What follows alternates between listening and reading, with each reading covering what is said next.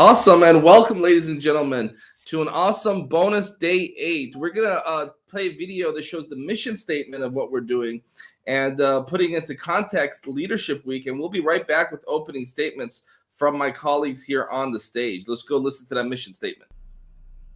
Hello, and welcome to the inaugural LA Leadership Week. My name is Mo Rock, CEO of the Los Angeles Tribune, and I am thrilled to have you join us for what promises to be a historical occasion. At the Tribune, we've always admired the glamour of LA Fashion Week, which celebrates our external aesthetics. Inspired by this, we envisioned a week dedicated to the beauty within, our character and values. Hence, Leadership Week was born. Our mission is ambitious: to ignite a global celebration of human character, much like the excitement surrounding fashion. We have brought together the top thought leaders from around the world to help spark this movement. Today, you're not just attendees, you're partners in reshaping media and challenging the status quo. Last year, our initiatives reached over 1 million people, inspiring acts of kindness and leadership worldwide. This week, we aim to double that impact. Character is power, as Booker T. Washington once said. Let's harness that power to not only change the conversation, but to change the world. Thank you for your commitment to making a difference. Together, we will make this world a better place. And just to kick it off, we want to acknowledge some of the folks in the virtual auditorium that have already brought up Rex's name. Of course, Rex was not here to open up yesterday with us because he was in a hospital.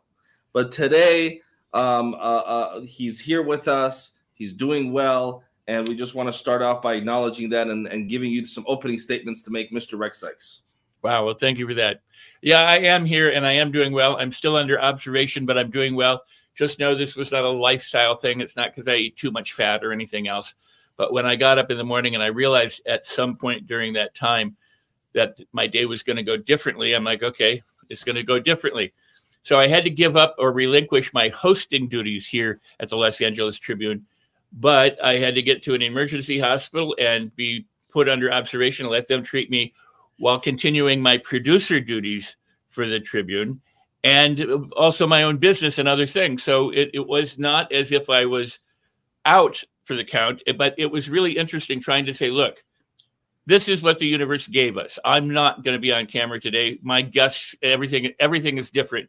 So how do we go with the flow and how do we make it happen best? And sometimes that's the hardest thing to communicate is that I'm fine, it'll be good, and just let's go with it. But there's all other parties that have to be coordinated. So oddly enough, the previous 2 days before yesterday, I have written my blog because I'm busy with this. And the first blog that came today is what do you do in a crisis? And the other one is tomorrow is what do you do when things go wrong? They're not post what happened. They were pre what happened. So the universe is always just guiding us in some way or form, or even if it's not, that notion of what happens to us doesn't actually happen to us. It happens for us. If you believe that, mindset really does matter. So surprises happen all the time. And speaking of surprises, here's day 8. And so I'm back and I'm happy to be surrounded by these incredible people. And the guest that I had yesterday, Russell Brunson, is coming up soon, in a little while, and my other guests. And we're going to kick it off with a beautiful, beautiful Michael Silver's doing his thing with some amazing people. And Alicia Nava and Mo are here. So I'm well. I'm fine. I just want to ask the virtual auditorium, wherever you're watching this right now, please write a comment, sending some healing vibrations, sending some love to Rex Sykes. Of course, yesterday when we opened up and he was not with us because he was sitting in a hospital bed, it just did not feel right. It did not feel the same without him here. So please leave some comments, leave a couple comments, sending him some love in the virtual auditorium. Opening statements, Michael Silvers. It's great to have you, Rex. And this is where, we really talked about leadership. And again, part of what you did is you were producing from afar, is what we used to say. But we have a team. that slipped right in and does what it takes, because the team is about making it well for the audience, right? We were making you well where you were, and we're making it well for the audience. We're really giving them something that has not been done before, has not been seen before. And at the same time, the audience, what a bunch of love and the pouring out. If you look at the comments, we didn't even start, and the comments have been going on for almost 45 minutes already. You know, Rex is here. Can't wait to see Rex. This is great. We're so excited to be part of this. And that's because we're making an impact with them, not at them, but we're making it with them. So it's, you know, Mo and Rex and Alicia and Ava, it's great to be here again. It's great. We should just do this every day, right? This is just awesome. So just put it on the board, Mo. We're just not going to stop. Can I interrupt and just say something? Because you made such a beautiful point, and that is, you know, I don't consider myself a leader or anything. If it hadn't been for the people around me, none of this would have taken place. I'd have been gone and nothing would have happened. So it's the people who could stay and remain that served everyone, including me. And because we're a team, you know, we can also help serve you. So thank you, everyone, for all that you're doing. But these are the heroes who are making things happen. But that's why I say it's not leadership, it's doership, and these people do. And so do you who are watching. Thanks, Michael. You know, some of the greatest secrets of the universe are not secrets. Some of the greatest mysteries of the universe that some people spend their whole lives trying to discover are not mysteries. And some of the moments of nirvana that some people spend decades trying to achieve require no decades to achieve. And one of those secrets of the universe that's not so much of a secret is that we, as human beings, are social creatures.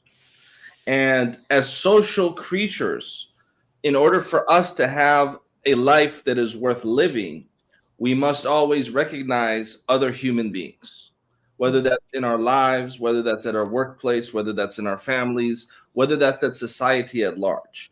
And so one of the great secrets of the universe that's not so much of a secret is to not be self-centered, is to not be only focused about taking care of yourself, but taking care of others and caring about others and loving others and loving the people in your life and loving the people that are not even in your life, just loving other human beings that are strangers that you're sharing this planet with. Because if you think about it, it's a rock, right, in the universe.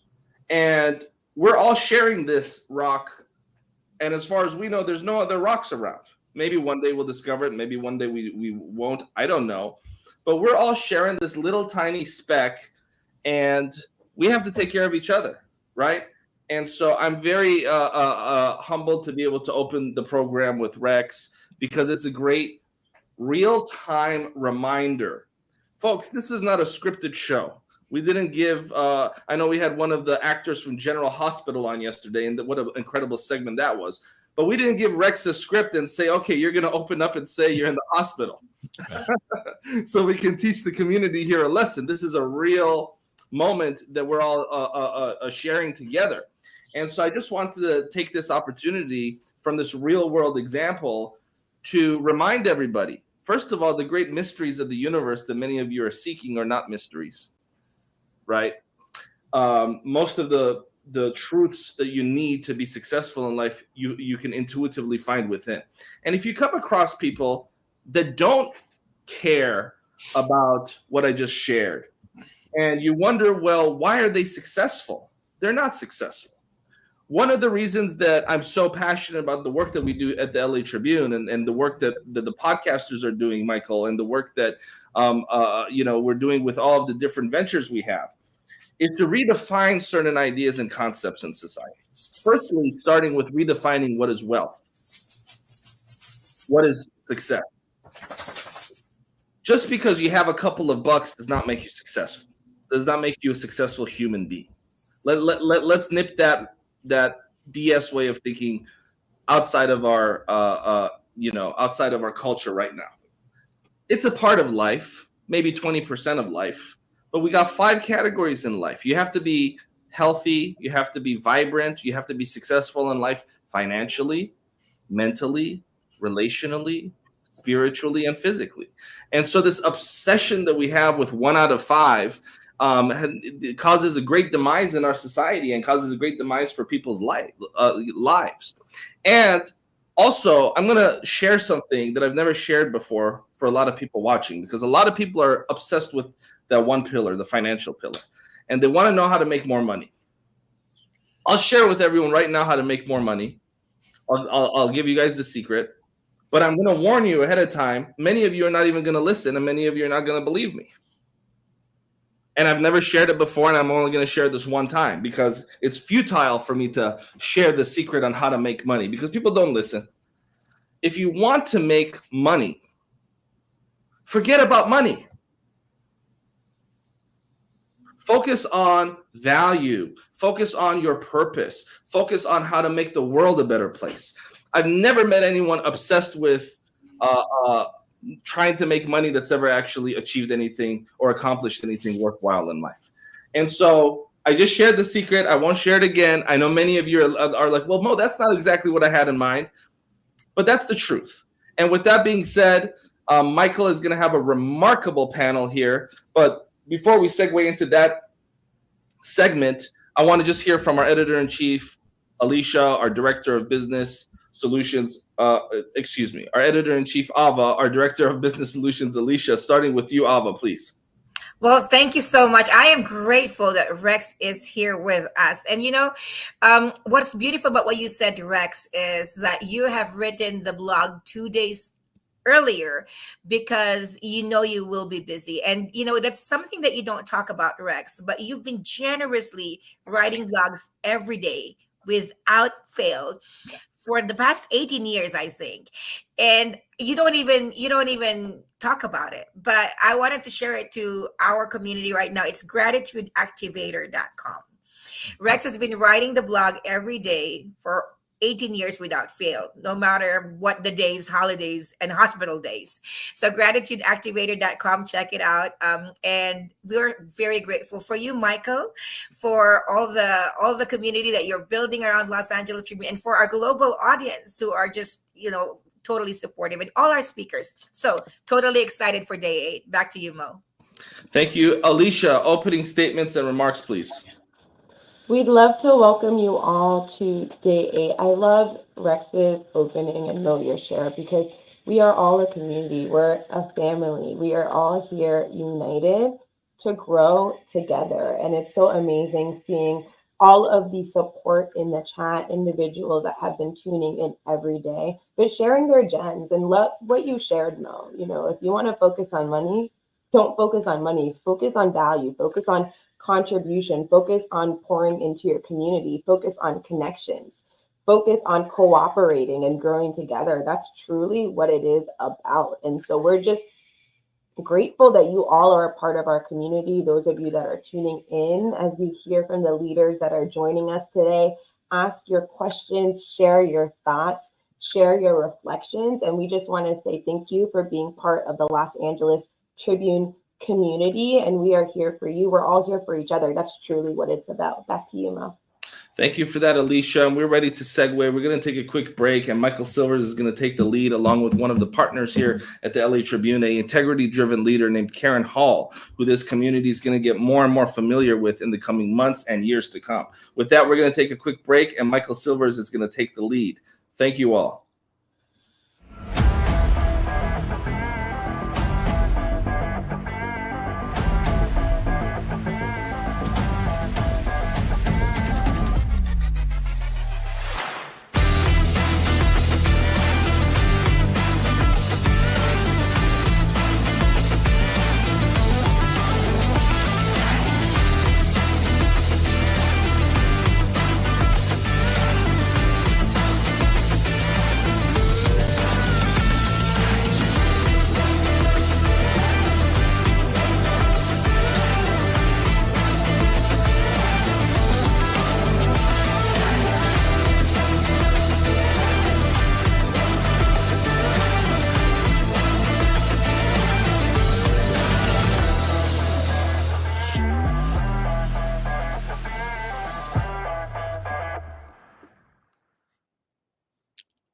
Oh, there we go. That's it. Hey, Karen, how are you? Hey, great. So good to be Great. with you. It's a great day, and it's amazing that we are continuing the education and learning every single day. The other thing that I think is really funny is that we're having so much excitement and so much going on that we're tipping. We're sort of, as they say, we're tipping the algorithms, right? We're blowing them open, and some of you have got like, hey, way too much, posting and too much excitement. And what's really interesting is how can you have too much excitement? How can you have, Exactly. right, when you're bringing information out and when you're bringing people to really that, you know this is that learning and education piece. So what I want everybody to do right now is we're going to play a little bit of game. This game is called, let's see, this is Tip the Scales. This is a new game I just invented. And we have basically a whole group of authors that are so excited they're tipping the scales. So what I'd like everybody to do who's watching this right now is think of, I want to take this out to somebody I don't know. I want to take this out to a new group. So that means that you share it with one other person who then will share it with one other person, right? Who you don't know. So what I'd love to do right now is everybody get on your social media, right? And what I'd like you to do is take the links and share it to 10 people that you sort of know, right? We always go to our comfort. Oh, I shouldn't share it here. Oh, what if I send it to this person? But remember, it's about education and information. It's about giving them, because who they're going to hear from is not only us and this amazing panel, but Russell Brunson. They're going to hear this amazing story and what this man has created. And then Ken Hondo. It doesn't get any better. And Dame Couture. There's so many people going to be on today that are so brilliant. We're going to have the brilliant Rex, of course, who that's not AI somebody. That's actually Rex. And that's the beauty of what we're creating from this international feed. There you go. So when you share, just type, do what Debbie just did. Put shared in there. 10 people that you sort of know. I just hit a whole bunch of people, and let's tip all this. Watch, the numbers have gone up already just since we started that. Isn't that awesome? Yeah. And it's keeping that excitement going. So Karen, you've been on every single day. You've almost been in every single session. Tell me some of your excitement, maybe a couple of the things you've learned. But first, tell us a little bit about you. Well, thank you, Michael, for asking. I am known as the Queen of Empathy. It's my favorite thing to talk about is about relationships and how we can remove blocks to love. But, it's interesting. We often think about that in our personal relationships, but what happens in our personal life affects us in our professional life as well. And when we're doing business with someone, who do we do business with? Someone that we know, like, and trust. And if we can have more love for our clients as well, Mo talks all about serving. You talk about all about serving. It's like, who can I serve today? And just like Mo said, the secret to making money is to not think about money. It's to think about serving. It's to think about who can we help and to think about our purpose. And I just love those gems. There's been so many gems. I'm just, typing as fast as I can. I was one of those that got restricted by Facebook, drove me nuts because I was like, oh, my husband always says that hell for me would be not being able to express myself.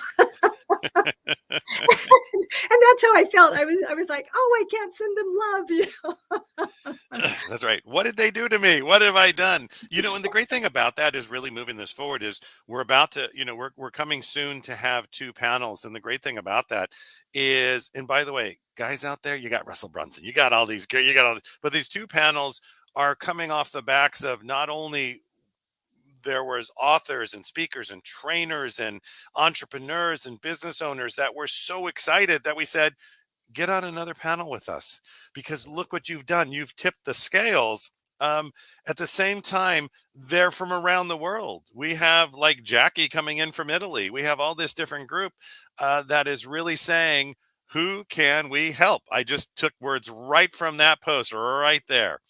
And that's what makes a difference every single day. So a little bit of education and information as you're out there building your businesses, being an entrepreneur, getting done what you need to do. Yep, Jackie's this here from Italy again. Part of what you want to do is you always want to create your business funnel. And I'm not going to train on that today. We'll do special post calls on that. But you always want to make sure that something enters from the top, gets down through the funnel, and that it all makes sense along the way. So I'll do a post event training on that in a couple weeks. We'll figure all that out whenever we do it.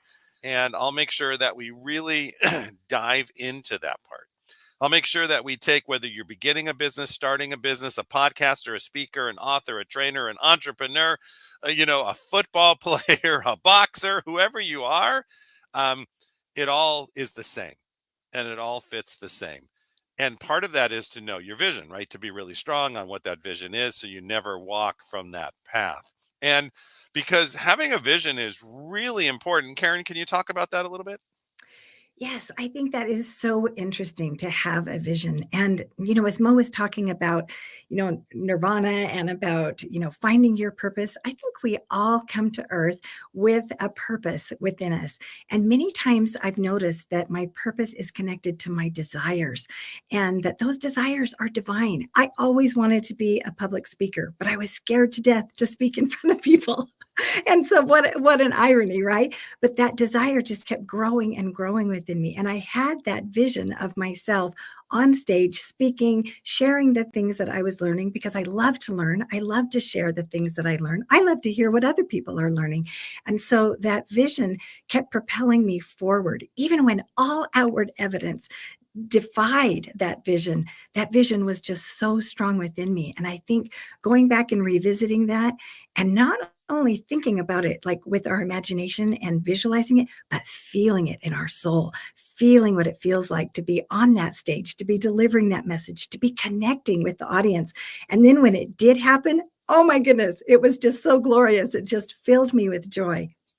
Yeah, and the great thing it does for you too is it fulfills your mission, right? If you look at today and you look at who's coming on, we have, this is like billionaire day. We have people who have created businesses because they had that vision and they stayed on it, right? And they took the strategies, the mission, and everything behind it.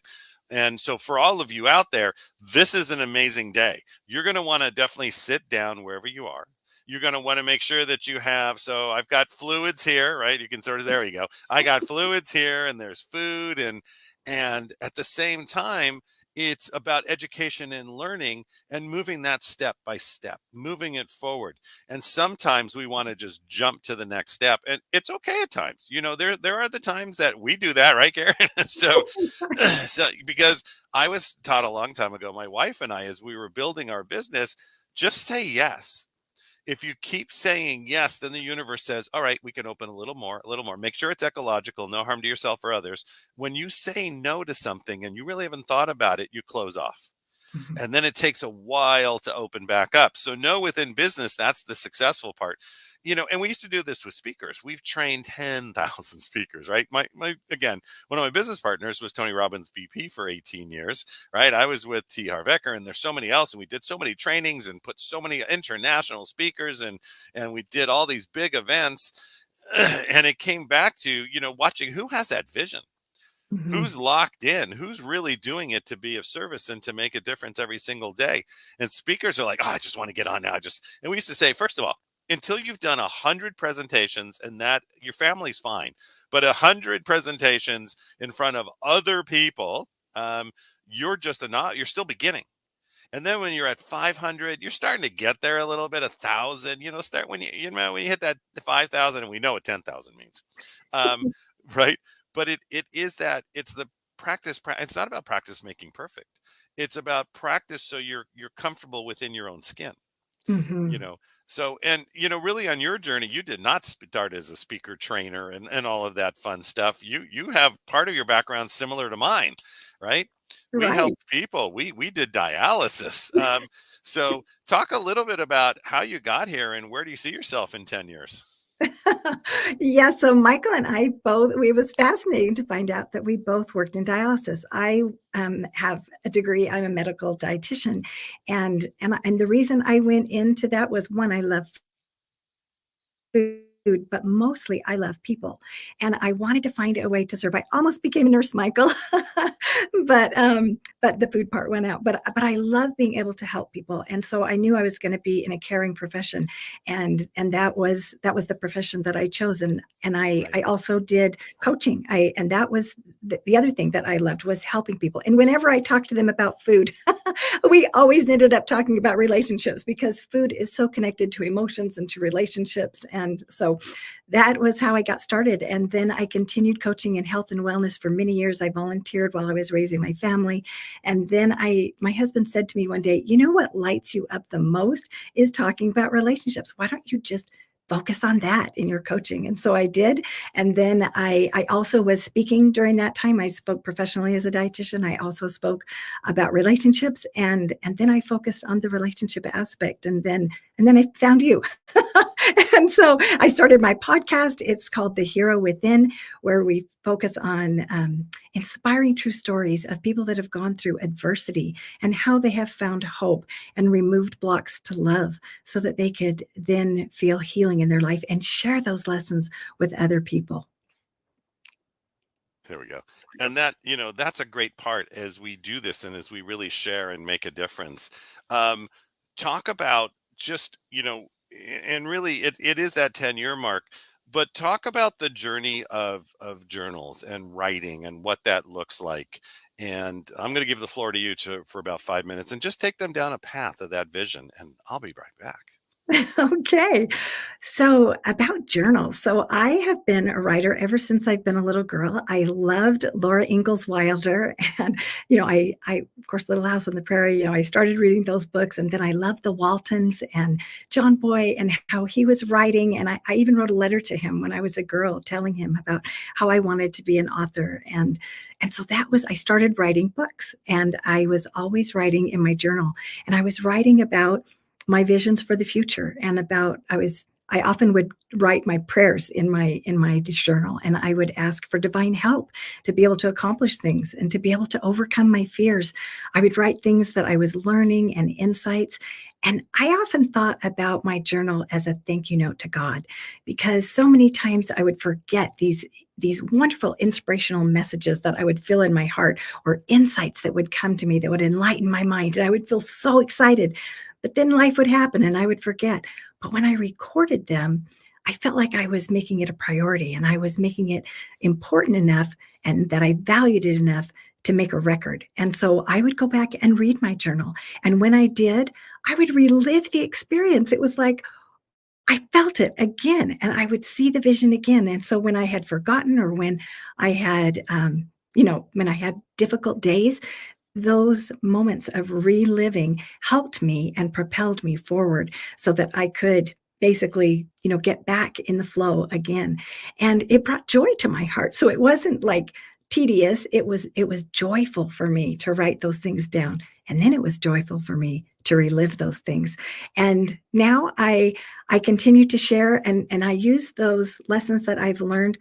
Also, I'm writing a book, and I just submitted my first manuscript for publication, which is so exciting for me, because I've dreamed of that, my whole life. And I've always loved interviewing people. Someone asked me one time, what was your favorite toy as a child? And I said, it was a tape recorder. Back in the day, we didn't have, digital. We actually recorded it on a cassette tape, and I had batteries, and I would carry that thing around and interview people. And I loved hearing people's stories. It's one of my all-time favorite things to do. I would sit at the feet of my grandma and have her tell me stories of her life, and my parents. I loved hearing their stories. And my husband says that when we go to Walmart, we can't get out in less than an hour, because I have this sign on my forehead that says, tell me your life story, because I just love people, and I love hearing their stories, and I love recording their stories so that other people can learn from them and gain that same joy that I have gained. So I think there's power in writing. There's power in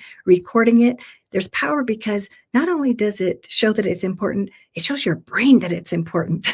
Your brain remembers things more when you write it down. And now I have a record so that my children and my grandchildren can learn from me. And now I have my voice recorded, even on my podcast. And now my grandchildren listen to my podcast. And that just brings me so much joy to know that something that I've learned is now influencing my posterity and other people in the world, that I hope that the things that I have learned will help other people to not suffer as I have. That, we talked about unnecessary suffering, and I think it was one of the boxers that talked about it, but helping people to not suffer. And that is one of my missions in this life. And so as I record those things and share those messages and those lessons, my goal is that I hope that other people will say, oh, there's a pothole over there. Let me try and avoid that. Or, oh, there's a tip that I could apply in my life. Or there's somebody that knows what it feels like to go through this experience. Even if you and I have different experiences, we can relate on a feeling level. I may feel lonely for a different reason that you do, but I know loneliness and I have felt that. And if I can hear your story and I can relate to you, I don't feel so alone. And that was my why for why I started my podcast was I wanted people to not feel so alone. And that's why I'm writing my book. It's because I want people to be able to read and to have that sink in and know that they aren't alone, that someone else can relate. I've heard that all we need is one person to be able to understand us, to give us strength to keep going. And if I can do that for you, I will feel so blessed. I will feel like I have accomplished my purpose because other people have done that for me. And I know what it feels like to have a lifeline in my life. And that has helped me in my professional life, in my personal life. It has brought me joy. It has helped me to heal. And I am so grateful for those people who have been mentors and who have been such a blessing in my life. And so Leadership Week is like connecting with friends all week long. I reach out, even though I don't know these people that speak, and I hear their story. I reach out. I'm so excited to hear their story. I feel bonded with them when I hear their story. And there's power in sharing our stories. That's how we learn, is through stories. And when a story conveys an emotion in it, we engage with the speaker, we engage with the author, and we internalize that within ourselves. And so there's great power. And if you can share your story, you can make a difference for other people as well, both in writing, verbally, in any way that you can. And it takes courage to share your story, but you bless yourself and you bless other people. And so I am so grateful for the people that share their stories with me. And now on the podcast, I feel like I make a new friend. Every time I interview a new person, I'm like, oh, I just love you. I just want to give you a hug I want to wrap my arms around you and get on through the screen and hug you. And so it's so inspiring to meet so many people that are making a difference in the world. And that brings me joy, and it helps me to be a better person. So it's thank you. Thank you for asking the question. Thank you for wanting to hear my answer. And I can't hear you. Let's see. I think, are you muted, Michael? And anyways, yes, I am. Wow, I've done this a little too much. But it's beautiful that the comments that you're getting, that the people are there, that they're saying, they understand, and it is about telling your story. You made a great comment. Then we will go to the panel. So panelists, be ready in the green room. Have your cameras on. But it's the blessings of this is because we heard that from patients with their families when they passed away. I wish I had a recording. I wish I had something. I wish I had something tangible. And there's so much that they're going to be listening, and hopefully it's not just because they miss us at that time, but it's about what they can learn and take forward. And look what my mom or grandma, it's never the kids, it's always the grandkids, right? But look at what they brought forward, and I'll continue that mission and continue it down. And it makes it huge, really, as we're stepping into our power and as we step into that. So I'm going to turn the panel over to you, this first group of panelists. If you want to introduce each one, and I'll bring them up as you do that. If you've got a list, if not, I'll just pop them on, and that just makes it easy. Just pop them on and we'll do it. Okay, so anybody who's down here, if you're on panel 1, you should be on right now. If you're on panel 2, you come back in about 15 minutes. So here we go. It's about education, information, entertainment, and it's really moving it forward. This panel is powerful. They're going to be with us for about 25 minutes. And let me tell you why you stay on. Not only are you going to learn from this segment and really use it today, but we're building to another panel. Same thing. It's all about that. How do I become better at what I do? And can I take one note? Is there one thing I can learn from this panel? And then we're going to turn around and it's going to go Russell Brunson and continue on from there. So it's an amazing day. We're so excited to have everybody on. Karen, have a great time. I'm going to drop myself off and you're going to see them all popping on. Awesome. Thank you. All right. Oh my goodness. We have such an amazing group of women. This is so fun to have you all here. I am so excited. So we have women who are authors in the Los Angeles Tribune Women's Journal, which will be launching soon. We have podcasters and we have a financial expert. And so we have so many talents here represented. And so I'm so excited that you all joined. And so I can't wait. Let's start with Barbie. If you could tell us, how would you describe yourself? Karen, I think I would describe myself a lot like you. You and I are similar creatures. My whole life is facilitating, helping other people bring out the best in themselves and bring out the best in the people around them. And if you look at all we've learned in Leadership Week, that's really what it's all about, is leaders helping other people. So if you can bring out the best in yourself, you can become a leader. If you bring out the best of the people around you and they become leaders, what more in life could you ever ask for?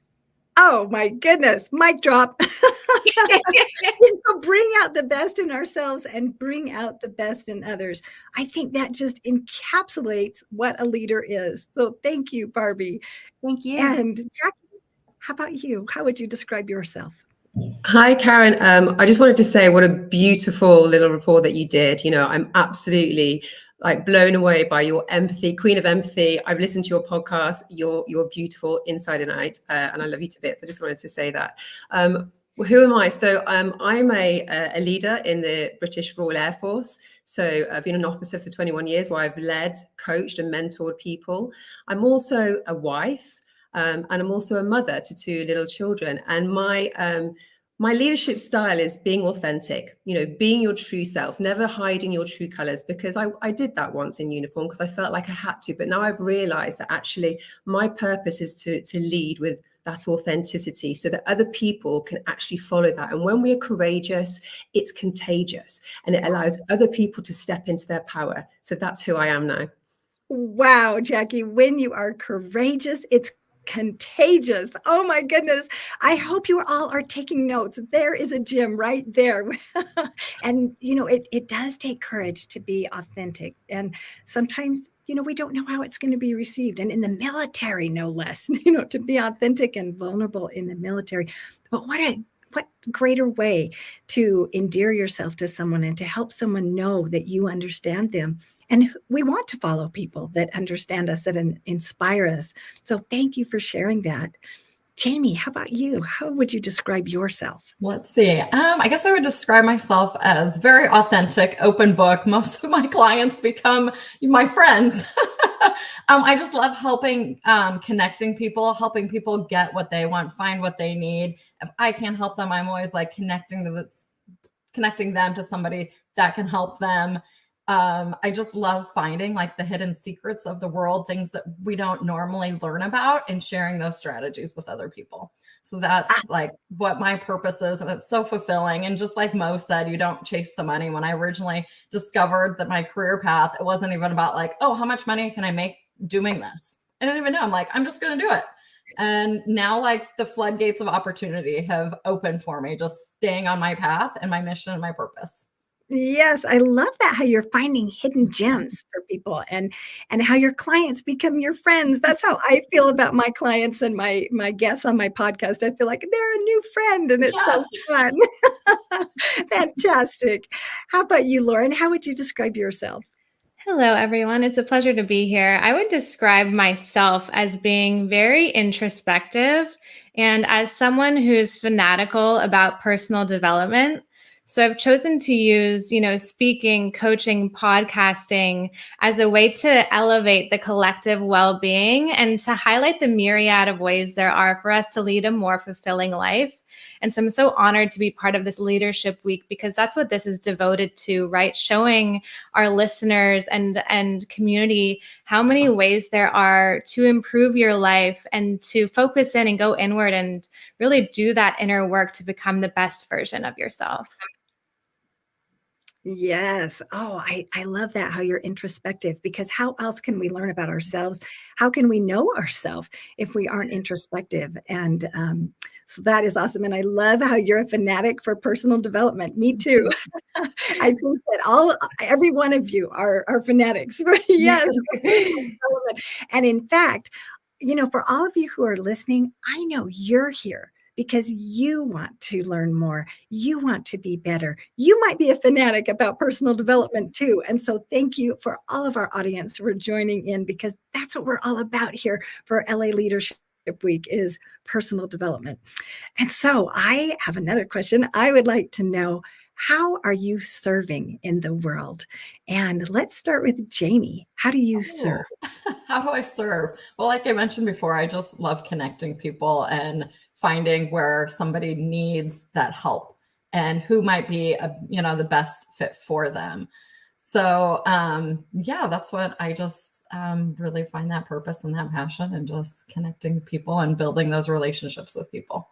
So besides your clients, what are other ways that you show up to serve in the world? Oh yeah, let's see. Well, I have 4 boys, 17, 13, 10, and 5. So I just try to stay very active, in the community with their sports and schools, and, just participating a lot in like the community events. And also one of my friend and I started a local networking group in Southern California. So we love just bringing business owners together to collaborate and work together and strategize together and help support each other.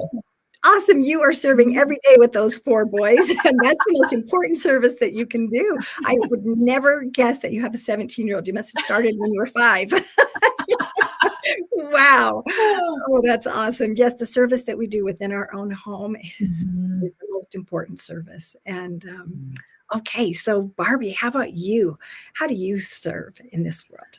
Well, like Jamie, I serve as a parent. And again, it's amazing how much time that takes, but it's of course all for the greater good, because we're raising the next generation to be a part of the world. So, and I think one of my biggest services is caregivers. And health and wellness. I'm an advocate for health, wellness, and caregivers. And I've been on both sides. I was unfortunately, I had suffered from paralysis for a very long time. And so when I couldn't move, I needed a caregiver all the time. So I've been there. And then on the reverse, I've been a caregiver for my child, for cancer family members, for a couple of people in my family who had some vicious surgeries and surgical procedures. So when you start talking to caregivers, you start realizing just there's so many of the same things, that there's, they have a tendency to feel like they're not being heard or loved because it's overwhelming. And most of the time when you're a caregiver, it's blindsiding. It usually comes out of the blue, where suddenly now you're caregiving. So I think my biggest service right now that I can say that's away from my business is really working with caregivers and helping them feel, giving them tools and techniques, and feel supported and loved. Oh, that's so true. You feel so alone oftentimes as a caregiver. And I have been a caregiver too. And for you to have been on the receiving end gives you so much wisdom and so much more empathy that you can then offer to caregivers as well, as in your opportunities to serve. And so, wow, you've done a lot of service in caregiving. That's awesome. How about you, Jackie? How do you serve in this world? I just wanted to say that what Barbie and Jamie said about being a parent, I think it's the number one important role that you can do to serve and lead your children, teaching them, learning by osmosis and modeling how you want them to show up in the world to help the next generation. I think that is absolutely beautiful. I've got 2 children myself, and they're only little, so it's really, really important. But also for me, serving my country, I've served for 21 years. I'm a wing commander in the Royal Air Force, and I've given myself and my service to that because I'm there as an officer looking to lead people and inspire people. And an important source of a leader is their influence, showing their struggle stories, etc. And I've always done this. I've always tried to listen with empathy and listen with kindness, and actually not judge, and know that there's always a story, a backstory behind someone's struggles if they're having difficulties, etc. And actually understanding their true value will help lift them up to their true potential. And this is absolutely fundamental. And the other aspect, that I'm also a fitness coach. So I led the athletics ladies team for 5 years as a team manager, and leading that group of females to compete on the athletics track, every single year where we showed up. I served by showing them their worth. When they knew their worth and they knew that they were good enough to be on that team, they showed up, and we were a dominating force in the stadium, and we won like year after year. It was incredible. So I served them by showing that they are worthy, they are good enough. And when we all show up as a collective, we are a strong, undeniable force. So I've served in many different ways, and those are the key aspects that I wanted to share. Wow. Well, thank you. Thank you. A big round of applause for your service to your country. Thank you. And to all our listeners who are serving in the military or who have served, thank you for your service. And that is a great service that you have done for your fellow members of the military, and also in the athletic team, to show them that they are worthy, and to not judge. What an amazing gift of service. And now to teach your little children that. What a blessing for your children. Thank you, Jackie. And Lauren, how do you serve in the world? Sure. With this question, we have the tendency to jump straight to our immediate career profession, right? But I think how you do anything is how you do everything. So whether it's as a coach, as a daughter, as a friend, to ensure that I'm showing up as the best version of myself with integrity is so important. And to take the word hope to mean help one person every day is what I focus on. So whether I'm at the gas station, at the coffee shop, if there's someone I need to connect to someone else, what's one thing that I can do every day to be of service and help others? Oh, I just love that. Just that mindset to be conscious. Hope is helping one person every day. I hope everybody wrote that down. That's fantastic. I love that acronym.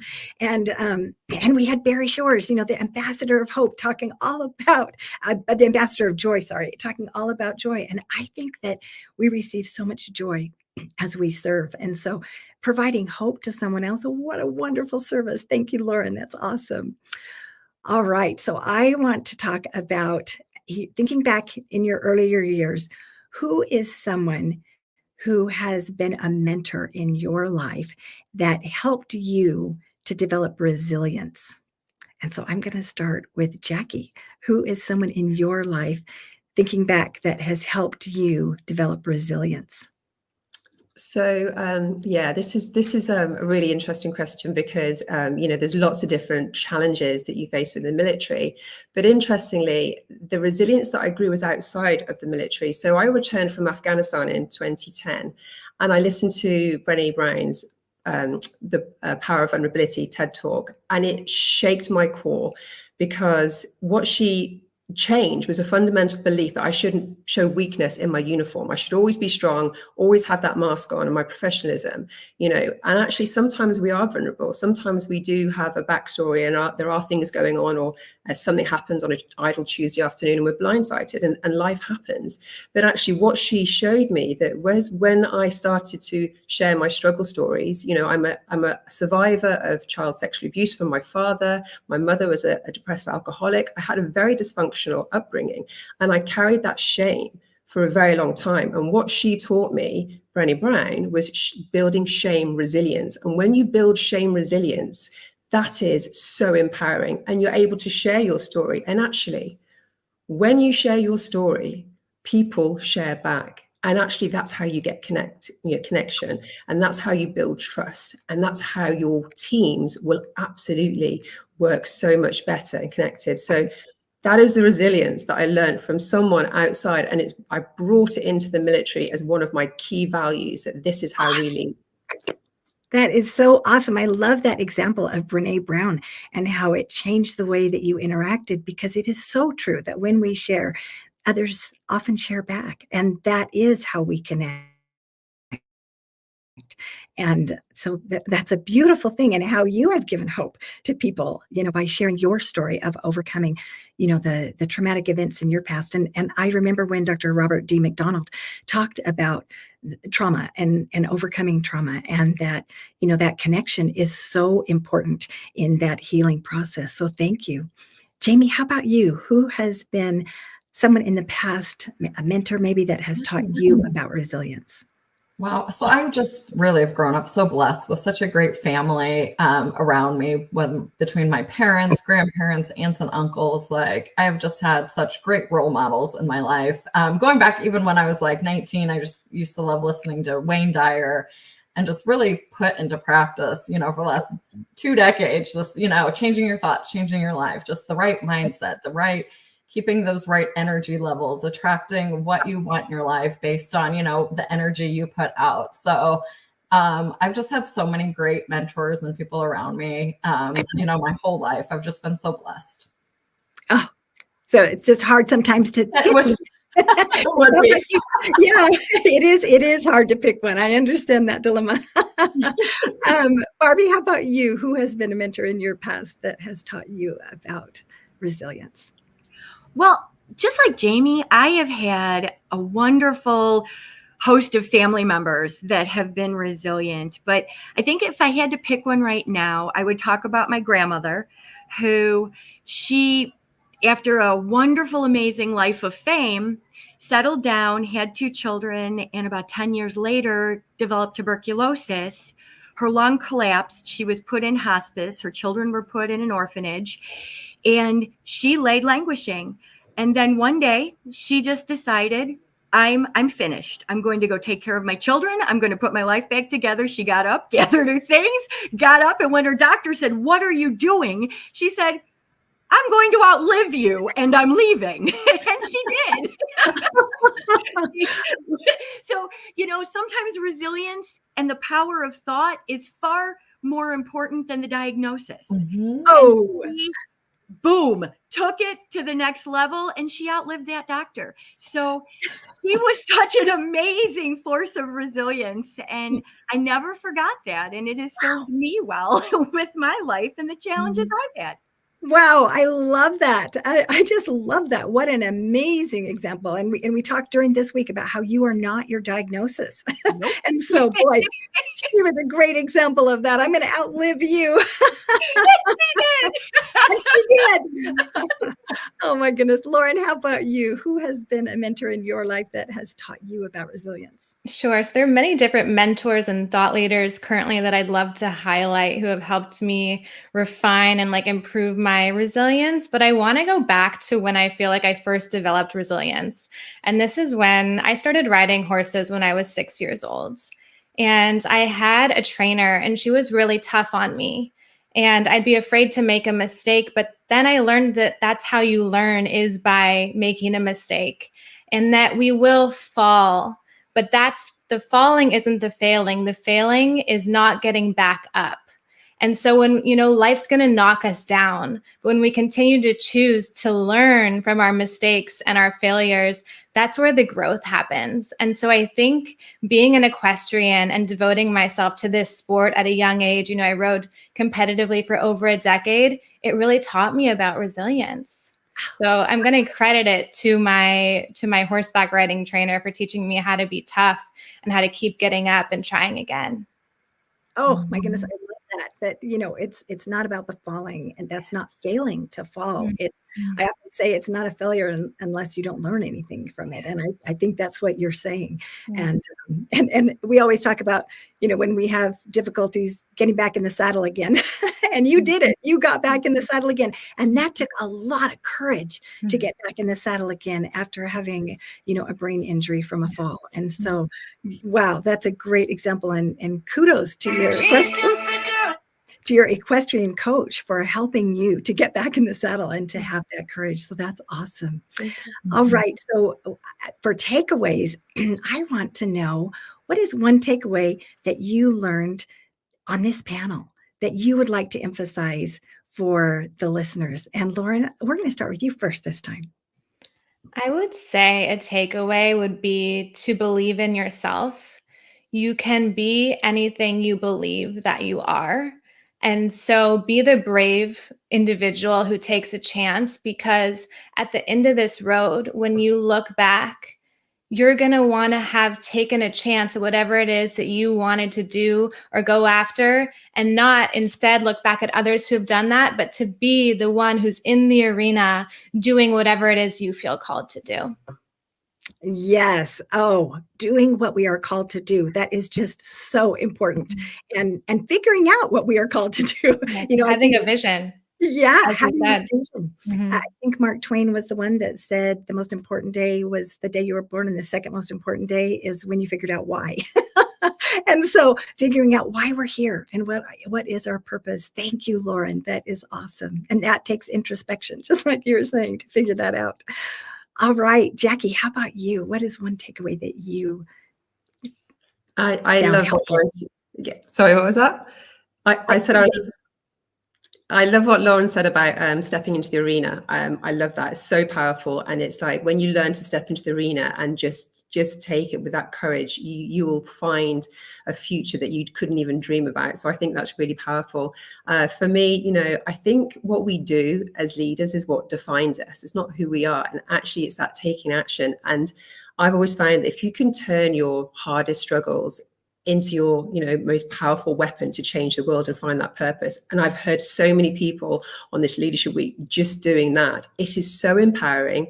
You know that you can do that as well. And actually, you know, when you're authentic, when you lead with that vulnerability, that is what is key for leadership, in my opinion. Thank you.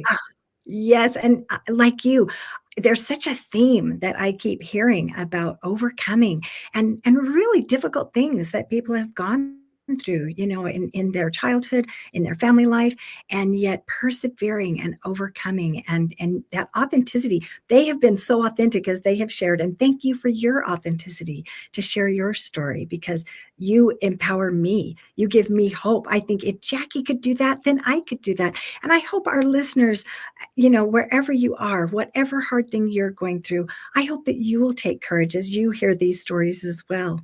And Barbie, how about you? What is a takeaway for you? Well, first, I want to say to Jackie and Lauren, I agree with you 100%. Authenticity and taking action.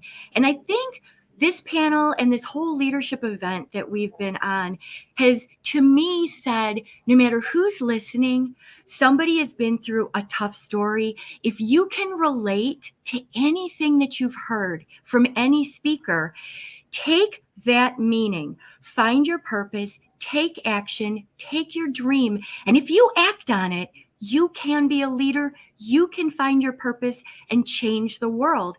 And nobody should ever feel, and I think sometimes we all have those moments, and some people stay in them, that they don't feel they can make a difference in the world.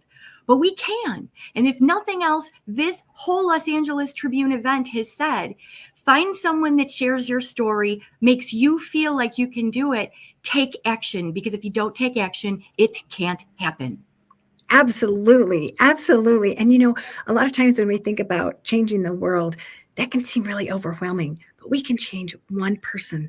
And if you sharing your story helps one person to be empowered, and you've done that for me, you've empowered me. And when we can empower someone else and provide hope, you know, to someone else, then we help make this world a better place. And the other fascinating thing is we never know the ripple effect.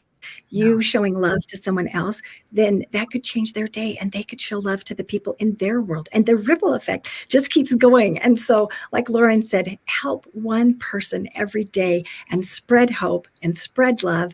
And we, like Mo Rock says, we can lift the world. We can change the world. And I love that mission of the Los Angeles Tribune. That was what attracted me. And you ladies are embodying that. So thank you so much. And Michael is an excellent example of lifting and serving and how can I be of service. So thank you, Michael, for being such a great mentor to all of us. I wanted to thank you all. That was it's amazing of the information that we really are getting across, right?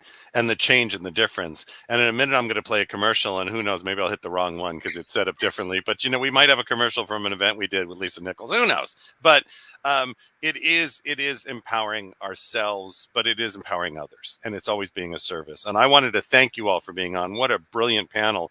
Everybody out there, we're going to move to another panel. So in a couple minutes, and then we're going to start down the Russell Brunson road, I say, which is just amazing. So everybody be ready for that. It's going to be just an amazing day. And we have so many more speakers today. We have so much more activity. We have Ken Hondo, who spoke all around the world on big stages, has multiple businesses, and many more to come as this day unfolds. So I want to just thank you all. I'm going to just hit the commercial here in a second. And what a great day as we continue on and continue having fun. And thank you for all of your comments. It's been incredible as we move forward. And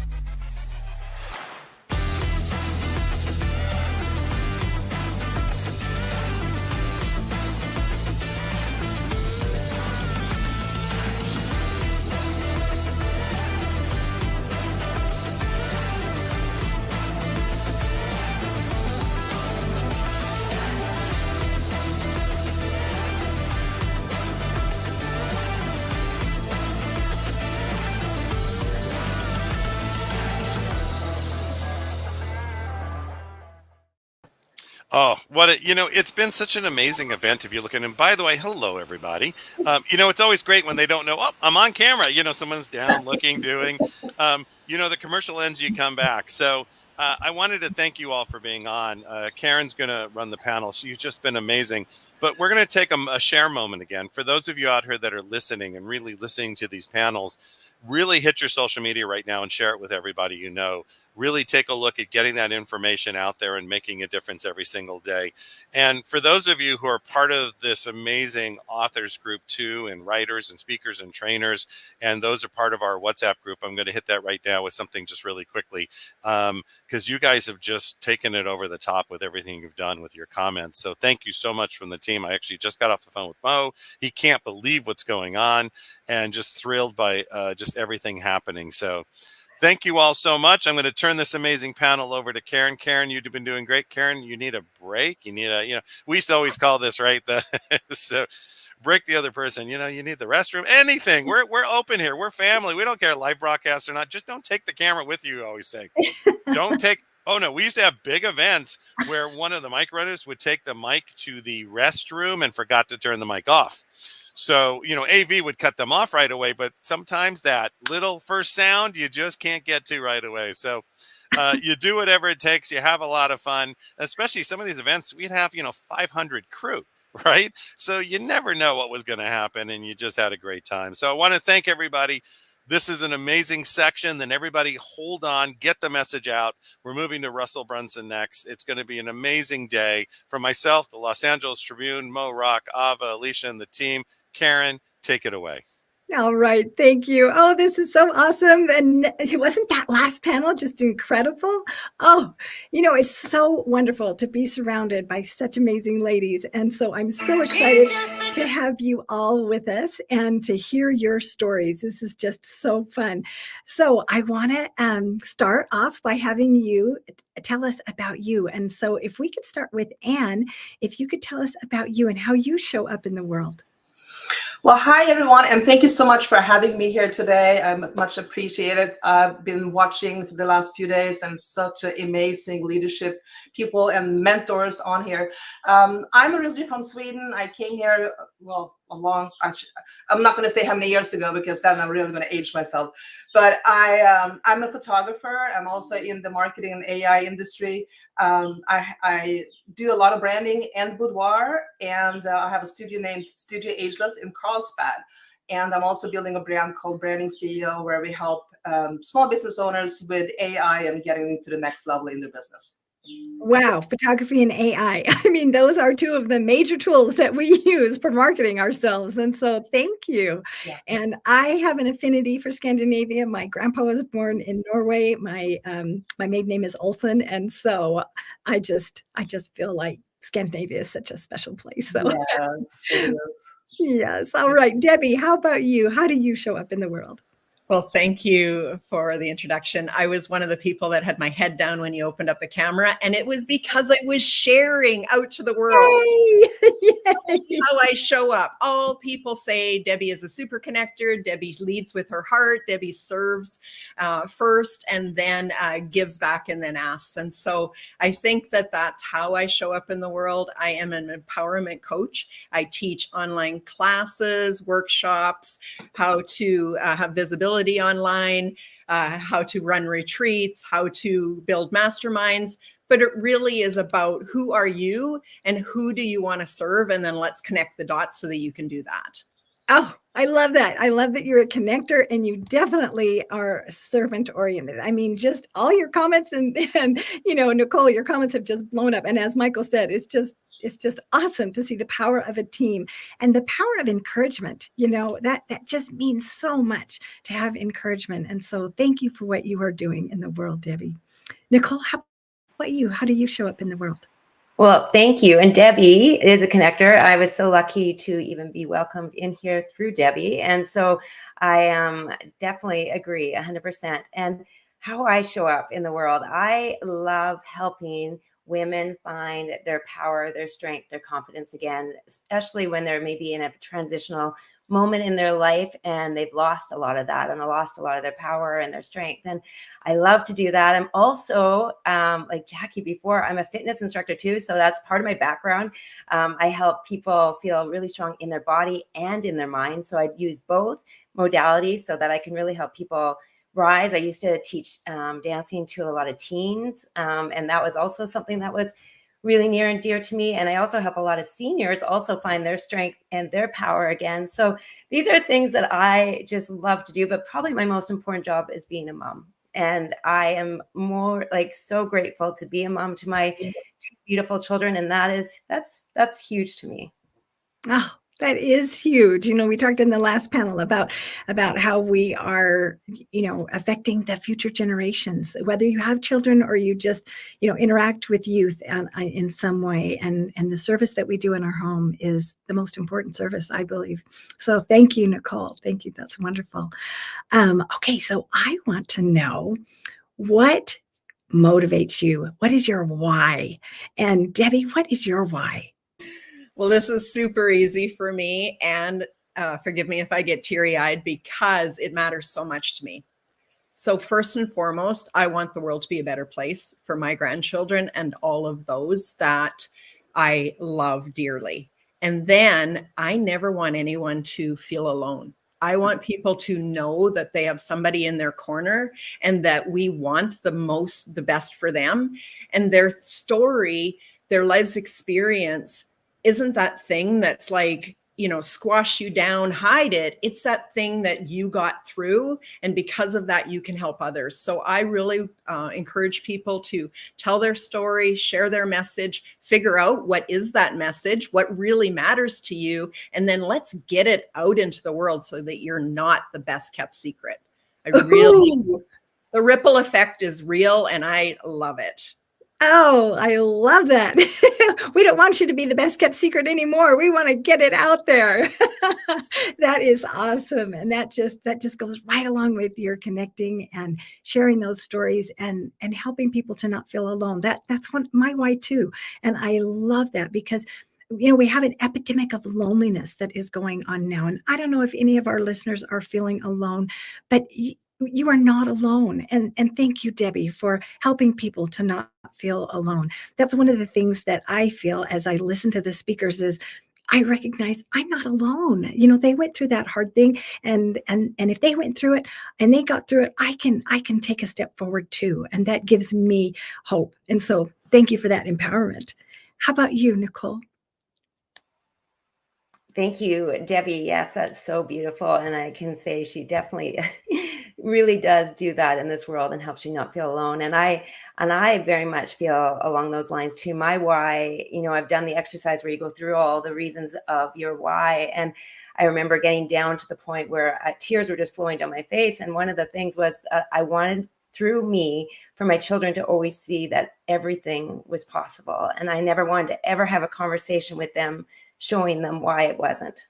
And so that has been a really deep one for me. And along with that is helping every single person that for many years, I said, I guess this just isn't for me. And I really want everybody that I'm ever engaged with or, get to work with to know that it is for you, that you do have these dreams and that we need your gifts. We need your light because there's no one like you.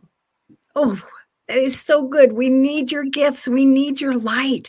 If there's somebody that you're thinking that needs some inspiration, if you could put the little @ sign or the little ampersand sign and their name in the comment, and it will highlight them, and then click on it, and that will tag them so that they can listen or share. There's a little share arrow. Share this on your social media so that people can be inspired and know that they're not alone and that they can know that it's possible for them too. How amazing to be that role model to show your children what's possible. That's just so fantastic, Nicole. Thank you. How about you, Anne? What is your why? Well, my why is very strong, and I do it every day in my business, and that's showing people themselves, something maybe that they can't see themselves. And how many people today feel unseen? I think particularly women over 40. All of a sudden, nobody's looking when you walk in the room. Nobody's whistling on the street. We've gone through all of these things in life, and we are becoming invisible. And that's been my mission. And my why is to bring making women feel seen again, no matter what age. And I even renamed my business to Studio Ageless because I feel like we are, and why is there a number that's going to define who we are and if we are important or not? So for me, my why is definitely to make people feel seen and heard. Oh, I love that. Write that down. What an amazing mission to help people to feel seen and heard, and to do that through photography. I love pictures. Oh my goodness. I love pictures because I capture the memory and then I go back and relive that memory when I look at that picture. And so what a gift you are giving to people to help women to feel seen and heard. It's so interesting because one of the things that has motivated Mo Rock to shine light on women through the Los Angeles Tribune Women's Journal and through podcasting is that women aren't seen. If you look on the stages, it's mostly men. I'm shocked at the statistics of how few women are even podcasters. And so, Anne, thank you for shining light and helping women to be seen and heard, because you're fulfilling Mo Rock's mission to do that through the Los Angeles Tribune. And so all of you being here are helping to fulfill that mission. So thank you for sharing your stories. Thank you. Oh, and Michael, I think you're muted. Those days. Can you guys hear me okay? Yes. I wanted to say, the great thing about that is it is fulfilling that mission, because part of, my business partner, again, Mary Glorfield, Tony Robbins' vice president for 18 years, and her mission for the rest of her time is women on stage. And so what you're saying is like speaking, that's all I've heard for the last, 7 years. And for her, even before that, because, we were both at Peak Potentials and with Harv Eker for 12 years, and she was there a long time. And it's women on stage to heal the world, make a difference, change the planet, put everything together with what you've done. And no barriers. There's no barriers, and we keep rolling. So I just wanted to say that, because the minute I heard that, I'm like, Mary's on another call. But if Mary had heard that, she would have been like, just go. Let's do this. So That's right. A lot coming up with the Tribune for all of you. So let me tell you, just stay buckled in, get ready to roll. We're going into hyper, and it's going to be amazing. What an amazing panel. You guys are tipping the numbers. The numbers have just flown on Facebook. So keep doing it, and I'll talk to you soon. Here we go. Back to you, Karen. Yay! That is so awesome. Boy, you struck a chord, Anne. So thank you so much. And I really appreciate that. And how awesome that that is the mission of the Los Angeles Tribune. And you're all fulfilling that mission. So that's fantastic. All right. Another thing that I want to know is, as leaders, we often experience setbacks in life. And so I want to know about a setback that you have gone through, and we talked about getting back in the saddle again, on our last panel. How have you, dealt with the setback in your life and gotten back in the saddle figuratively again? And Nicole, we will start with you.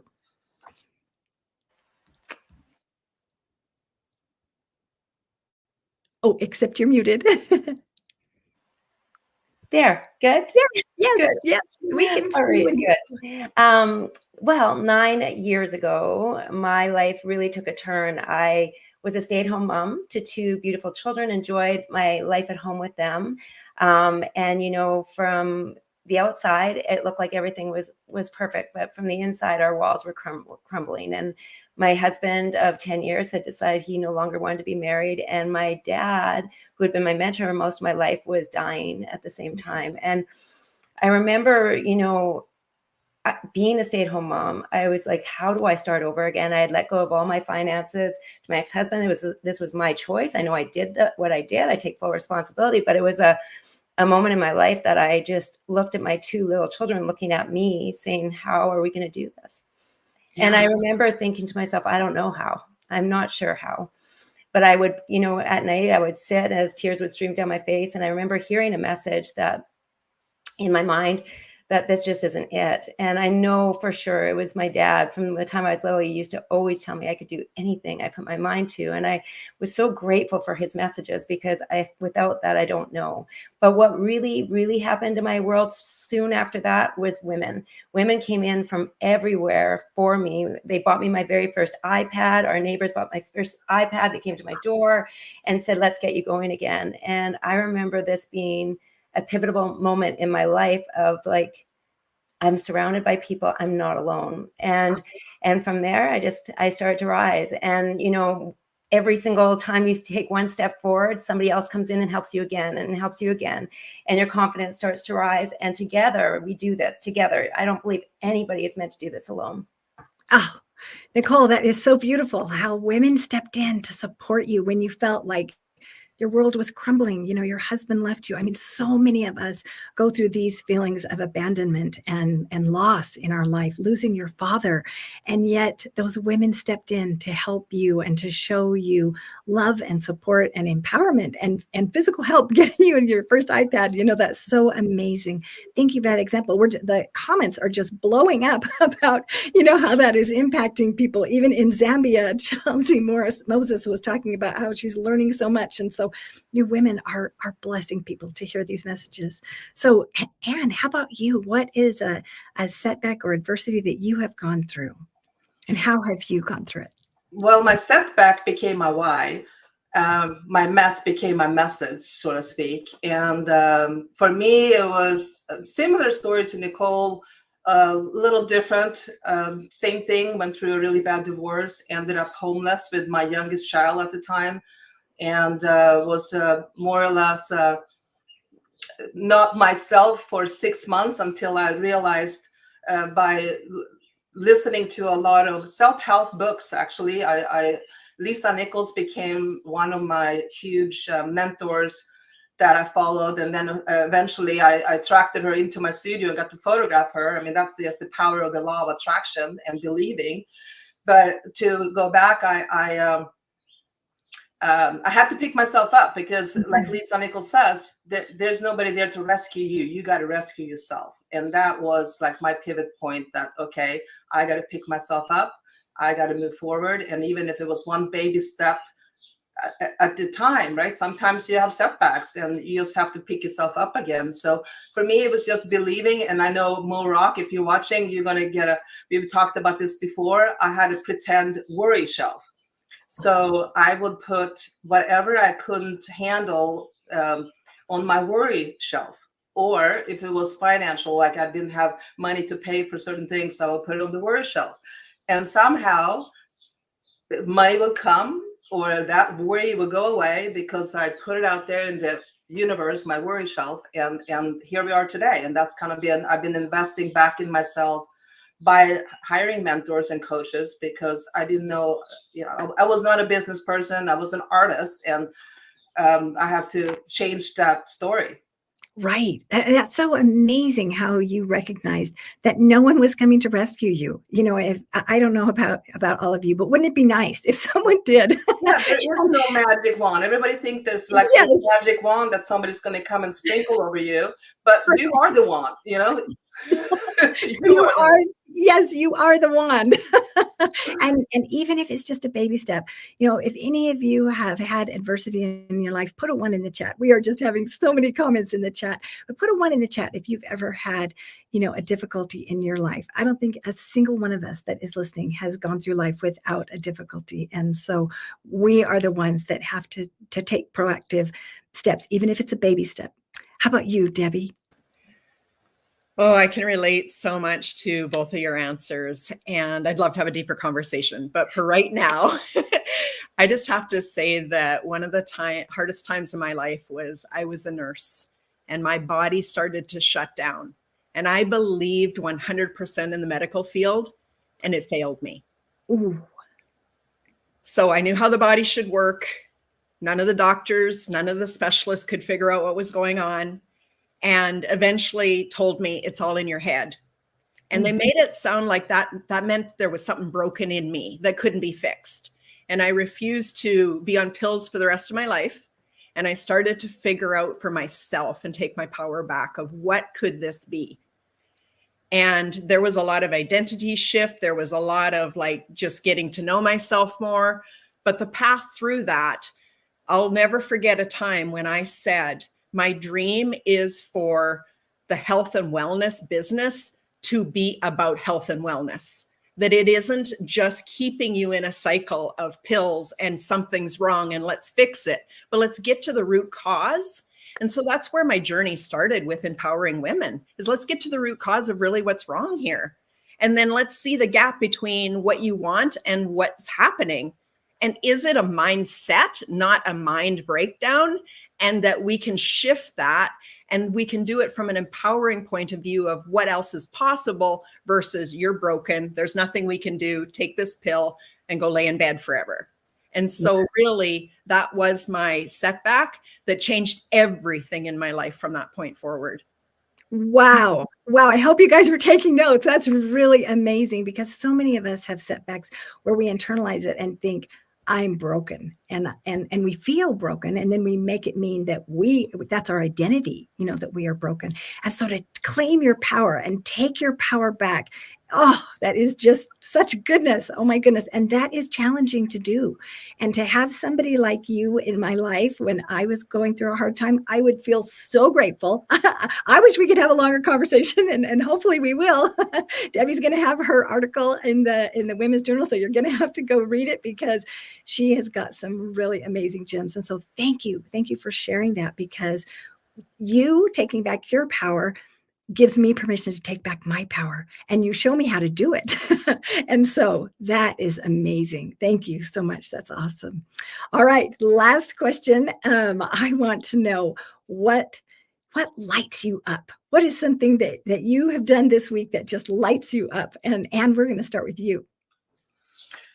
I love what I do. I'm so passionate about it. So people ask me, what do you do when you're not working? And I go, I'm working, because I love it so much. I mean, it's my passion. So yeah, I'm right now working a lot because I'm building something. I'm in the creator mode, and I'm a creator. So yeah, that's what I love to do. That's interesting, because I really believe that when we are creating, that is divine. We think about the creator that created us. And so when you're in the process of creating, that's divine. That lights me up too. And so when you're not working, you're working, because you're having so much fun. Yeah, I love it. That's awesome. How about you, Debbie? What is something this week that just has, that lights you up? There has been so many things this week, and I actually have a gratitude list where I track things that are like just those magic miracle moments. And there's been so many this week. But I think the biggest thing that lit me up this week and brought me hope is that we came in as in a women's empowerment journal or women's journal. And so I get that. I hang around powerful women all the time and I know their hearts. I did not know there was as many men, and even in the sports industry, that believe the same thing we believe. And so for what brings me joy is connecting and then celebrating these moments, these aha moments and these takeaways, so that it actually anchors in our body and it becomes part of who we are. Yes. Oh, thank you. Thank you for celebrating these men. When I heard these boxers and these fighters, and their heart and how they love each other and they want to give back and help empower youth, McGuire and Mercer and, Sugar Shane Mosley. I mean, just so much goodness. I can't remember all of them, but it was just so empowering. And I happen to have one of my dearest friends is a UFC champion, and he has a heart of gold. And so, I tagged him during that time. His name is Ricky Lundell, and I just thought, oh, you've got to hear this because he works with fighters and he has that kind of a heart. And how wonderful that we can celebrate that heart in each other. That's awesome. How about you, Nicole? What lights you up? Well, this week has lit me up so much. I can't even express by coming in and listening to the speakers. My whole heart has just grown so big because it's really shown me in the world how many people are here trying to help others. And I took away so much. What I love is to learn. I love to learn. And then I love to be able to give what I've learned to others. And so this week I've just taken so much, and I've been sharing it with my kids. I've been sharing it with my mom. I've been sharing it with people that will listen to me. But what I really love is learning about possibility, learning about what there is out there for us, and also supporting each other. This to me is one of the most beautiful things, is to find the people that you can just continue to cheer on and watch them fly, because the more that we fly, the more that each person flies, the better this world's going to be. And so this has lit me up huge this week. So I'm just so grateful. So thank you, thank you, thank you. Oh my goodness. That just makes me so happy, to how you are flying. And then, and just like we talked about with Debbie and Ann, then I'm excited seeing you fly. And that gives me permission to fly too. And so you are giving all of our audience members permission to fly. And thank you, Michael, for giving us the opportunity to share our stories, because this week has lit me up too. It's been, what a great experience, because learning to fly, we got so many comments have come. And if you look at the comments every day, I mean, we had one on Friday, 1,700 comments. Give that a round of applause. That means people are engaged and they're listening and they're learning, and it's time to really fly and move out there. This is one of our, Carla was one of our panelists, right? Who runs part of a multi-billion-dollar, network. And they're spending time with us because they're learning and they're getting it, and they're thinking because there's always a way to learn. We're learning every single day. We're making a difference every single day. And as we change, that drives us to sort of the future of where things are going, our future, and it only gets better from there. So I want to give these panelists a thunderous round of applause, everybody. If you want to do a round of applause, we always put ones. Put a 5 in there. Let's do something different, right? Put a 5 in there and just give these panelists a thunderous round of applause for the last 2 panels. It's been a great day. And there you go. Golden nuggets look at this. The comments are coming. Here come the 5. Here comes the 5. Watch this one. That's a bunch of 5s. Look at this. Look at this. Look at this. Here we go. And it's really making a difference as we do this, as we make a difference in other people's lives. And I want to thank you panelists so much.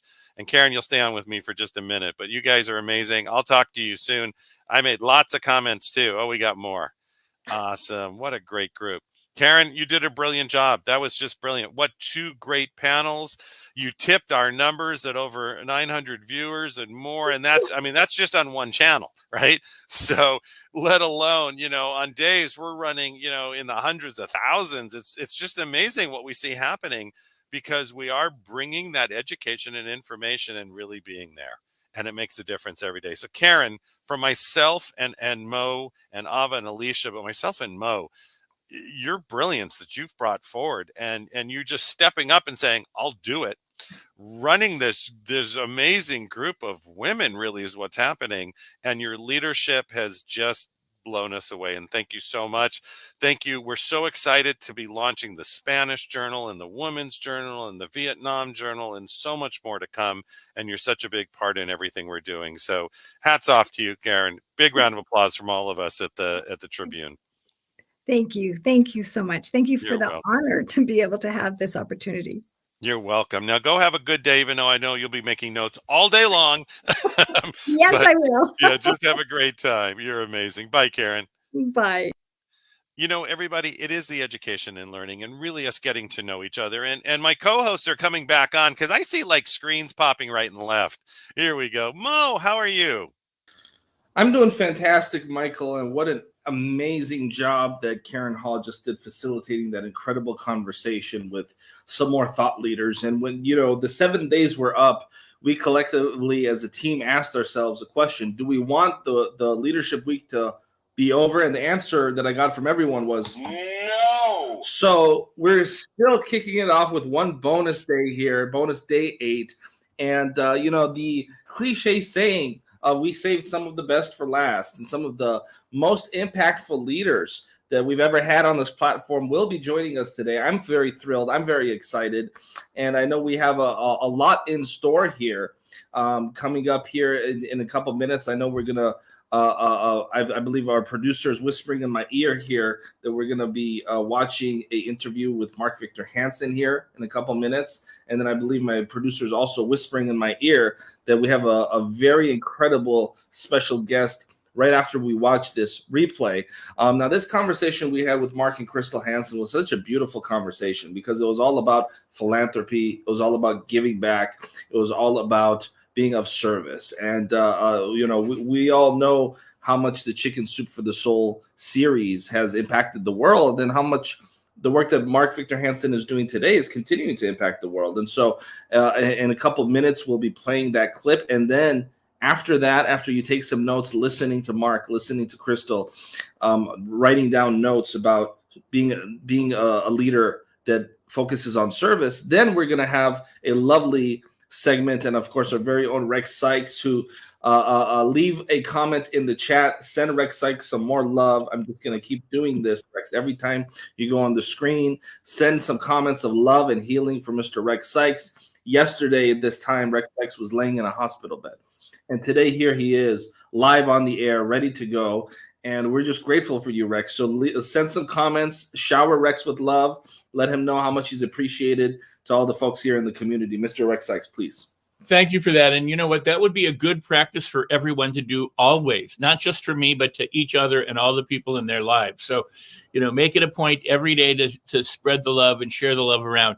I want to kind of pre-introduce my guest coming up because I suspect a lot of people know who he is, and the numbers continue to grow. So let me just say that over the past 19 years, Russell Brunson has built a following of over 1 million entrepreneurs and become a New York Times best-selling author by selling hundreds of thousands of copies of his books. And he's popularized the concept of sales funnels and co-founded a software company called ClickFunnels that's helped tens of thousands of entrepreneurs quickly get their message out to the marketplace. And he's also founded a company called Secrets of Success, which embraces his philosophy on personal development, that success is achieved through constant learning and growth. And he encourages others to embrace a mindset of abundance, to focus on providing value to others, and to never give up their dreams. And with his boundless energy and enthusiasm, Russell is a powerful motivator and mentor to countless entrepreneurs around the world. And we're going to have him coming up in just a little while to share some new exciting news, some events that are going on, but some other things as well. And then we have a special surprise during that time too. So make sure that you're paying attention, and please do go ahead right now and invite others so that they can come and join us. You can put all of your yeses and I love this, or I love Russell in the chat, send us lots of love and enthusiasm. But now's the time to also watch the video, but also invite your friends and family. Absolutely. Please share. Let the folks know that there will be a very special live program here with Russell Brunson coming up shortly. And with that, executive producer Ava Manuel, are we going to be airing a video? Okay. With that, I believe we're going to be airing a video. Executive producer Ava, please take it away. Thank you so much. And continue to leave comments in the chat room while our producer goes ahead and plays that video. Play whenever the video is ready, Ava. Leave comments. Send some love to Rex. Send some love to Rex. Today, we're going to just continue to shower Rex Sykes with love and healing vibrations. So whenever that video is ready, please play it. But in the meantime, please play it. Go ahead. But in the meantime, send comments. Okay, well, until Ava plays the video, I'm just going to keep letting the audience know to send Rex love. Send Rex love. And play the video, Ava. Hello and welcome to the Los Angeles Tribune. Since 1886, our name has been a part of the world of journalism.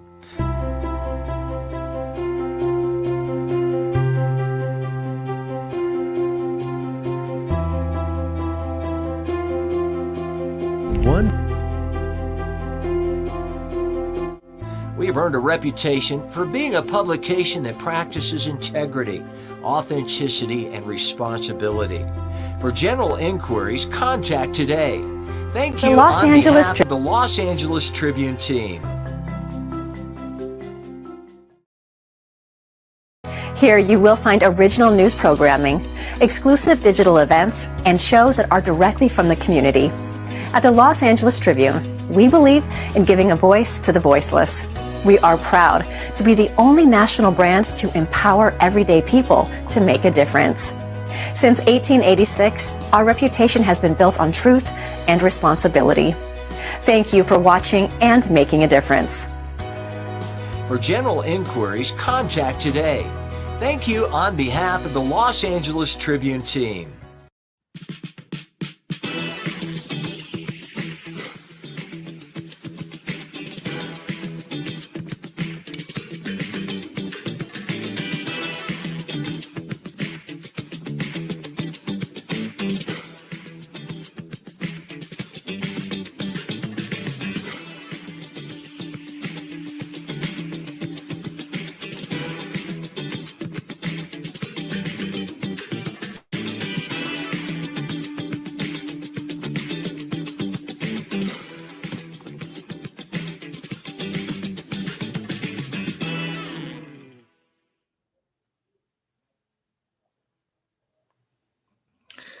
And welcome back to a very, very special edition of the Mo Rock Show. Today, we're honored to have some living legends amongst us.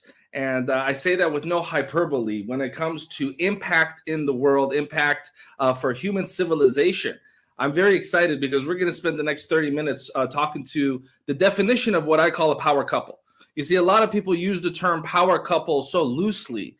But today we're actually going to examine what does a true power couple in today's world look like. And what I'm excited about, Ava, Alicia, and Rex, is not only are we going to be able to spend the next 30 minutes celebrating leadership, because this is a special program that's also part of the LA Leadership Week, we're also going to celebrate service. And as many people here in our community know, recently we were awarded with the privilege and the fiduciary responsibility here at the Los Angeles Tribune, working directly with AmeriCorps as well as the Office of the President to recognize individuals that have committed their lives to acts of service. And in fact, yesterday, we had a wonderful ceremony in Temecula, California, where we were able to honor 7 individuals that have given back to the community, that have worked hard to make the world a better place.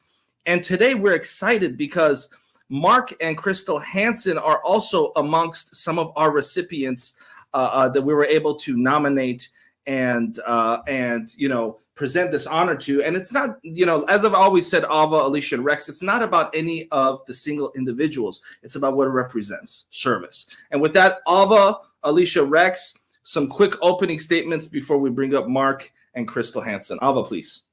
Thank you. Well, Mo, that was such a beautiful introduction. We are really thrilled to have Mark Victor Hansen and Crystal Dwyer Hansen with us today on National Volunteer Week.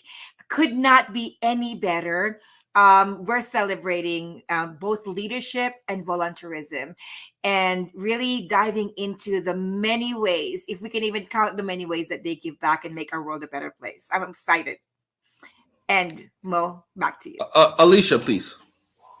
Yes, it is such an honor and a delight to be able to recognize individuals that in the community that are serving individuals near and far through their philanthropic endeavors, through getting them to think a different way, act a different way, providing food, shelter needs. There are so many societal issues that community service works on and touches, and Mark and Crystal have done so much for the community and shifting mindsets and being able to support and provide for other individuals. So we are just delighted and honor, Mark and Crystal, to have you with us here today.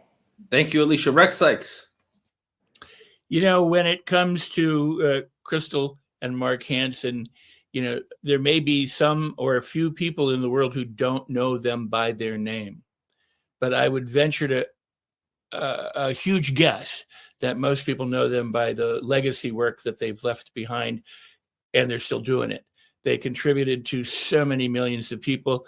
They've reached heights of being able to make certain accomplishments that other people are hoping someday to be able to do just a little bit as much as what Mark and Crystal have done. So it's indeed a pleasure and an honor to be able to nominate them for all of the work, philanthropic and otherwise, that they have done over the years. And with that, we want to welcome them to our virtual stage. Mark and Crystal Hansen, welcome to the Los Angeles Tribune. Of course, this is a special part of our LA Leadership Week, where we have assembled some of the top thought leaders from around the world to discuss leadership. And let's start here. Let's start with what's the importance, and this question is for the two of you, of service-centered leadership. Leadership that is about giving back to our fellow man, giving back to the fellow living organisms here on planet Earth. What is the importance of service-centered leadership? And we'll kick it off with Crystal Hansen, please. Service-centered leadership. I just think that, you know, none of us can do this life alone, you guys. We all need each other. And when you've been blessed, you need to bless other people back.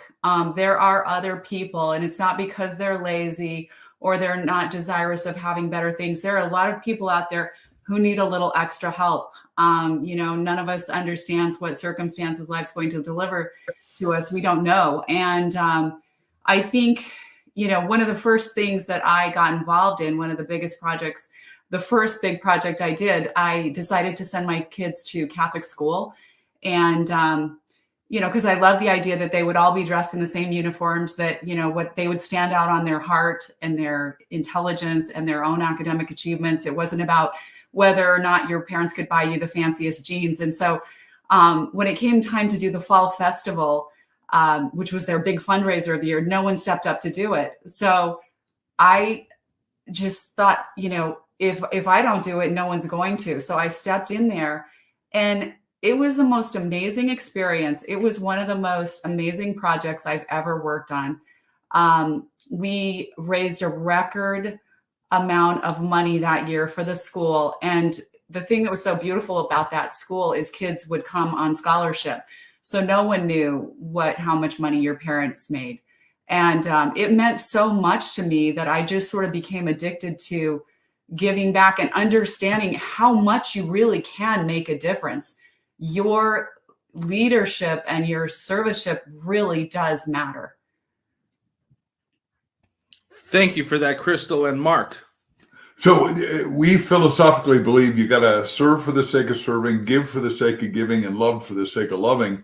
And we obviously know that leadership starts inside out. So you got to study it, think about it, and say, what are your high values? What is it that you're the penultimate of values? And the penultimate of values, one of the master teachers said, is the greatest amongst you is servant of all. And so every book we've ever written, we tithe on every book. And yes, I wrote a book on tithing, and you can go to my website and get it free, called The Miracle of Tithing. And businessmen look and say, what's the miracle of tithing? And I said, you haven't been tithed enough lately. Anyhow, we teach the 5 T's And the first one is thankfulness, because you got to be thankful for everything. I mean, thankful for you. I get to keep breathing. Thankful that I'm upright at 76 and going to live to be 127 with options for renewal. I have my quality of life. But thankful. Then the next thing you give is you got to give your thinking. Then you got to give your time. Then you got to give your talent. And all of us have more talent than we've ever tried to maximize. And when you start maximizing, like Crystal said, a blessing's only a blessing when you give it away. When you give it away, it comes back multiplied, magnetized, and magnified. So you tied your thankfulness first, thinking, time, talent, and then your treasure. But every philanthropic organization starts out with a treasure, although we do that on every book. And that's why, I've as a nonfiction author, according to Guinness Book of Records, I've sold the most books in human history because we tithe on every book. And I'm getting royalties on books I did 50 years ago. So this is like a really good, what in our book business called a long tail. It is a really good deal. That's incredible, Mark and Crystal, and I want to congratulate the two of you on being nominated for the Presidential Lifetime Achievement Award. Let's talk a little bit before we kick it off to Rex, who I know has a question. Talk a little bit, if the two of you would, about the work that you two have done in your lives that some people may not be aware of, because we know in this community that the two of you have lived a life of service. We know that the two of you have done a lot of things behind closed doors, not in front of the cameras. And so we just want to give an opportunity for the two of you to share a little bit about some of the things that maybe publicly you haven't really shared, because we know the two of you don't brag about yourselves. But take a minute, please, and just share, not from a place of hubris, but from a place of inspiration, because we want to give the community here ideas and plant the seeds of what service may look like. Please, Mark and Crystal. So one of the organizations that Mark and I really have a heart for and became very involved in is childhelp.org. So these two beautiful women who are now 89 years old started this organization. They were actually beautiful young actresses.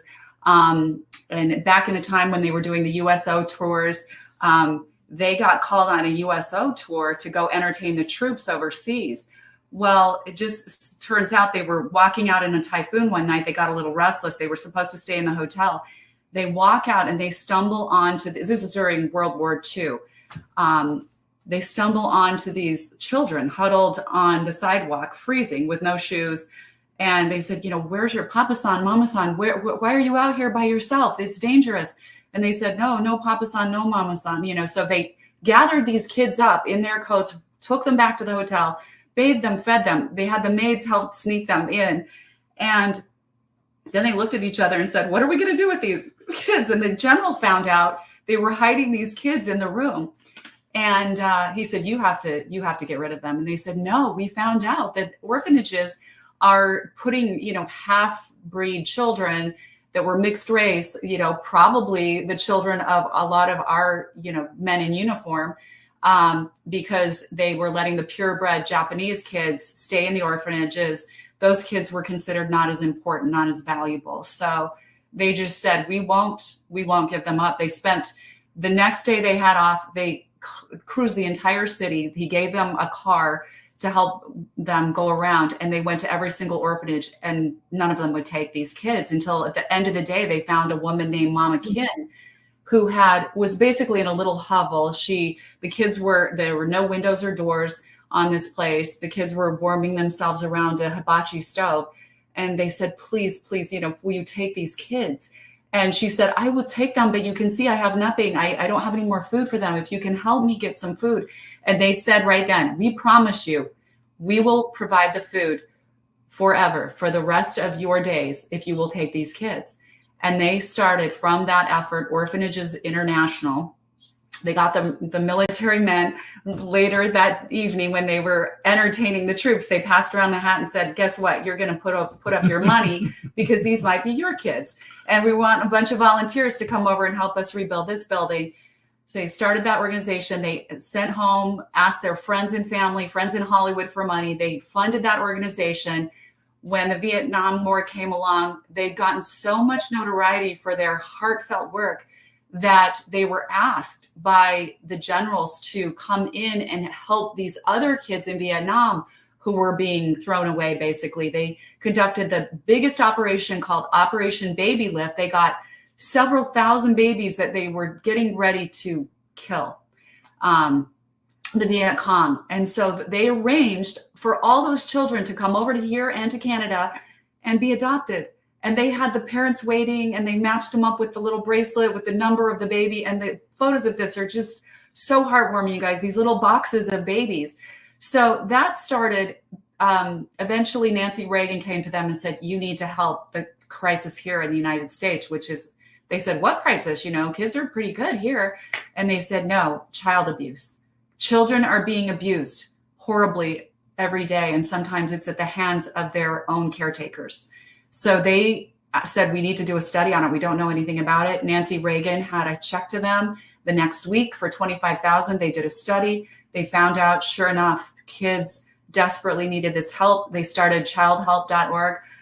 And when Mark wrote Chicken Soup for the Child Soul, there was an organization they tied to on every book. And I think that's why these books were successful, because the 10%, the first 10% was given back to God's work. And so that was the organization that received that 10% from Chicken Soup for the Child Soul.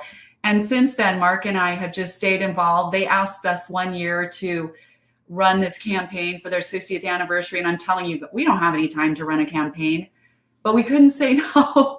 So we did it. And we were able to get a lot of new people involved, raise a lot of money. And, you know, we've just always trusted God that, you know, this, you know, every act of, what is it? I'm saying Emerson's, every act is its own reward, right? That's what Emerson says, right? So when you're giving of yourself, you don't have to think about, oh gosh, I'm giving my valuable time away. Is this ever going to come back to me? I promise you that every good act you do is its own reward. And I really feel that is why Mark and I have been so blessed, is because we're not afraid to give. And the giving often has to come first before you really see the greatest blessings. So, can I add to that, Mo? We would love for you to add to that, Mark, please.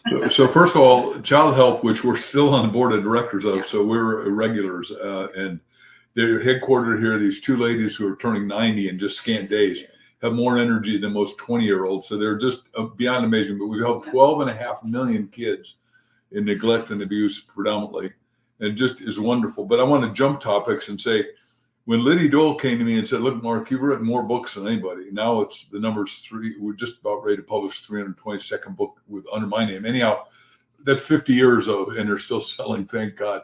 Anyhow, Liddy Dole said, hey, look, we're out of blood. And as great as American doctors are, we have no such thing as pseudo blood, false, fake blood. You've got to have human blood go to human that's compatible.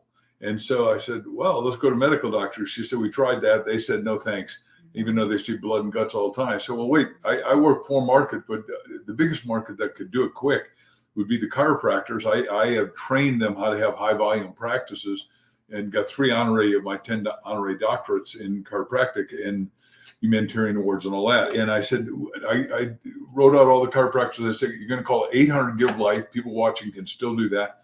And, you know, find out where to give a pint of blood. But they all did it at their offices. We gave a little chicken soup book with 3 parts. Everybody who gave blood, they reactivated all their old patients. 25 million patients came in.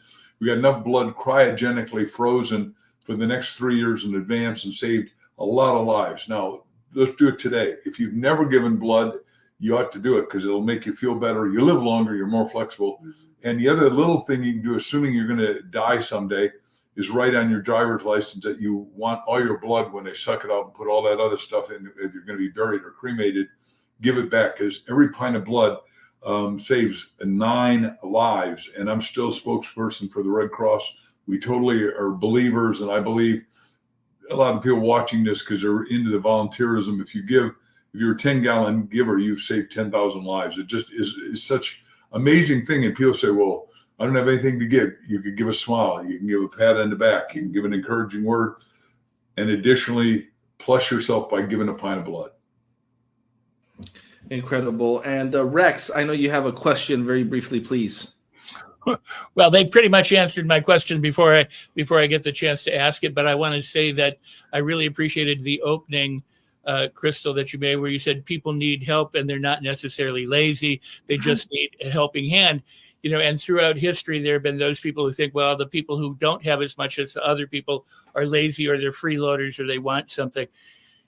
Leadership in our country, in the United States, typically is a military model. We think in terms of leaders in that way, but what you describe is servant leadership, the ability to serve, to give first, and not be concerned so much about the reward. Now, yes, you are exemplars in terms of your ability to give, your ability to manifest, and the money that you have. So for those people that don't, and that don't understand that they can give, as you just said, of anything, how can other people take that kind of servant leadership role as, say, a Mother Teresa did? You know, Mother Teresa had no nickels to rub together, but she's one of the most influential and powerful women in the world. Yeah, you know, Rex, I think it really starts with just looking at the world around you, looking at the world closest to you, because that's really how I fell in love with giving and serving. When, you know, my children, I had this kind of argument with my husband. He wanted to send them to this really exclusive school that was super expensive.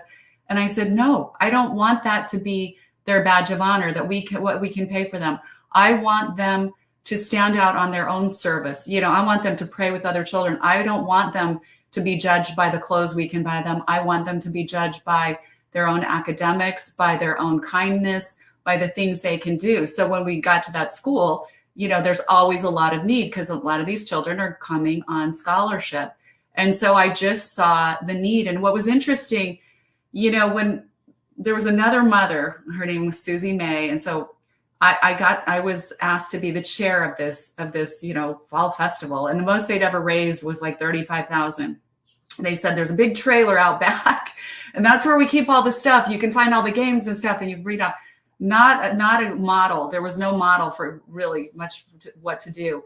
And I lost my co-chair. She changed schools right a couple of weeks after we got, you know, assigned to this. So I was the only chair, but fortunately there was one other mom, and we went into this old trailer where they kept like an old, you know, like a train car kind of thing. And we started digging through this, and we realized that everybody who had run that event before, when they were done with their thing, they just threw everything in there and left. And it was the biggest mess. And she and I, nobody else wanted to help us with this. So we just said, we're going to do this. This isn't how we run our own homes. We spent many days sorting through junk, and rats had gotten into this trailer, and it was such a mess. But we unwound everything. We had some helpers, you know, with the janitor and stuff at the school. But we reorganized this trailer. And in doing that, and really putting our own hearts and souls into it, and doing it, treating it like we would our own, you know, home, our own project. We're out there sweeping it out ourselves, cleaning all this mess up. We found so many cool things that we could use for this festival that people had forgotten about through the years, because everybody was just too busy to take the time to see how we could do this best. So we not only left the place much more organized so the next team could take over the following year, but we raised a record $67,000, which is a lot for, you know, a little school fall festival.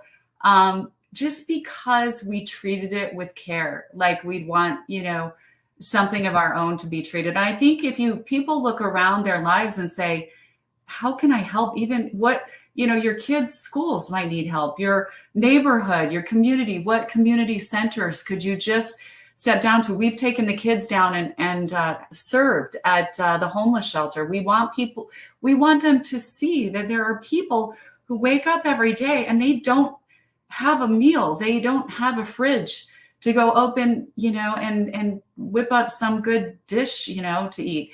So it's just important for all of us, I think, to be aware that we all get, you know, we're all narcissistic. We get wrapped up in our own lives and we start thinking it's so hard for me. But the best gift you can give yourself is go get involved with someone else who probably has it a little harder than you. It will change your life more than anything you do.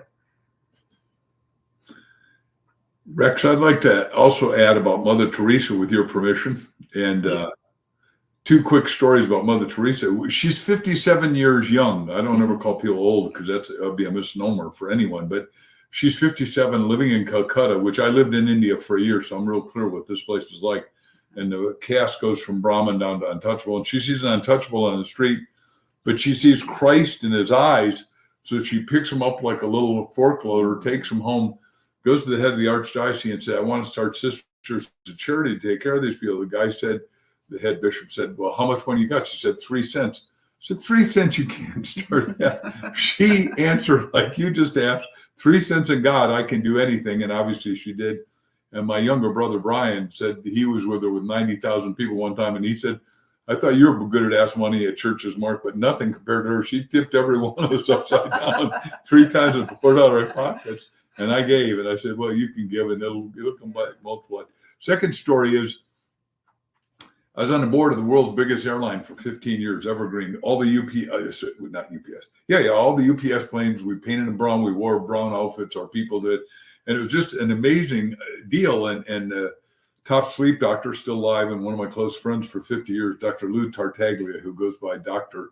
T, out at Cleveland University in medical school. Brilliant guy.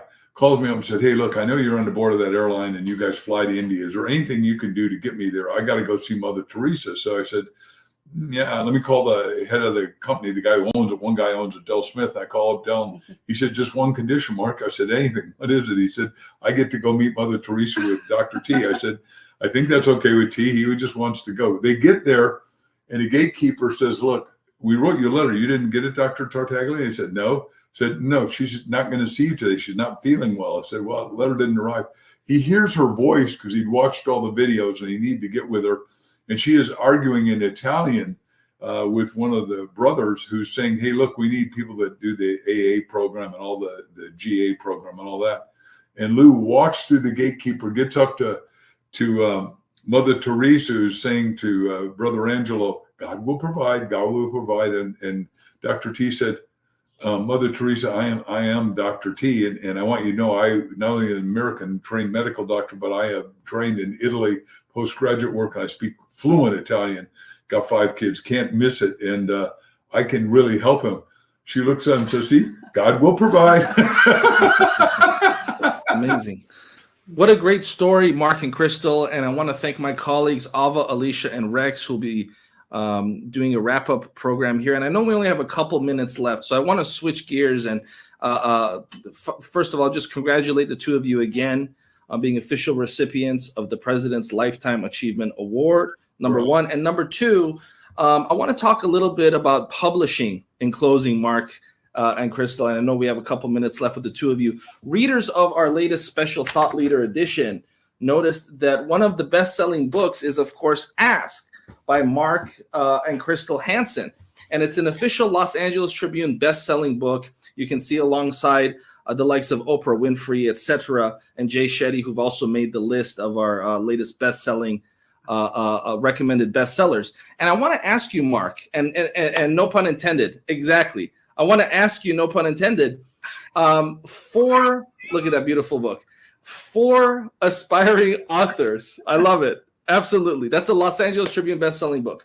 So for aspiring authors, Mark and Crystal, or for individuals that are looking to get their book recognized, what is the significance of being a Los Angeles Tribune best-selling author for individuals that are seeking that type of recognition, please?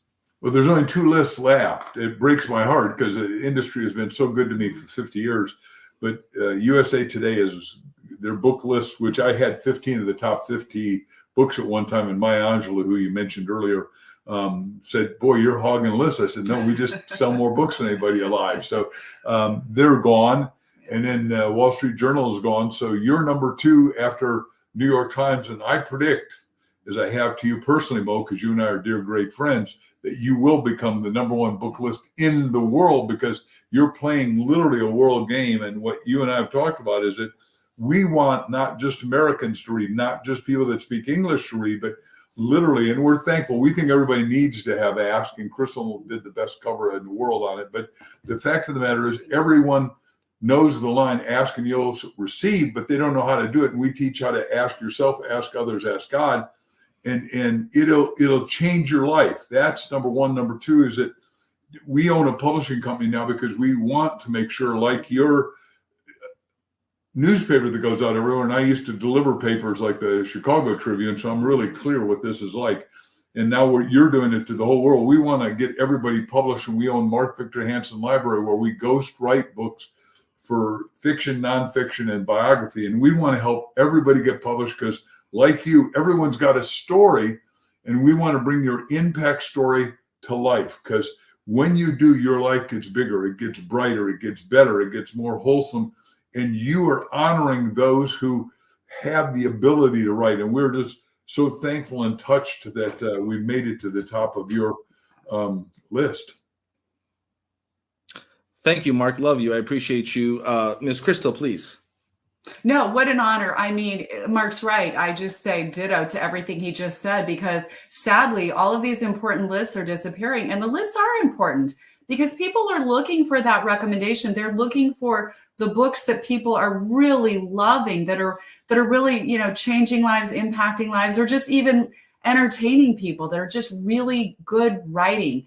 And so I am so thankful for this list, Mo, because I think Mark is spot on. You guys you are becoming the most, New York Times and you. I mean, it's all gone away, Wall Street Journal, everything. So congratulations to you for really making that a priority, because reading literature, books are so important. Books change the world. And Mark and I have, you know, lived our lives through books in so many ways in terms of reading.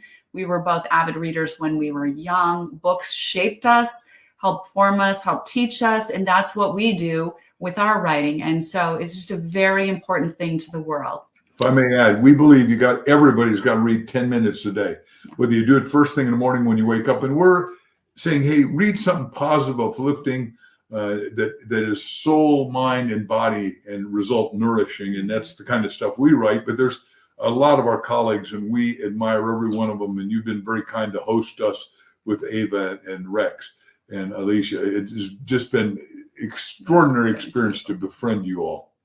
Mark and Crystal Hansen, thank you for the stand that the two of you make and the example that the two of you set for what's truly possible when it comes to power couples. And we hope that all the couples watching learn from this example to be service-centric. Thank you to the two of you. And until next time, this has been a special edition of the Mo Rock Show, where we're honoring Mark and Crystal Hansen, as well as celebrating leaders all week right here on the LA Leadership Week. Mark and Crystal, I appreciate the two of you. Thank you both. We'll be in touch very soon. Thank you.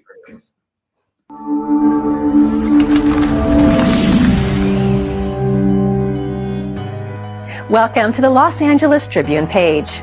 Here you will find original news programming, exclusive digital events, and shows that are directly from the community.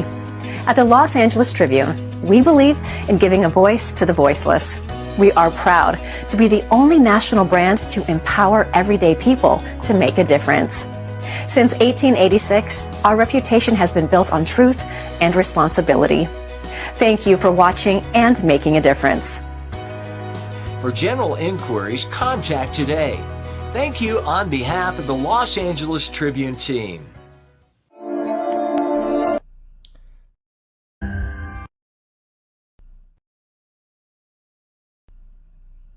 Hello, and welcome to the inaugural LA Leadership Week.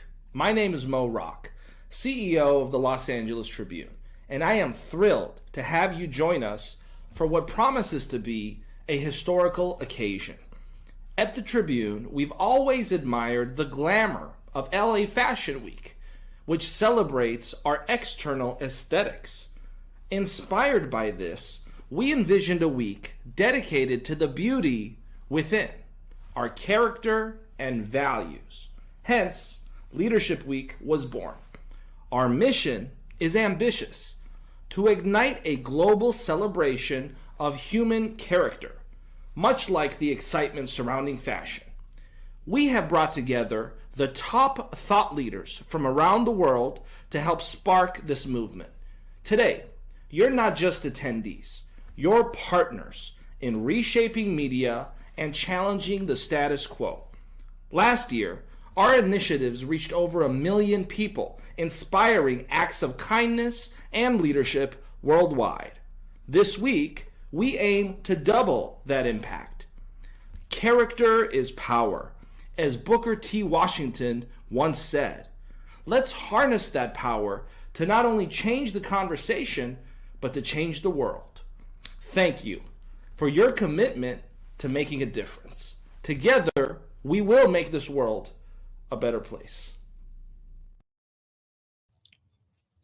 Wow. Well, thank you, Mo. That's so very cool. A great moment there. And I want to tell everyone how thrilled I am by my next guest, our next guest, because it is Mr. Russell Brunson. Now, I introduced him earlier, but I'm going to introduce him again because over the past 19 years, Russell has built a following of over 1 million entrepreneurs and has become a best-selling New York Times best-selling author by selling hundreds of thousands of copies of his books. He's popularized the concept of sale funnels and co-founded a software company called ClickFunnels that helps tens of thousands of entrepreneurs quickly get their message out to the marketplace. Now, he's also founded a company called Secrets of Success, which is absolutely another company you want to know about, and it embraces his philosophy on the personal development, on personal development, and that success is achieved through constant learning and growth. Russell encourages others to embrace a mindset of abundance, to focus on providing value to others, and to never give up on your dreams.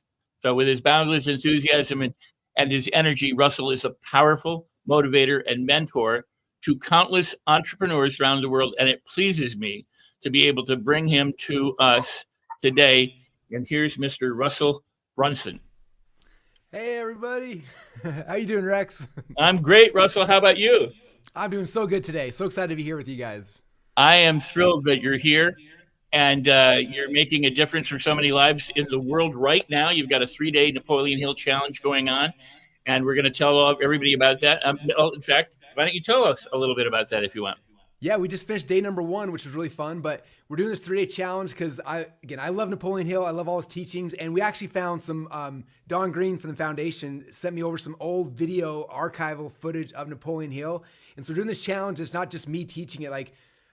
Basically, I'll set up a principle and then we watch video of Napoleon Hill actually teaching it, which is like the coolest thing. I feel like I'm at a Napoleon Hill seminar with him teaching to me. So that's what we were doing today for the last couple of hours, and we're doing the next 2 days, and just sharing those principles from Napoleon Hill that have changed my life, and I know it changed your life and so many people's lives. And so, it's been so much fun to kind of share his message with a whole new generation of entrepreneurs and business people. Well, that's so beautiful. We're going to run the link that people can join in the scroll there. It'll also be in the chat. And if you're in the chat and you're watching Russell and I and the rest of our guests here on the Tribune, be sure to say hey in the chat and how much you like it, or if you're a fan and friend of Russell's for years, let us know because we want to hear from you. That's fantastic. Russell, let me ask you this, because as a fan of Napoleon Hill and somebody who has embodied his principles, how did you apply the principles of Napoleon Hill to create the business to become the iconic leader that you are? Because you are truly an iconic leader. Yeah, I mean, there's so many. As you know, we could talk about this for days on end, but there were 2 that had, I think, the biggest, most profound impact on me. When I first read his book 20 years ago, I was trying to start a business, but I was just kind of, I was showing up. I was reading books and listening to podcasts and kind of just, but I wasn't doing much. I was kind of in this, Napoleon Hill calls it hypnotic rhythm, where I'm just kind of I'm there, but nothing, I wasn't pursuing anything other than just, I was trying to make some money, right? And I remember the first time I read Think and Grow Rich, the first principle that really struck me hard, he talked about the fact that if you want to be successful, you have to have a definite purpose. And it wasn't just a purpose or I'm going to try to make money or be wealthy or whatever. It was a definite purpose. This is exactly what I want and when I want it and what I'm willing to do for that. And I remember he started saying that and I started thinking well, what do I actually want? And do I even know what I want?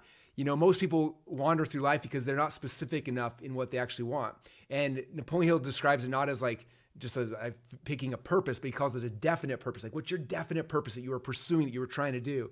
And I remember at the time I was thinking about parts of my life, when when I was growing up, I was a wrestler. And I remember when I first started wrestling, same thing. I was kind of wrestling. I was showing up to practice. I was in this like hypnotic rhythm, but I wasn't going anywhere until one day, it was the end of the season. I remember going with my dad to the state tournament, and there was a kid on my team who won the state title. I remember watching him wrestle in the finals, and he won, and he got his hand raised. And all I remember is like, I saw that moment. I was like, that is the thing I want more than anything in this world. I want that feeling. I want to be a state champion. And it was a definite purpose. And it was like, I want to be a state champion by next year, and I'm going to do everything to figure that out.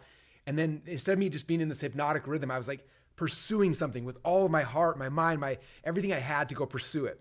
And within 2 years, I became a state champion. And then the same thing was true in business. Like when I read Napoleon's whole book, I was like trying to figure out, like, what's my purpose? Like, what do I even want to do? And I remember seeing, there was this guy at the time, his name was John Reese, and he had launched his course. It was a $1,000 course. I remember he sold in 18 hours, he sold 1,000 copies of a $1,000 course, which you do the math on, that's $1 million in sales in one day. And I was like, okay, that's what I want. I want to figure out how to do that. And so I started, like, I had a definite purpose. Like, I'm going to go create a course. I'm going to put it together. I'm going to figure out how to sell 1,000 copies because that would be $1 million. And like, now I had a definite purpose for me to start pursuing. So for me, that was the first thing I really learned from Napoleon Hill, was just like figuring out a definite purpose and then running towards it. And then the second principle, again, there's so many good principles, but the second one that was really big for me, excuse me, when he talked about the power of a mastermind group.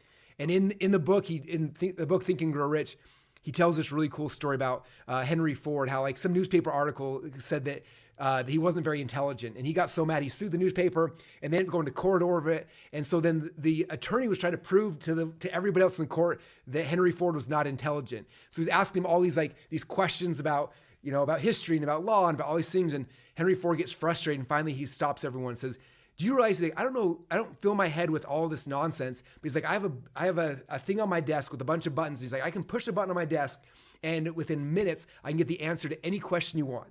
And he goes on to talk about the power of a mastermind, where you don't have to know everything, but you create this mastermind group of people who can help you to achieve anything you want. And when I read that, I was like, oh my gosh, this is so big for me, because I was starting my business. I had this goal. I want to sell 1 million copies of a course in a year. I'm like, I don't know how to make a course, how to edit videos, how to set up a website, how to design graphics, how to write copy, how to do I don't know how to do any of those things. And if I had to go learn every single one of those things, it never would have happened.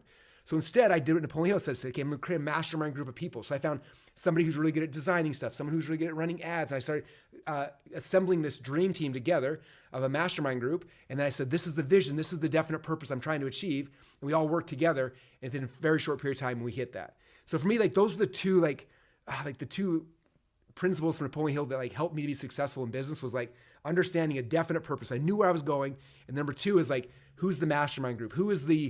I always think about it like, I don't know if you guys are Marvel fans or DC fans. In Marvel Universe, there's the Avengers, right? Like the Avengers, they assemble all the Avengers to go pursue the goal. In DC, it's like the Justice League, right? And they get all the people, but it was the same thing. Like I had a definite purpose. Now I'm gonna make my team, my mastermind group, my Avengers team to go and conquer that goal. And by doing that, I shortcutted my success because I didn't have to go learn how to do everything. I just found the right who's, the people who knew how to do that. We built a team and then we went together. And so those are two, again, so many good principles, but those two had the biggest, most profound impact on me for sure. Wow. Well, we should tell everybody that the 3-day challenge started today, and everybody got to benefit from some of the things that you just said, but it was about those two principles. So if they want to get more, they should go back and get more.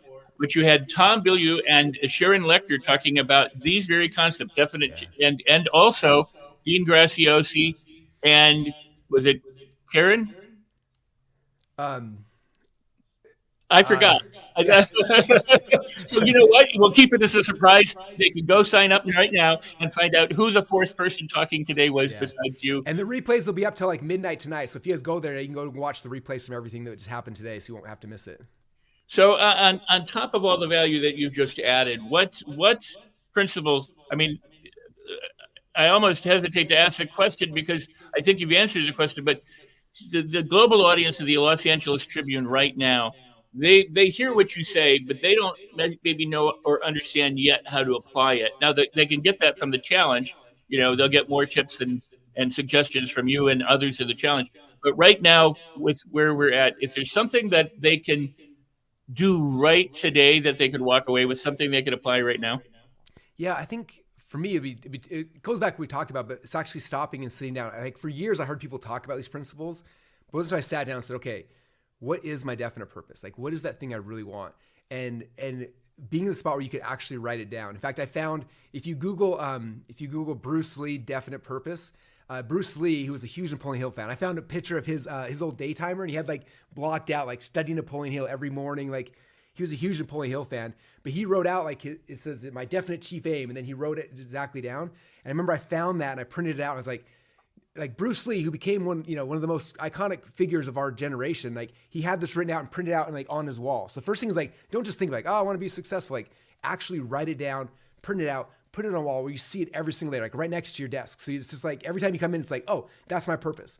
Because you have to, like, the world is always distracting us, right? We're always distracted by a million things. And so having a spot where like every time you get distracted, you really look up and you see it right there, like, oh yeah, that's my purpose. Get back to work, focus again. Like, that's one of the biggest things I think people are missing. And then number two is with building the mastermind, the key, like the problem I see what people do with masterminds is they build a mastermind of people who are just like them because they like hanging out with people who are similar to them. The key is not that. The key is figuring out, okay, what are your strengths? Like, I know for me, I've got 2 or 3 strengths and like 500 weaknesses. So if I'm building a mastermind, I'm like, hey, here's my 2 strengths. Who are people to have that my weaknesses are their strengths? Like, that's what I'm trying to find and trying to assemble. And if you do that correctly, again, then you make something that's whole, that's complete, that you can actually go and have success. And so I like have this thing where I sit down and I have to be very like vulnerable. Like, I'm really good at this and this, and I'm really bad at all of these. And just like being okay with that and then say, okay, now that I know what things I'm bad at, instead of me trying to get better at those things, instead let me double down on what I'm good at and then find people who the things I'm bad at, they're good at. And now we like combine superpowers. And then that's how we have success. So actually writing those things down, knowing like I'm looking for somebody who's organized. I'm looking for someone who's good at art. I'm looking for someone who's good at advertising, like, finding those pieces to go from, all of us are broken. All of us are good at 1 or 2 things, but collectively you build a mastermind where now you can be whole. And so it's just actually sitting down and spending the time to figure those things out, being vulnerable with yourself. And then from there, now you have the tools you need to be able to go and actually assemble your mastermind team. Wow, very cool. Very cool. So everybody who's getting great value from this, go ahead and say it in the chat. You can put a number 1 in the chat. You can say yes. You can put down something that you're applying that you learned from Russell today or at another time that you've heard from Russell. That would be awesome. And well, Russell, how about this? You've got a new documentary, and we're going to debut in just a few moments. But can you tell me a little bit about it before we show the documentary? Yes, for sure. So a couple of years ago, I started collecting old books, and I think people thought I was crazy. I don't think so. I know people thought I was crazy, but my wife's like, "You're crazy, Russell." And then my friends and you'll see some pictures in the documentary, but I was getting to the point where I had to get 50, 60 books a day being delivered to our office, and there's these old books, and you'll see old books smell so cool, and everyone's like, "What happened to Russell? Is he losing his mind?" And I was like, "No, I'm not losing mine. There's actually a vision," and no one really knew what the vision was. And then it kind of peaked where I actually went out and I bought a book for $1.5 million for a single set of books. And people were like, "You're crazy, Russell." And so we captured this whole journey and made it into a little mini documentary. It's about, I think, 19 minutes long or so, but it shows that journey of like why I went and bought this, what I'm trying to do, and kind of the goal is to like help people see like, oh, Russell's not crazy. There's a vision behind this, to help people understand the vision of what I'm doing and why I'm doing it. Why am I spending all this money to collect old Napoleon Hill books and manuscripts and things like that? And this is part of actually, we're working on a series of these little mini documentaries to tell the whole story, but the first one's done. The second one is almost finished. I know we've got a trailer I think we're going to show today for episode 2 that's coming out soon, but this first one's called Bibliomania, and it'll show you, my weird addiction with books, but why I'm so passionate about it and why I think it's something that you guys should actually care about. So that's kind of a setup for what we'll see in the documentary. Well, what I care about is what you care about, because you exemplify the notion that leaders are readers. Mm-hmm. And that passion that you have, not only to read, but to collect and to then share all these numerous works, not just Napoleon Hill, but all sorts of other works that you've collected to share, that you have going for yourself, that you're putting out there for people, is really a remarkable thing, because some people collect things to hoard them and you collect them to share them. Yeah. Yeah. So okay. I just love it. It's so much fun to like, I love giving people this experience, because like a lot of times I found people I met who buy these cool things and they hide them in a safe or something. I was like, oh, like, this isn't just for me. This is for everyone. I want everyone to experience this, because like, yeah, like for me, it's like when I spent $1.5 million to buy this book, it changed me. Like I had to go and like, if I'm investing this much, like I got to read it, understand it, like, and hopefully for you guys, even if you're not, obviously most people can't go and do that, But if you see the value I'm putting on this thing, it's like, okay, if it's worth that much to him, maybe I should go and spend some energy and effort going and learning and studying these things as well. So hopefully that's inspires you guys to dive deep in some of these books for sure. Oh God, so much so. And they're going to see the documentary in just a minute. But when you invest that much, others can invest some of themselves too in their time, energy, effort, or money to do the very best that they can. So we're going to start the video right now. You and I are going to drop backstage. We'll come back afterwards. And then we'll talk a little bit about this, and then we'll watch the trailer that you've got coming up too. Okay? Sounds good. All right, awesome. See you. Everybody, keep really going. Be worth $1.5 million? If you can find the secret in the book, you can have anything you want. The greatest book on success that's ever been written. Without question, this single book has had a greater influence than any other work of its kind. Whatever the human mind can conceive, the human mind can achieve. It is the power to take possession of your own mind and direct it to whatever ends you may desire. I would visualize things coming to me that I want. Just decide, and then from that point, the universe is going to get out your way.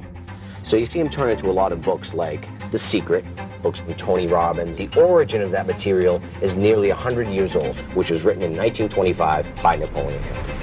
I knew that I had drawn that into my life, and it changed the way I thought about my life forever. You are creating that law of attraction, and it will become reality. All success begins with a clear picture in your mind of precisely what you want from life.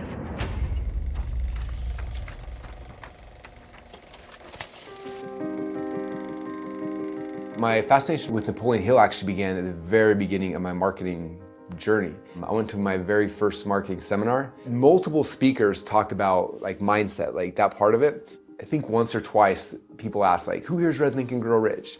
And everyone's hands go up in the audience except for me, and I'm looking around, I'm like, oh, I'm the only one who hasn't read this book yet. These people are all more successful than me. And I was like, I have to go read this book.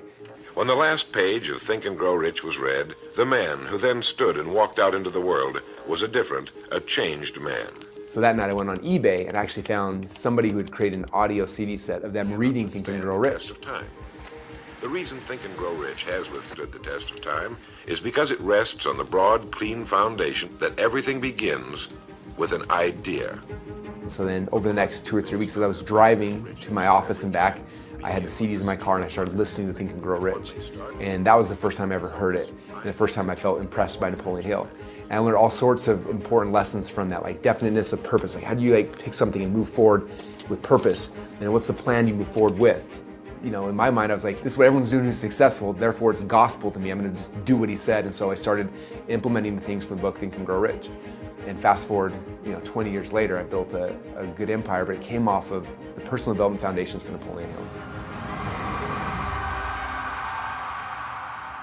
But a couple of years ago, we were thinking about selling ClickFunnels. And I remember asking Tony Robbins, should I sell it? Should we not sell it? You love what you do. You light up when I love being around you. When you all get immense ClickFunnels. Wow. It's like Jesus has come to earth and is coming through his body. It's a beautiful thing, So for you to sell that is really exciting right now. I don't know if it'll be exciting 5 years from now, unless you found the next most exciting thing that you're going to go build and make happen and go do. That's when I started thinking, I don't know the next step. What is it? This is what I've been obsessed with, is marketing and business and funnels. And I didn't really have a next step, and it got me thinking about other things I'm passionate about. Again, this is made out of sheepskin, cotton paper. About that time is when I met a rare book collector, someone who specialized in one genre of books, and they were LDS Mormon books. This is the earliest known image of Joseph Smith. This is as close as you can get to seeing Joseph Smith. I was on eBay and I found something really, really cool that I wanted to buy. And these were old books from the early 1800s, books that are super rare and expensive, but they're so magical and they smell so cool. And I became obsessed with these old books. And that kind of started this fascination. And I was like, well, there's other books, other things I'm excited about. There are rare books in other genres and things. And I started searching around just for other things I'm passionate about, like marketing and business and personal development. And one day I typed in Napoleon Hill, and there's tons of different things. I was looking through it, and I don't know what's good or what's not good. And I remember there's a button where you can sort, and I decided to sort it from highest price to lowest. And when I did that, the #1 Napoleon Hill was the first edition Laws of Success, and it was for sale for $1.5 million. And I was just like, that is a lot of money. there's no more expensive, there's no better, there's no more unique piece on this planet for Napoleon Hill than the first edition Laws of Success. It was published 3 years before the actual Laws of Success books came out, and there's only one on this planet. I was like, oh, like I want it so bad, but like $1.5 million, like $1.5 million. It's like, is that worth it for some old books? Mind if I have someone look at them? The first thing we need to see is whether or not it's a first edition. First edition, that's what you want, the first book printed. It's also about taking part of a larger legacy. The blueprint for success that was given to Napoleon Hill is literally the foundation of the whole success, motivation, positive mental attitude world.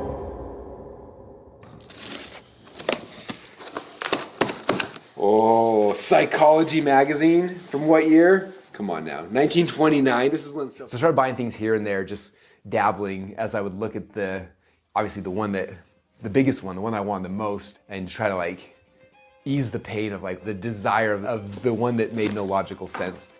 Oh yeah, dude. 1806, Morals and Abstracts. Morals by way of abstracts. And so that kind of started the journey. I started buying things here and there. I did find a first edition Think and Grow Rich. It was a couple $1,000s. I remember buying that. I found an original copy of the Master Key System. I bought that. Yes, the word success on 3 times and the word secrets, therefore. Write a book called Success, some secret. Russell will buy it. Walt Disney had a book called The Secrets of the World. I love eBay. I've been told I have an eBay addiction. People tell me that they want to delete the app from my phone, they want to ban me from the site, they want to block all IPs, ability in our office to get to eBay. Dude, this one's awesome. It smells so good. So Jenny, what are your thoughts about this? This hoard? I wouldn't so much call myself a hoarder as much as a collector. They're different, right? And we're almost 30,000 books now. Before we even started like ordering for real, this is all like just me dabbling. I bought an issue of Napoleon Hill magazine. It was the first edition from 1919. I think I spent $5,000 or $6,000, and it was just one issue of a magazine, but they're really rare. And I was like, oh, I got an issue of 1919 original Napoleon Hill magazine, which was really cool. And I'm looking at everything, and then there's this card in the box that basically, the card said, hey, if you're interested, I have a whole bunch of other Napoleon Hill stuff. We should, let me know if you want more things. And normally I see those things and I just kind of throw them away, but for some reason I felt this tug of like, okay. So I took a picture of the card and I texted that number with that picture so he knew who he was talking to. He said, hope you enjoy the Hill material and that it was received in perfect condition. Are you a big Napoleon fan or collector? And they sent a picture of Napoleon Hill with a whole bunch of other pictures around it. And he said, here's a quick shot of some of my favorites. I was like, I've never seen these pictures before. I wrote back and said, yeah, he's one of my heroes and also I'm a collector of old books. I said, this is one of your listings too, right? I think that might have been his.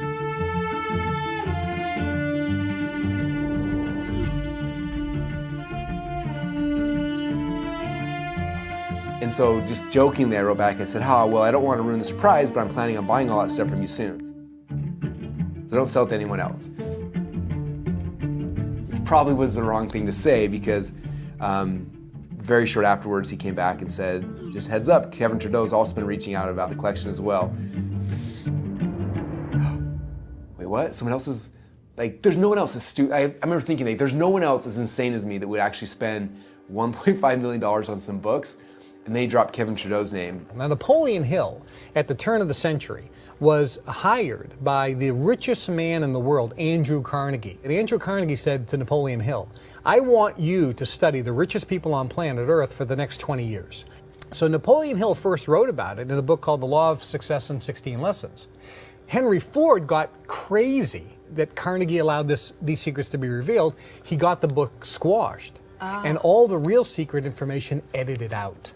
And then even that book was crunched down to Think and Grow Rich, and that was edited. Of all the crazy people in the world, the only other person who I think is crazy enough to do this would be Kevin Trudeau. And I was like, oh crap, now there's a timeline. Now it's not just, I'm gonna buy it in 10 years from now when I can afford it. Now it's like, if I don't buy it now, it could be gone forever.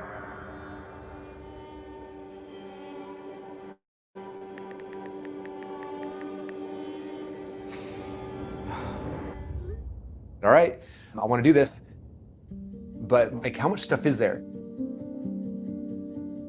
He said it's conservatively over $5 million worth of books and magazines and collectibles. I was like, oh, if we're gonna do this, like, I was like, how about this? I'll fly out to you and I'll pick it up. And he said, well, if you fly to me, it's not gonna fit in a plane. You don't understand. I said, no, like, I'm gonna rent a plane and then fly it to you. That way we can fill the entire plane up with everything that you've got. So we are about to take off from Boise, and so I'm really excited and also nervous because I've only seen pictures of them. I assume they're real. I'm pretty sure they're real. Hoping that they're real. I ended up buying the entire state, so I don't even know all the stuff I'm getting, and I don't even know. This is like going treasure hunting, only way better.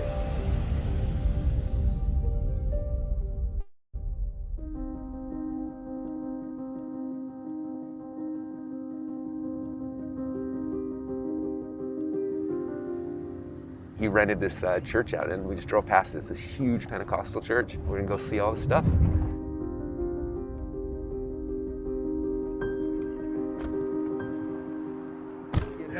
How's it going, man?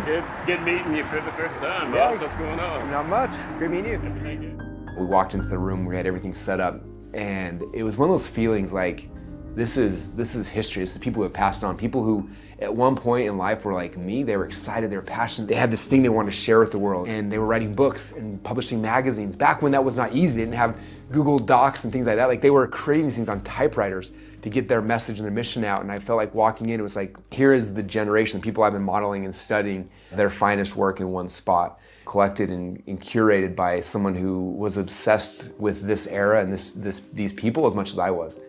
It started out just like my own library, just for myself. You know, it's kind of like a snowball. Once you get going, people come to you after a while.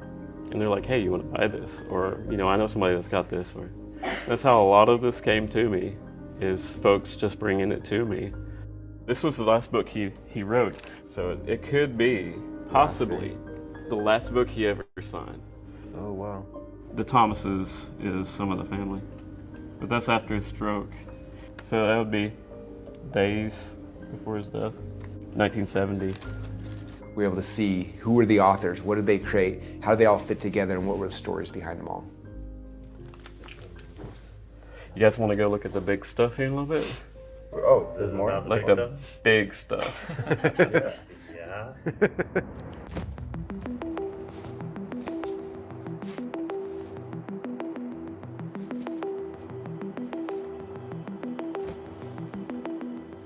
This is the main piece. This is one I saw on eBay that was like the crazy expensive one I've been dreaming about for. This is the original work. And that's what every book on success ever written since takes from. This is the laws of success. This is like, right now, and nobody has disputed it, the only known set in the world. And for many, many years, it was always stated that 1928 was the original first edition. So whenever I released that I own this, it like shocked the whole Napoleon Hill world. They're like, no way. It's been a big deal. They like this because it's more streamlined and it's exactly what Napoleon Hill wanted to do, how he wanted to say it before big publishers got a hold of it. I remember I'd seen the pictures on eBay 100 times. Like, to see the actual things, I was scared to touch them. I was scared, I'm like, oh, I don't want to ruin them. And he opened one up and showed us, like, here it is, and here's when Napoleon Hill signed it, and kind of told the story behind it, and how he found it, and like, that was like just such a cool moment. And then he pulled out all the hand-typed papers that, you know, 250 pages that Napoleon Hill hand-typed on the typewriter. So these come from different years, from a span of about, from what I can find, about 1932 to about 53, 54 in there. And he told the stories behind those and how he found them, what they were, and why they're important. Pulling $200,000 worth of hand-typed pages right now. You can see the hand type, it's also got like his notes and all those kind of things. Crazy. And then he pulled off probably the ultimate upsell. At this point, I was just like, man, I have all this stuff we're taking home with us, we get it all. And earlier in the tour, he showed me this one book called Mental Dynamite. He said this is part of a book series that he had written. The story told us that this book was written during World War II, and then when Napoleon Hill got done, he wanted to print it. There was a paper and ink shortage, so he never had a chance to print the full set. This came from his estate, and there's 4 out of 16. But interesting. The cool thing is, I know somebody has Hill's personal complete set of this. Is it? Yeah, he actually did hand edit notes in it and stuff. Is he gonna do anything with it ever? Oh, the guy? Yeah. He might. He wants like a fortune for it though. So in my head, I'm like, oh, I have to have that for the collection. There's a spot we could put it in the light. Like all the thoughts, but unfortunately, you know, it wasn't here. And as we sat down at the table at the very end, he brought back up Mental Dynamism. You remember that book? And yeah. And I said, do you think the person you know who has it would be willing to sell it to me? He's like, I'm pretty sure they would. I got something right here to show you. So you might want to sit down for this one. You don't know about this one. This is the one from right here? This is Napoleon Hill's personal complete set of Mental Dynamite. Oh man, that was really good. I'm impressed. And inside was the entire Mental Dynamite course, like one of, if not the only one on the planet, the entire thing. And he said, I'm actually the one person who owns it. This is the one piece in the collection I hadn't told you about that I wasn't planning on selling to you. But we're here, and if you want it, I would be willing to sell it to you for... I'll tell you what. And he kind of thought through the math in his head, and he said, for an extra $285,000. And at first I was just like,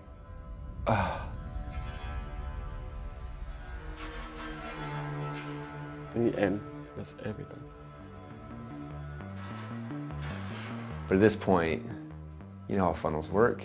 After you're in, you're in. And I said, you know what? Let's do it. You sure? I can't say no now. Come on now. And that became the collection.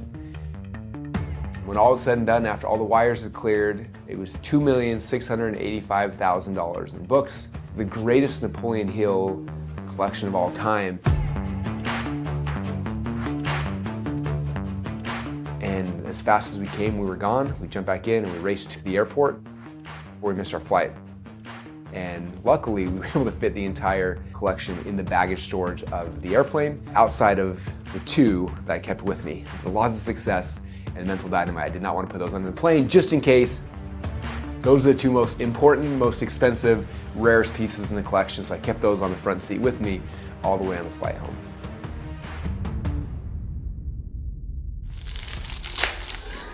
This is at least no, definitely 1800s. You can, 1900s are a different smell. This is the bump I needed. That felt good. You know, where can I get you counseling? Wow. In one book. Well, we got some feedback. I don't know why. Let me check. Russell, that's just absolutely, you know, an outstanding process that you went through to acquire these materials, and your enthusiasm. People are commenting it in the chat room just left and right with their surprise and their delight and just thrilled. And I want to say this, and then I want to ask you about that video and then what we're going to share next. But you know, you are touching people all around the world. That has been a mission and something that you have done, and you've got a team of people who do it. You know, a collection of important people who are beside you and behind you and in front of you and all around. And we too here at the Los Angeles Tribune have a mission like yours, which is to reach as many people around the world with positive press, with positive inspiration, and to share the kinds of things that you're sharing with people everywhere.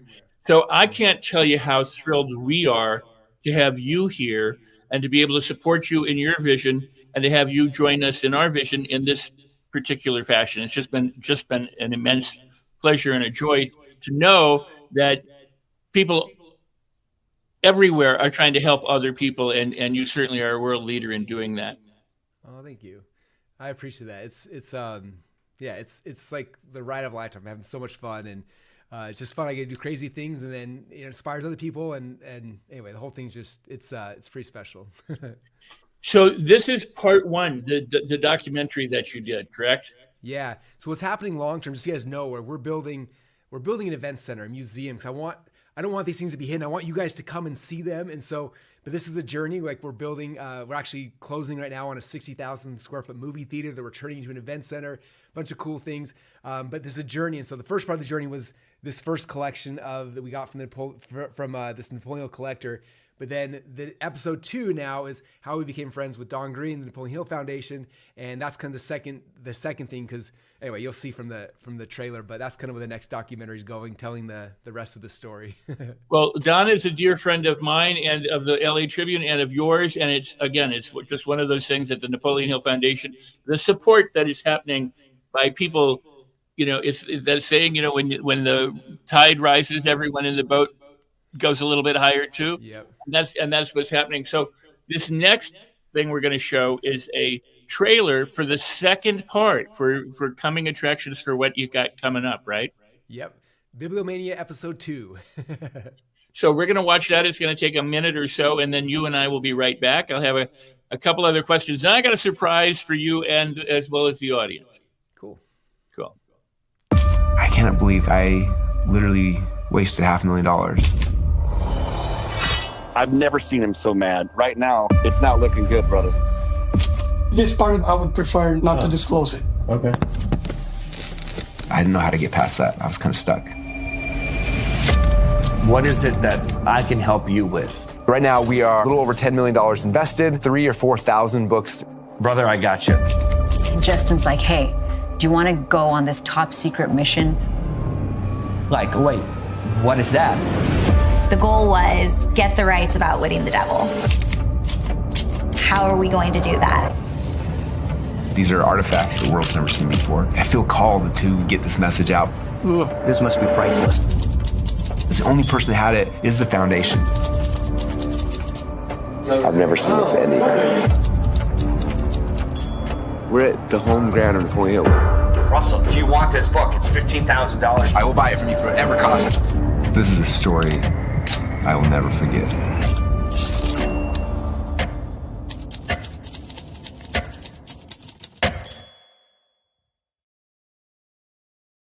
Oh, to be a fly on the wall. Oh, to be a fly on the wall. Wow, that's exciting. That's intriguing.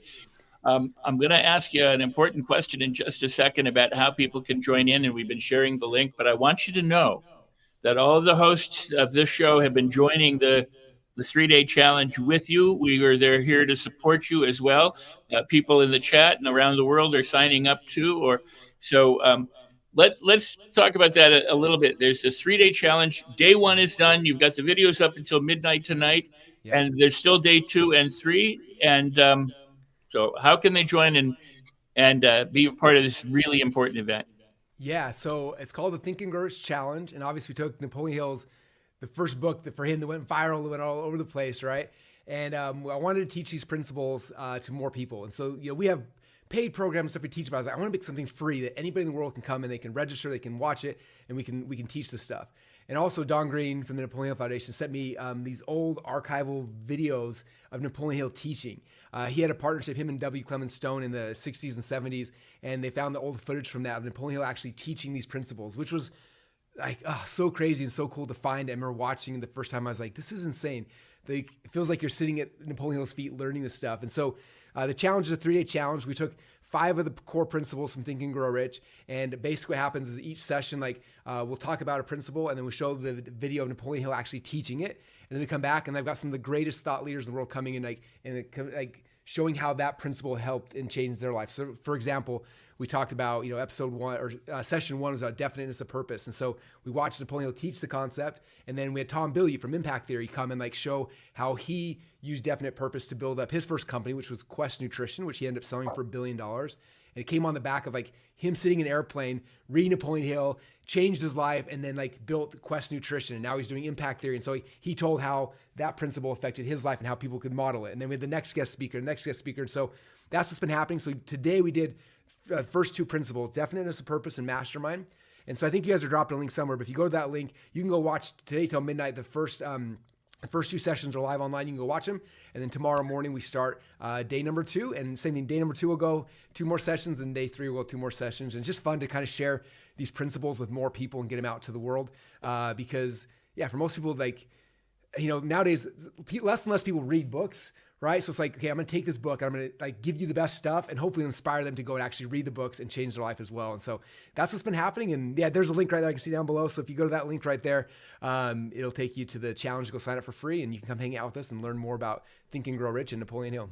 And if they want to go deeper, you have Secrets of Success. And I know I got a box filled with unpublished books of Napoleon Hill, and you know, in my home as a result of that.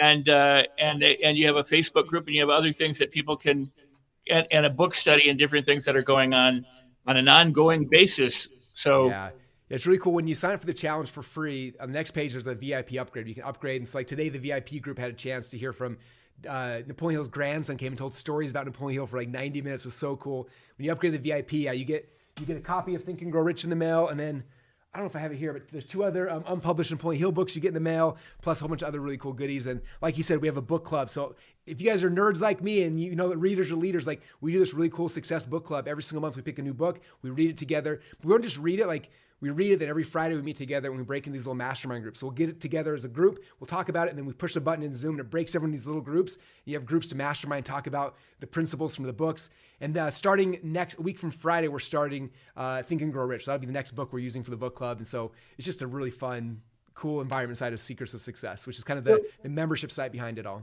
So the one advantage of this, as well as what you do, is that we are online and we are forever. Now the replays may be taken down at a certain time, you know, but ultimately, my guess is if they saw this 6 months from now, they can still reach out and still get to you and still benefit in some fashion. So this is a forever thing, but the time is now to get in live where you can actually interact with people in a chat room and things like that.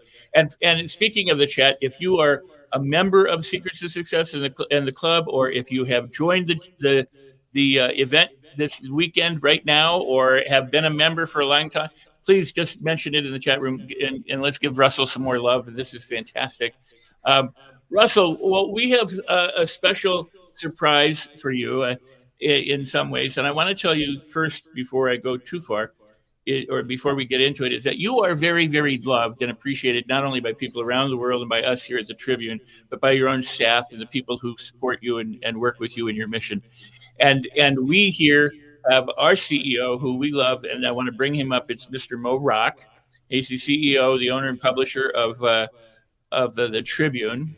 And here's Mo. So I want to give you a moment to say hello to each other, and then we'll proceed at that.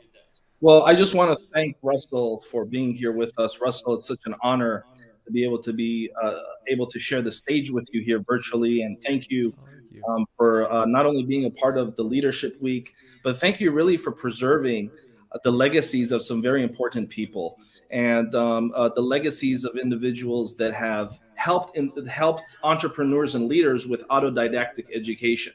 And we have supported the Napoleon Hill Foundation as well. In fact, last year we did a fundraiser for the Napoleon Hill Foundation in Hollywood, where 100% of the proceeds of the documentary, or excuse me, of our auction went straight to Don Green, the Napoleon Hill Foundation. We love the work that they do. We love the work that you do, not only to help preserve legends like Napoleon Hill, but also to preserve modern day legends like Dan Kennedy, right? I mean, you're introducing people to Napoleon Hill, you're introducing people to Dan Kennedy. And I just wanted to say, as a fan of autodidactic education, which is one of the pillars of the Los Angeles Tribune, I wanted to thank you for the work that you do, for the stand that you're making, because you and I both know you don't have to do any of this, and yet you choose to because it's your passion. And I just wanted to take a second to commend you for that. Well, thank you. I appreciate that. Well, first off, great to officially meet you. But yeah, second off, like, yeah, it's been so much fun. And I just love the fact that so many other people are getting excited by it too. So one of those things where like, it's been so much fun for me, and I share it, and I'm like, hope people like it. And then people get excited. It's just been so fulfilling, so rewarding for sure. And that documentary film, of course, was such a great, what an honor for our community to be able to watch it. And here at the Los Angeles Tribune, we have our film festival that's happening in a few months. And our editorial team has selected that documentary as an official, critically acclaimed, nominated film. And so we will find out who the winners are in a few months, but it's an official selection of the Los Angeles Tribune for our film festival that we're doing later this year. And it's an honor to be able to, for the first time publicly with you live on the air, make that announcement and congratulate you for your documentary film being an official selection. Oh, thank you. That's amazing. That's, oh, that's awesome. Thank you so much. Well, it's so cool, and we're so glad that you're here, and I'm glad that Mo is here because, as I said before, you are loved by many people, and Mo and I have something I want to give you, or we want to give you, but it doesn't come just from us. It comes from Justin Benton and Danny Walsh and Kristen Browning. They are important in making what's about to Absolutely. happen. Yes, absolutely. So thanks to those three nominees that Rex alluded to, as well as our editorial team, we're very here at the LA Tribune, one of the pillars of our movement is to honor individuals and preserve their historical legacy. And you yourself are doing similar work. You're preserving the historical legacies of legends, both living and legends that have transitioned. So when we examine the last decade, Russell, and when our editorial team is thinking, well, who in the last decade has been the #1 marketer in the world, I think it's pretty obvious that that's Russell Brunson. So we have this award that we're going to be sending to you in the mail. You see that it's the three nominees, along with Rex and myself. You're misspeaking, Mo. You're misspeaking. They nominated him. Absolutely, they nominated, and so we're very excited, Russell, to be able to honor this, honor you with this award. And with that, Rex, back to you. Yeah, they were responsible in helping us make the nomination and bring you this award because they love you and we love you and we wanted to do something special. So we included their names so that the people who love you are around you and care about you on that certificate. Oh, that means the world to me. Thank you so much. I'm speechless. Doesn't happen often. I don't know what to say. Well, thank you guys. That's a huge honor. I appreciate that. Well, it's a huge honor to have you here. It was, and again, the team that helped make that possible, and you, and for being flexible with all that happened in the last day or so. I really do appreciate it. I'm Absolutely. really thrilled that you're here. And so again, Russell, we want to thank you, and we want to offer you a chance to just share any final words. This is, of course, the LA Leadership Week. We just honored Russell Brunson with the Marketer of the Decade Award, because if I think about who's been the #1 marketer on the planet in the last 10 years, I can't think of anyone else. We also officially just announced his film as an official Los Angeles Tribune selected film. And so, Russell, just in closing, if you could share something that you have in your heart with our audience about leadership. This is the LA Leadership Week. We've had so many incredible speakers, and now we're closing it out with you here on our final day. If you have a message you'd like to share with our audience about leadership, the floor is yours, sir. Thank you. Yeah, man, I would say, I think what's the role of a leader, right? The role of a leader is to lead people. And I think I'm a big believer. I believe that every single person who's come to this planet, we're all called to lead a group of people, right? That's our calling. That's our mission. And very few people are willing to step up into that calling. In the New Testament, Christ said, many are called, but few are chosen. And it's like, everyone's called to lead people, but very few step up to that calling and actually do it. And so I think my final words for you guys is understand, if you're in a leadership position, that's your calling. It's more than just your job or your role, but this is your actual calling. And if you will lead people and change their lives and serve them, you can change their world. People always talk about, how do you change the world? And it's hard to change the world, but you can change somebody else's world by being a leader, by being willing to step up and to share your gifts and your talents, your struggles, the things you've been bad at, you've overcome. Being willing to share those things is how you change the world for that person and that group of people you've been called to serve. And so my biggest thing is when you make, for me, when I realized that, and it was more what I'm doing isn't just this is my job and this is my when you realize this is an actual calling and this is what you're called to do and this is who you're supposed to be serving, it just makes it more fun. It makes it more real. And so hopefully all you guys look at that in that way, because it changes it from I'm leading this group to these are my people and I'm going to change their lives. And by doing that, it'll change their world and their kids' world and on through generations. It's this huge ripple effect that comes from you stepping up and showing up in your leadership role. So I hope that helps somebody to just to feel it a little bit more and step into it a little bit more, because when you do that, that's how we literally change the world. Russell, I love the fact you used the word calling. I always tell people, don't chase a career, chase a calling. So I'm so grateful that you also shared that message, and we want to thank you again. We're so excited for our community to participate in this challenge. Folks, if you're watching live or on replay, I 100% endorse Russell Brunson, ClickFunnels, as well as this remarkable challenge. I think that this challenge has the potential to change your life in a positive way. So please sign up for it. Post the link in the chat. I want all of my colleagues to post the link in the chat and sign up for it. And Russell, thank you again. The Los Angeles Tribune supports you. We look forward to having you again on our platform, hopefully one day in the future. Thank you, Russell. Awesome. And I will be seeing you. I'll be seeing you in the challenge this week. The next 2 days, and we appreciate you and love you. Thank you so much, Russell, for your time and for making this happen. Thank you, Rex. Thank you, Mo. I appreciate you guys. We're going to take a break, folks, and we'll be back in 1 minute with the LA Leadership Week.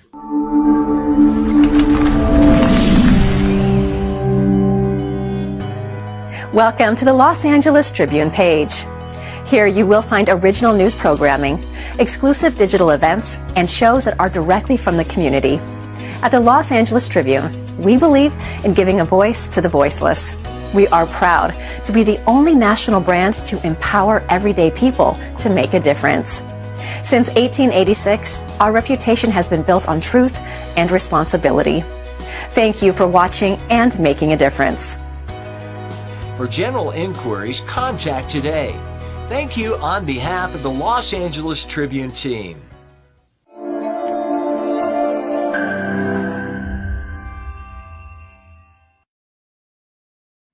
Go to first. And I'm so excited as Rex is there screaming.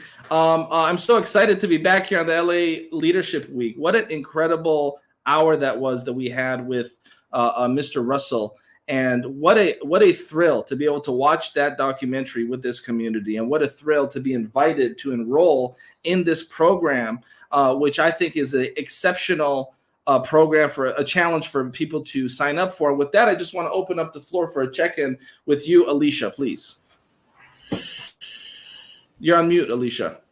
That was phenomenal. Thank you so much again, Russell Brunson, for joining us today. Your impact on your world, getting people excited about books. Love it. Books truly change the world. And the Think and Grow Rich Challenge, I'm so excited. I signed up.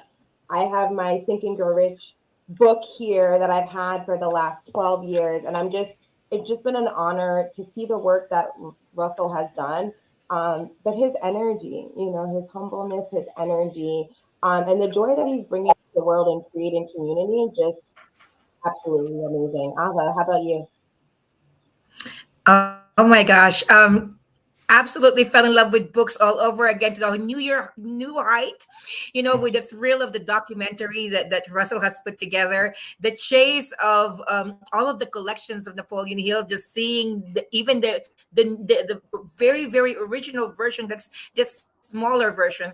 So that's very, very exciting. And we're so honored here at the Los Angeles Tribune that we get to be a part of spreading that information. Well, and one of the things that I appreciate most about Russell is he is bringing awareness to material that the world needs. And if you look at the world today, so many people are not even aware of their own potential. So many people are not even aware of the power that lies within, of the power of their own mind. We're so big here at the Tribune, and we're aligned with that mission with Russell to help individuals recognize their own potential so we can use our potential to make the world a better place. And that's I think the most important thing, is for us to use all of the gifts that we have to make this world a better place. And entrepreneurship is one way for individuals to be able to make the world a better place. When you start a business, when you create opportunities for people, when your business has a positive mission, you're making the world a better place. And we know ClickFunnels helps so many entrepreneurs make the world a better place by enrolling people into different visions, into different passions, into different dreams. And so I'm excited to have been able to share the stage with Russell. I know our community is excited to have been able to have him here live and to be able to listen and watch that documentary. And we're going to take a quick break.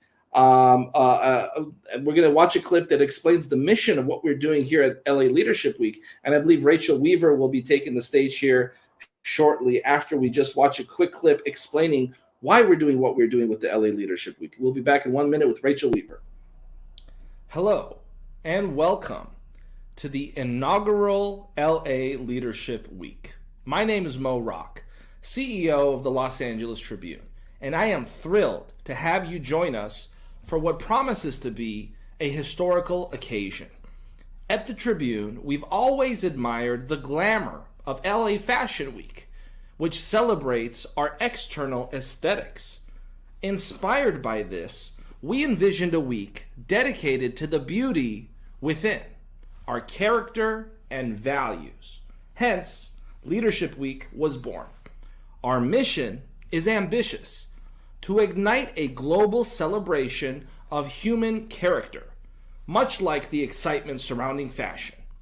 We have brought together the top thought leaders from around the world to help spark this movement. Today, you're not just attendees, you're partners in reshaping media and challenging the status quo. Last year, our initiatives reached over 1 million people, inspiring acts of kindness and leadership worldwide. This week, we aim to double that impact. Character is power, as Booker T. Washington once said. Let's harness that power to not only change the conversation, but to change the world. Thank you for your commitment to making a difference. Together, we will make this world a better place.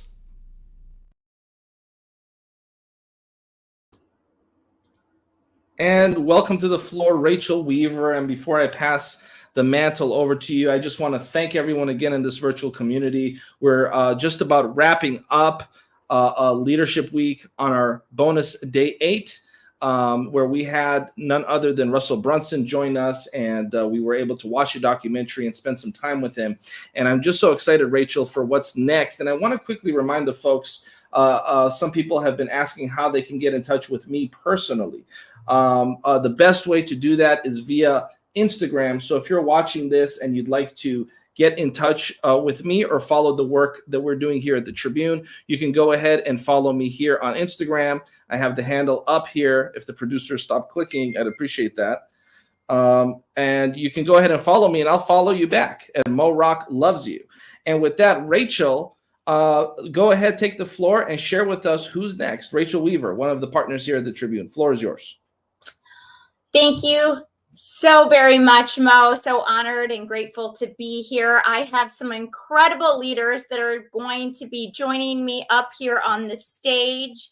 I'm going to bring them up right now as we speak. We have a few more that'll be joining. We have quite the panel today here at Los Angeles Tribune Leadership Week. So please feel free to share this. Did you guys happen to hear Russell Brunson speaking in the background?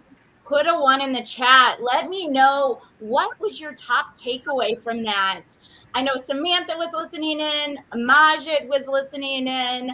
I'm sure maybe Randy and Carly had the opportunity to hear the tail end of that. But what a profound person Russell is. He is consistently making a positive impact in the world around us. And that is why I invited you guys specifically to come on board today and talk about leadership, because you've done some incredible things in the world, each and every one of you. Majid Reese, Randy, Samantha, Carly, I'm so grateful. Some of you I'm just getting to know. Majid and I have known each other for a little longer, but I have seen the impact you're making in the world. So I want to ask each and every one of you a question, because first I'd like you to introduce yourself when you answer, and then lead with the answer of this question. What was that profound moment that gave you the driving force to keep going when you wanted to give up? Because each of you are a top leader who has seen high levels of success in your respected niche or your respected market. And so I know that that does not come easy, and each and every one of us often wants to give up. But a true born leader stands up even when they're tired and keeps going. So Majid, we'll leave with you. Go ahead and give yourself a short introduction and let us know. Hi guys, my name is Majid, and I'm a former kickboxing world champion and a national junior golden boxing champion, and I can go on, but I think this is enough to say that. But on top of it, I'm a hypnotherapist at the same time.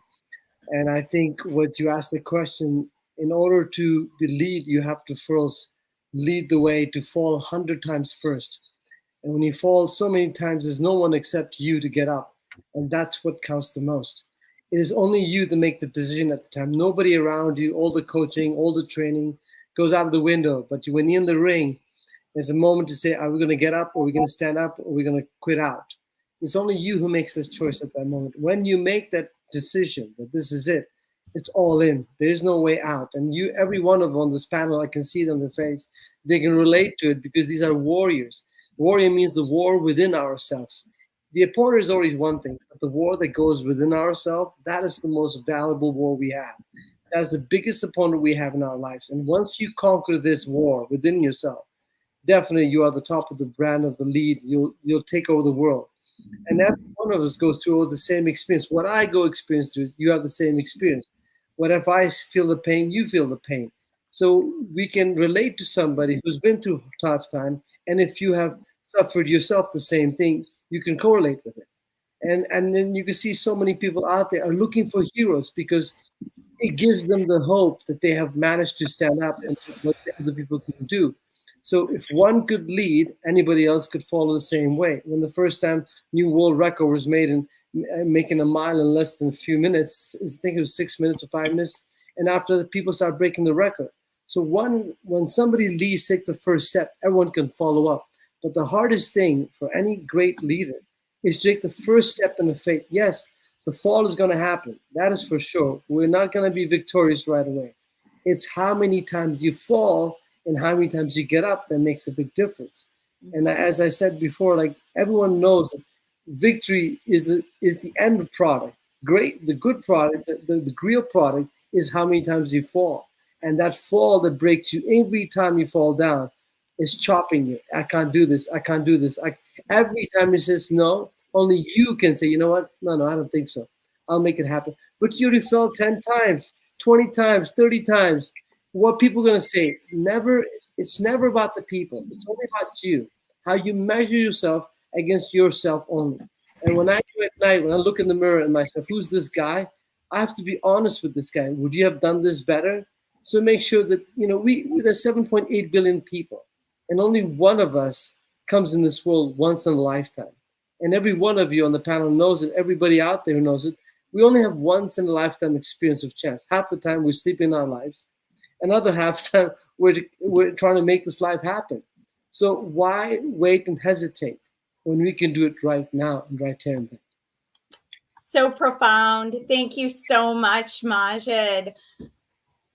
Such an impact. Why wait? It's so true. Take action today. We've been talking here at Los Angeles Tribune Leadership Week about pouring value into this audience. And during this event, we've had so many incredible thought leaders. And one thing that we have repeatedly said over and over again is nothing will happen if you don't implement. We're giving you hundreds of thousands of dollars in free information and really wanting to make a positive impact in the lives of everyone. But if you don't go and implement what you're learning, it goes to the wayside. So thank you for bringing that up, Majid. Randy, I'm so happy that you were able to come on and join us today. You are doing some impactful work in the world. So please introduce yourself and let us know, what was that pivotal moment for you? Yeah, thank you so much for having me. My name is Randy. I'm the founder of Go Big to Give Big, which is helping inspire more impact initiatives in businesses so that as they scale their business, so does their impact, so that we can create a way better space by just doing the business that we already love. And one of the turning points for me was when I was in business, I ended up having a non-epileptic seizure because I was just chasing money. I was chasing financial independence for myself, but for nobody else. And I heard a quote that changed my life forever. It said, if you want to make $1 million a year, build a business that does 2 million, give $1 million away, and you'll be the happiest millionaire in the world. And that was one of the most pivotal moments of my life. And that's when I realized that when we start doing business for something bigger than ourselves, that's when we can actually really start thriving and growing and making a bigger impact. Because when we just need to make money for ourselves, you can and you will survive, but it might not push you as hard when you're doing it for, say you wanted to attach your business to clean drinking water. and all of a sudden you stop selling products and you start letting down the nonprofit that you're supporting, which is using your funds to go feed people or give them clean water, you actually create a whole new inspiration for how you want to serve and how you want to show up. And I found that to be one of the most incredible, impactful things in my entire life and in my entire business, is that once I attached my business to a bigger cause, child sex trafficking, clean water, feeding people, putting kids through sports. That was my charity. Is every time that we bought a property in real estate, we put a kid through organized sport. And that's what it became. If we don't close properties, we don't do deals, we're not helping the kids that need it. And when that becomes your MO, you work 10 times harder and 10 times stronger to help that. So that's the whole definition of go big to give big, and how we're taking that in the leadership stance to say, hey, when you put impact or giving ahead of yourself, you'll actually thrive and push yourself harder to serve somebody else more than yourself. So profound. I know people my phone is blowing up in the background saying, how do I get in touch with these people? We are going to definitely send out those links for sure. And when we wrap up, we'll remind everyone, I'll give each of you an opportunity to tell where to find you. But thank you so much for everything you're doing. You know, you had me in our first conversation and some of the things that you were doing. We talked for less than 3 minutes and I was like, no, this is going to be a lifelong, not just friend, but partner of mine. We are going to do some massive things together. The minute he said the fight against trafficking, you know, my heart, everyone here knows my heart there. So we all can do more and give more. And when you change your mindset, like Randy said, as to how can I make more money and so that I can give more, you'll be the happiest person alive. Because the reality of it is, how much do we really need? No, we don't. There's so much good that we can do in the world. And actually, when we start doing that good, we start making more money in return. The law of reciprocity starts to take care of us. So thank you, Randy. I really am so grateful for everything that you are doing to make a positive impact. Carly, I am so excited to have you with us today. Carly, this is the first opportunity I've had to interview you, and you are doing massive things in the Western world, being a producer of the Cowboy Channel, or the directing producer, I believe. Mm-hmm. So thank you so much for taking the time to be with us. I find you so inspiring because you are a female leading the way in a man's world. So tell us a little about yourself and a word of inspiration that was a pivotal moment for you. Sure. So yeah, like Rachel said, I'm executive producer at the Cowboy Channel, and that is the rodeo Cowboy Channel, not Dallas Cowboys, to clarify. So we broadcast rodeos year round from across America, and it's been really exciting to, in the short 5 years that the network has been here, we are now really reaching into new realms.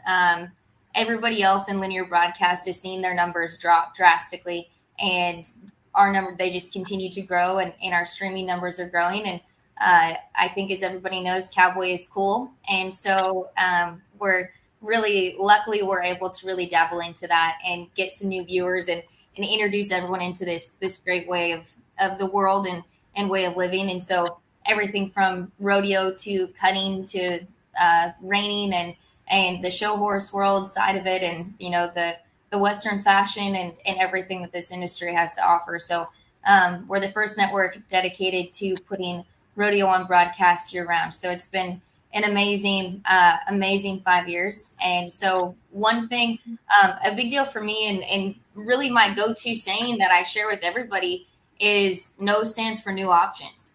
And so that's a big one that I use a lot for my team. I use that for anybody that I'm working with.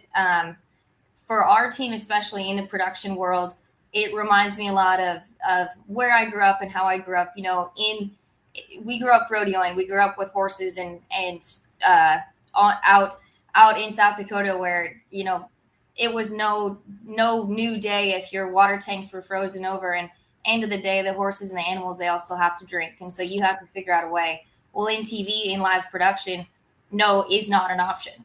And so you have to figure out a way. There's always going to be a way to figure out a problem. My team is very aware that I lead in that mindset that everything is fixable. And whether that is an issue amongst people or an issue in engineering or an issue in TV, everything can be fixable. And all you have to do is look at it from that way.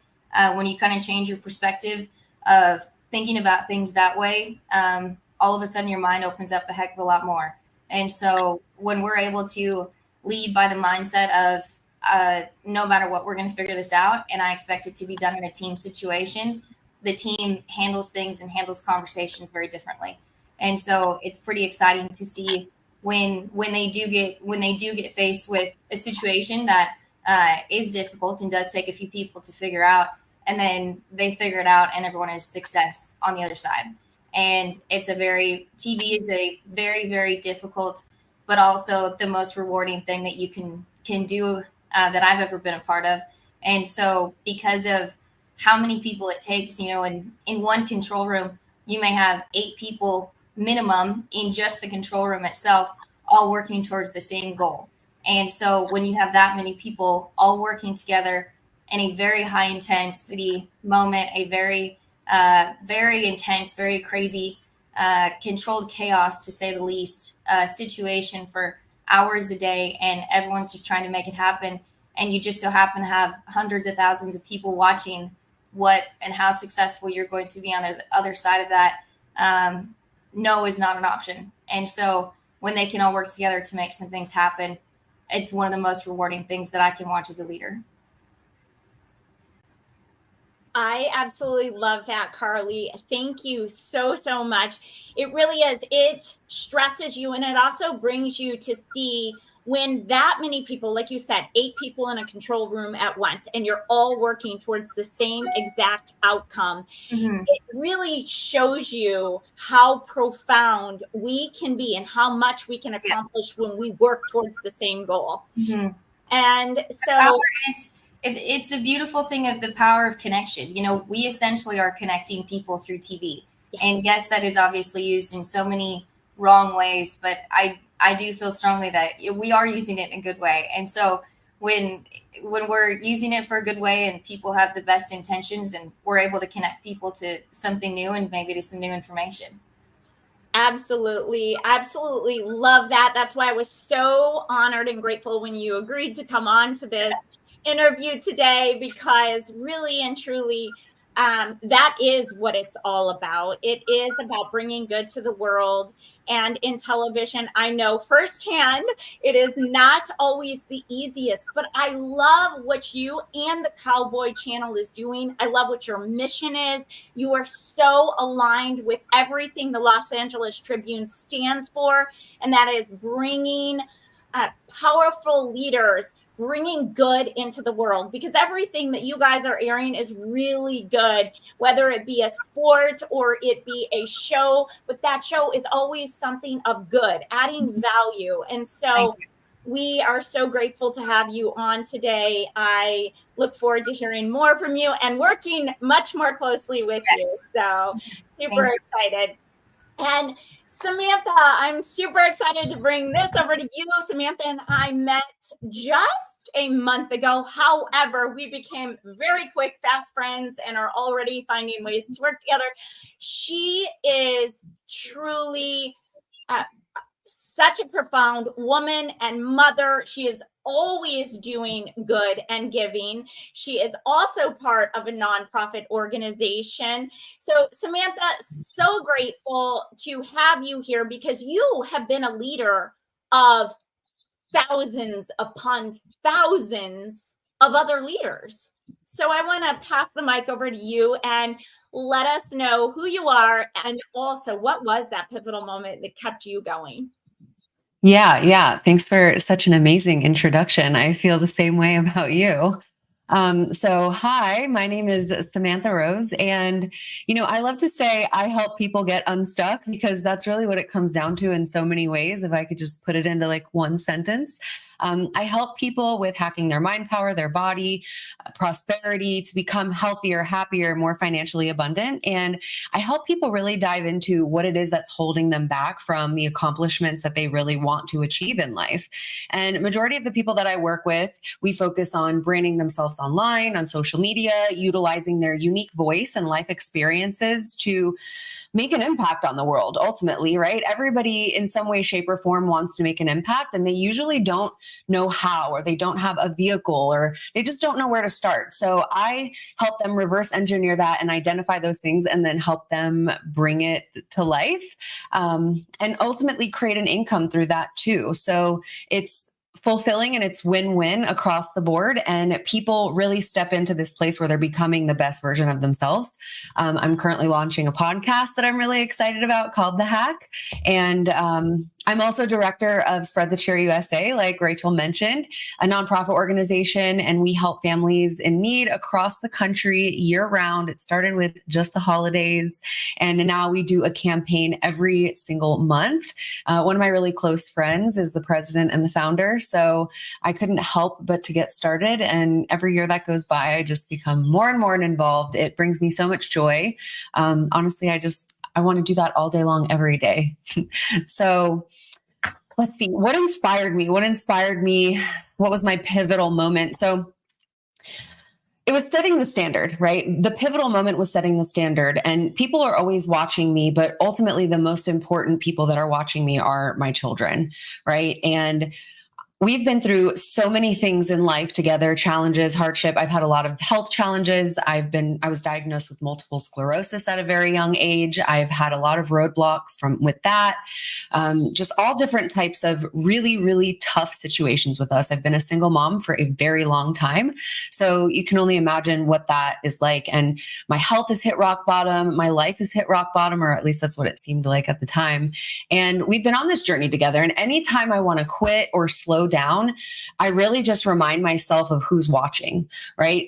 There's so many people all over the internet and the world who've come to me and they say, your story is so inspiring and what you do is so inspiring. And that's so important to me. But my kids, ultimately, I want to show them that anything is possible and anybody can get through anything. That's my driving force in that pivotal moment where my kids have said things. There's been multiple little moments, and it all comes together as my kids saying certain things to me where it reminds me that they are watching and they are taking steps every single day based on the things that I have taught them or showed them or persevered through. So I want to show them what's possible. And, not only are the other people depending on me and my kids depending on me, but I'm depending on me, right? I think that a lot of people tend to put themselves aside, and my mission is always to make the biggest impact on the world possible. I am very mission driven. Like I give and pour out, and it brings me so much joy. And also I have to remember me. So I show up for me, that I'm depending on me. And it's ultimately making the impact, showing up for myself, showing up for my kids, and even some of the toughest parts of our life. It gives me hope. It gives other people hope. And that's where it all starts. It's all about how you walk through the fire. I say that all the time. It's all about how you walk through the fire, and what you give, you have forever. And I live by that. It's every obstacle is an opportunity. And I don't look at things as setbacks and things holding me back. It's really just about how every time I overcome something, I'm making an impact on my kid's life. I'm making an impact on my life. It's how I'm walking through the fire. Failure is not an option. I know you said something like that, the woman before me, but what you give, you have forever. So you can only grow something to the extent that you believe it can be grown. And this is what I share with my children. I share with all of my clients. I remind myself. And ultimately, my goal is to breathe life into people and breathe belief into people and help people rise up to become the best version of themselves. And I follow along and do that for me too. So profound. I absolutely love that. It's super true. The way that we show up in front of our kids and knowing not just them, but everyone else around us, when we're showing up with integrity, knowing that they are watching, we're showing up for ourselves too. And so that's super, super important. And yes, giving up is just not an option. We're super grateful that you haven't given up, because you have overcome a lot. And I love the thing that drew me so much to Samantha is her and I discussed, we've both overcome a lot, but you don't hear us talking about that on a consistent, ongoing basis, right? Like if we focus and we're talking about all the things that we've overcome, how can we step into that abundance mindset when we're always focusing on, well, I had to overcome this? That's an excuse. It's a mindset shift that we have to change. We show up as leaders, not using those things that are being thrown at against us. Carly, you know all too well, there's things thrown against us every day when trying to produce, especially on live television on a sport. Yes. Right. And we know that, of course, I know Majid and Randy both have had health challenges that have showed up and been thrown against them. And they didn't lay down and focus on that. Instead, they started to move forward and do things to not only help other people, but in the end, it ultimately helps ourselves too. And that's how we've become such leaders in our respected fields. And so I'm so grateful that you guys were able to come on. We look forward to inviting you back again and again to the Los Angeles Tribune. But share with us where we can find you, because my phone has really been saying, where can we find you? So share with us where we can find you, and one message as a respected leader that you would like to leave with the world, because just live right now, we have well over 1,000 people just on one platform. So we're streaming to multiple platforms, and we would love for you to give us one word of encouragement or one thing that people can go and implement today to start making that difference. Go ahead, Samantha. Yes. So the first thing that comes to mind is success comes from the inside out, whatever success means to you, right? So identifying what it is that you really want to accomplish, and it comes from the inside out. So in order to change what's on the outside, you really have to change what's on the inside. And everybody that spoke before me was really talking about mindset. And I like to say mind power, mastering your mind power. And truly, ultimately, you can only grow something to the extent that you believe it can be grown. So focusing on what you really want, what you believe in, and believing in yourself enough to take forward. I just worked with Jamie Kern-Lima, and she said something that I've never heard before. And she said, in addition to only being able to, believe in yourself, you also have to believe that you're worthy. So making sure you dig within and finding your worth to take action towards what it is you want to create. Yes. And show up with integrity is key. So just figure out what it is that you really want to succeed at and accomplish. Believe that you're worthy, take action, and you can grow it to whatever extent you believe that it can be done. And you can find me. Let me share where you can find me. I forgot that question. So I'm on all the platforms, Instagram, Facebook, TikTok, YouTube, all the things. You can find me at Samantha Rose Holdren, and all one word on all the platforms. Usually when you search for Samantha Rose, you will find me, and thesamantharose.com. Thank you. Carly. Mm-hmm. Yeah, there's a couple of things. I guess the first thing I want to say is I'm a big believer. I want to be careful how I word this, though. My why is really important to me. And I think that any leader's why is important to them. And I think any individual's why is important to them. And it was very, very clear to me. My why was that, I feel that God put me on this earth to serve his people. And I'm serving his people I'm serving him by serving his people. And that is me setting up my team to be successful. And by serving the people I'm taking, that feels good for me. And my passion is people, and you have to figure out your why. And when you know your why, it's a lot easier to feel good about your why. And when you can feel good about your why, you're fulfilling your passion. And it becomes this really beautiful full circle moment. there's going to be some hard times that people tell you no, and that's part of life. Unfortunately, you could be at your highest high, and someone's going to tell you no, or they're going to tell you something that you don't want to hear, and that's okay. That's okay, and that's part of life, and that's part of growing. Every single person on here has talked about the lows and the highs, and that's because there's no reality where that's not part of your world. And so when you can have that full circle moment, understand that part of the circle is the lows, but you're still going to feel good about them because you're still moving forward. That would kind of be my biggest takeaway for everything is once you figure out your why, it's the beginning of the full circle, and you get to create your own full circle. And that's a really, really beautiful thing about whether you're a leader or you're not. Everybody has a full circle, and just figuring out what the elements of that is. Figuring those out is really beautiful, and then watching them live out is even more beautiful. So just figuring that out, and then you can find me, same thing, kind of on all the platforms, just my first and last name. I do love LinkedIn because I am young, and so I like to see all my friends and like their success at a young age and the cool things that people are doing. I really like, and so probably primarily LinkedIn and Instagram.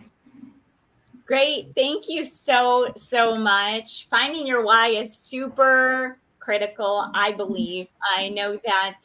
And it's okay. The other thing is our why changes, right? Our why grows, it gets bigger, it changes and it shifts as we grow. Very much. And I absolutely love that.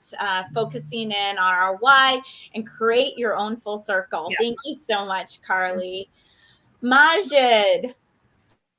Well, I think this is what most of the people already said on the panel, so I know something left behind for me. But, I think every person that comes in this world, they have a certain unique gift, every one of us. And these unique gifts are meant for us to share with the world. And it's so sad when people take this gift and not share with everybody else. I think that's what we're all made up to do. Everyone comes here with something unique, and we're giving to the world to give them ability to what they can do the best. I say, if I save one humanity, if I save one human, I can save the humanity. That's what I think. So as many people we can save, even by doing one small action to help somebody, they'll reflect like a domino effect to help so many people.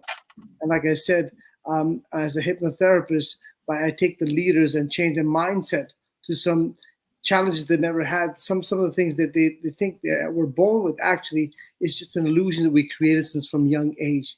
I take the curtains off. I'm able to achieve all the things they want to achieve in their life without any barriers. So if I would say something to do something in life, don't ever have small dreams. Dream as big as possible, as much as possible. Just like a kid, God gave us this gift to dream. No other creation has the ability to dream, and we can implement the dream. That's the difference between humanity and other animals around the world. We can dream and make it possible. So just like me, at the age of 13, I saw the TV. I say, I'm going to train with this guy, the best in the world. And 8 years later, I'm in America training the legendary kickboxing world champion, became his protege. If I can dream, we all can dream. And if we all can dream, we can make anything we want in our lives. So please dream as much as possible, because that's what makes us free. We have freedom to do whatever we want to do. And yes, I'm on all different platforms, from Instagram at Mr. Hypnotherapy, or on my YouTube channel, my first name, last name.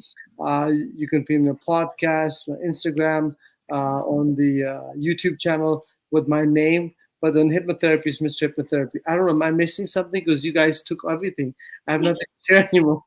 You girls just took off the platform. Like, my God, I feel so happy. Whenever I see a woman in power, I feel so happy that finally we have some warriors, like, this is what we want. We want warrior female power strength. And I love that, because I think they're the leaders, because they actually take care of the kids. They are the generational part. The stronger the woman is, the outcome of next generation is stronger. That's why the true warriors would overmarry the true sort of warrior woman.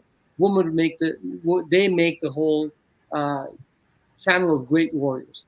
I'm not going too much. That's the nicest thing anyone's ever said about me. You're welcome. I'll send a personal letter. thank you for all the things you've done for everybody. And all the women are going to be calling Majid. We need the male leaders though too. We gotta have we learn a lot from male leaders as well. We gotta have a good balance. Yes. Yeah. Absolutely.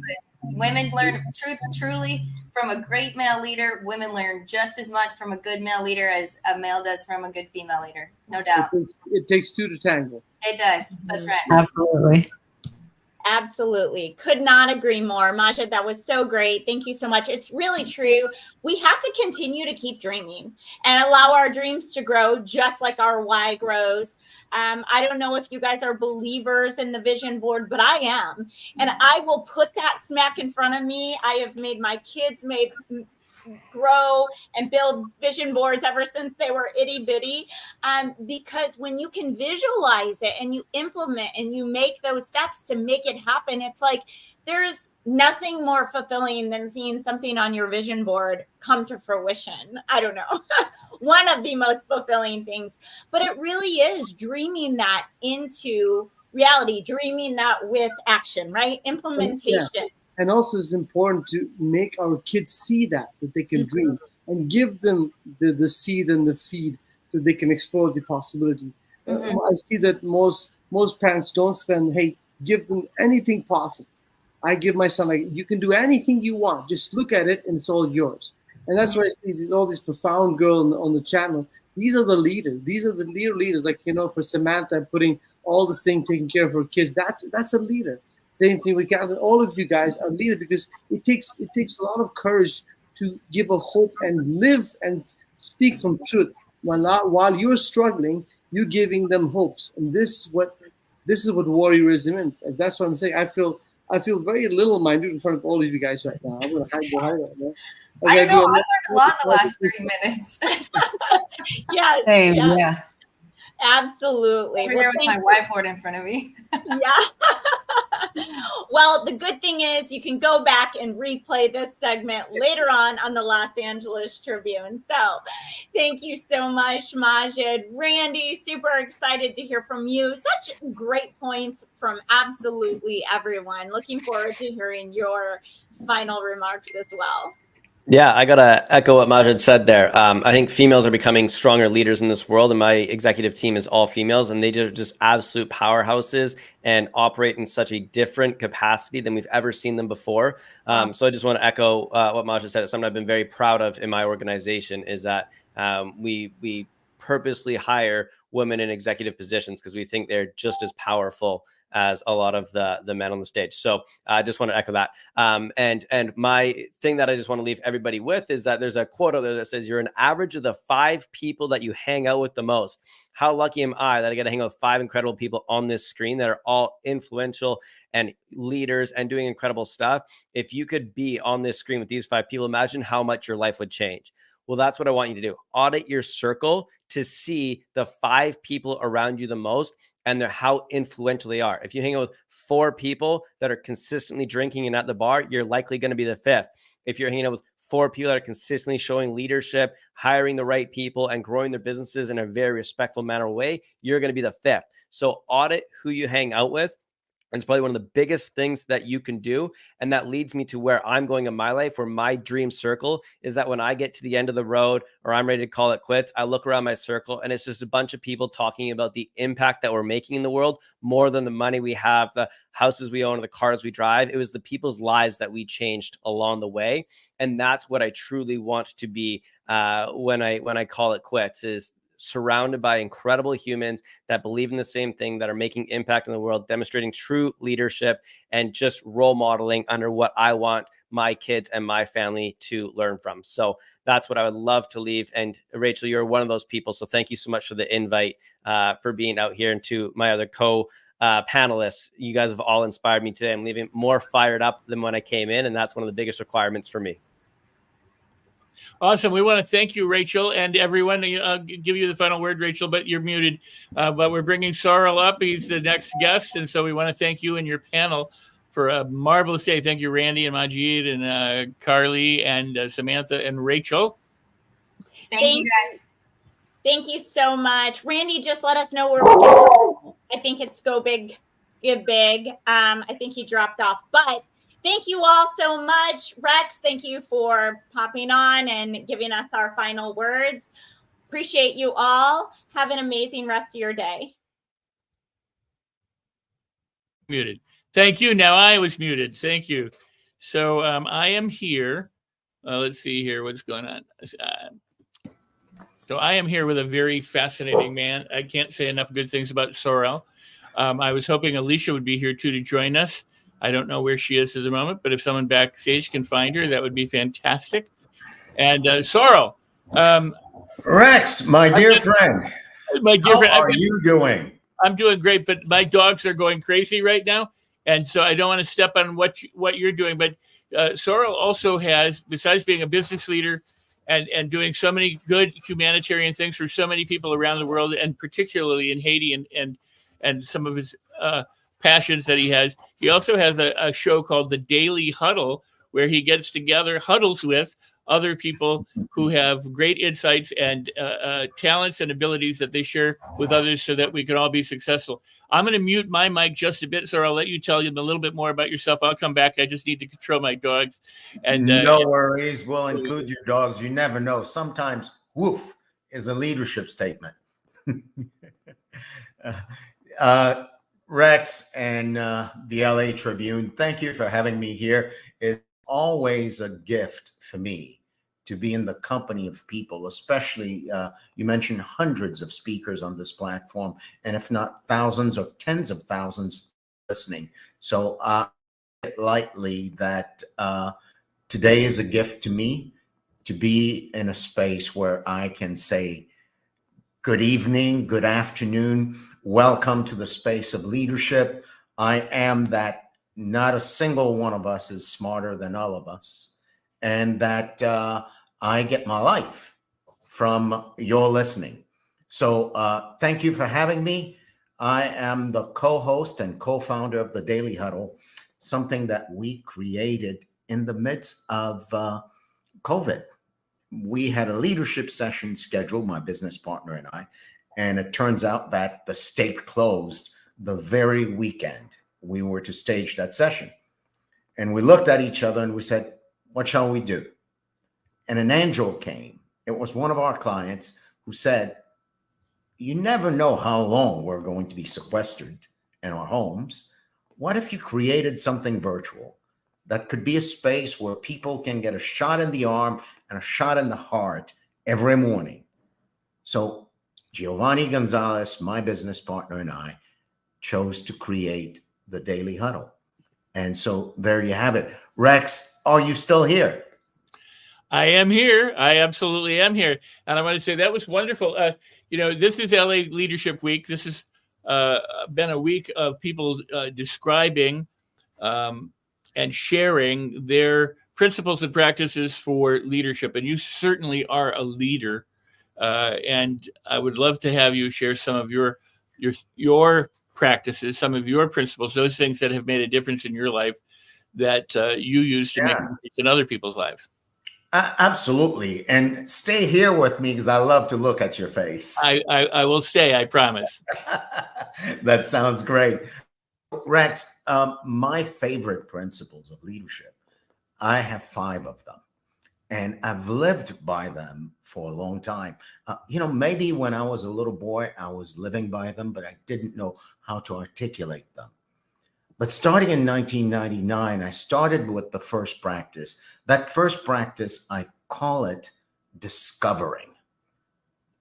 To discover my innate ways of being as a human being, good, bad, or indifferent, and just be with them just the way they are. That practice is literally saves my life, saves me tons of time, saves me tons of heartache. Imagine discovering about me something that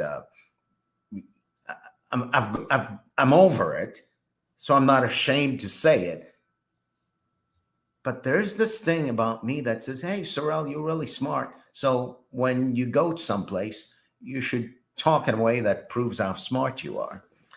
And until I discovered that I had that as an agenda, so to speak, I was serving that as if I was enslaved by it. So discovery is the approach I use in my life and the approach I use with clients that gives them the opportunity to see how they operate automatically as a human being, the seeing of which leaves them in a space where they can choose to operate differently. So that's the first practice, discovery.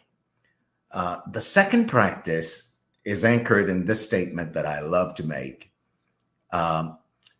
No one of us is smarter than all of us. So we do two practices together.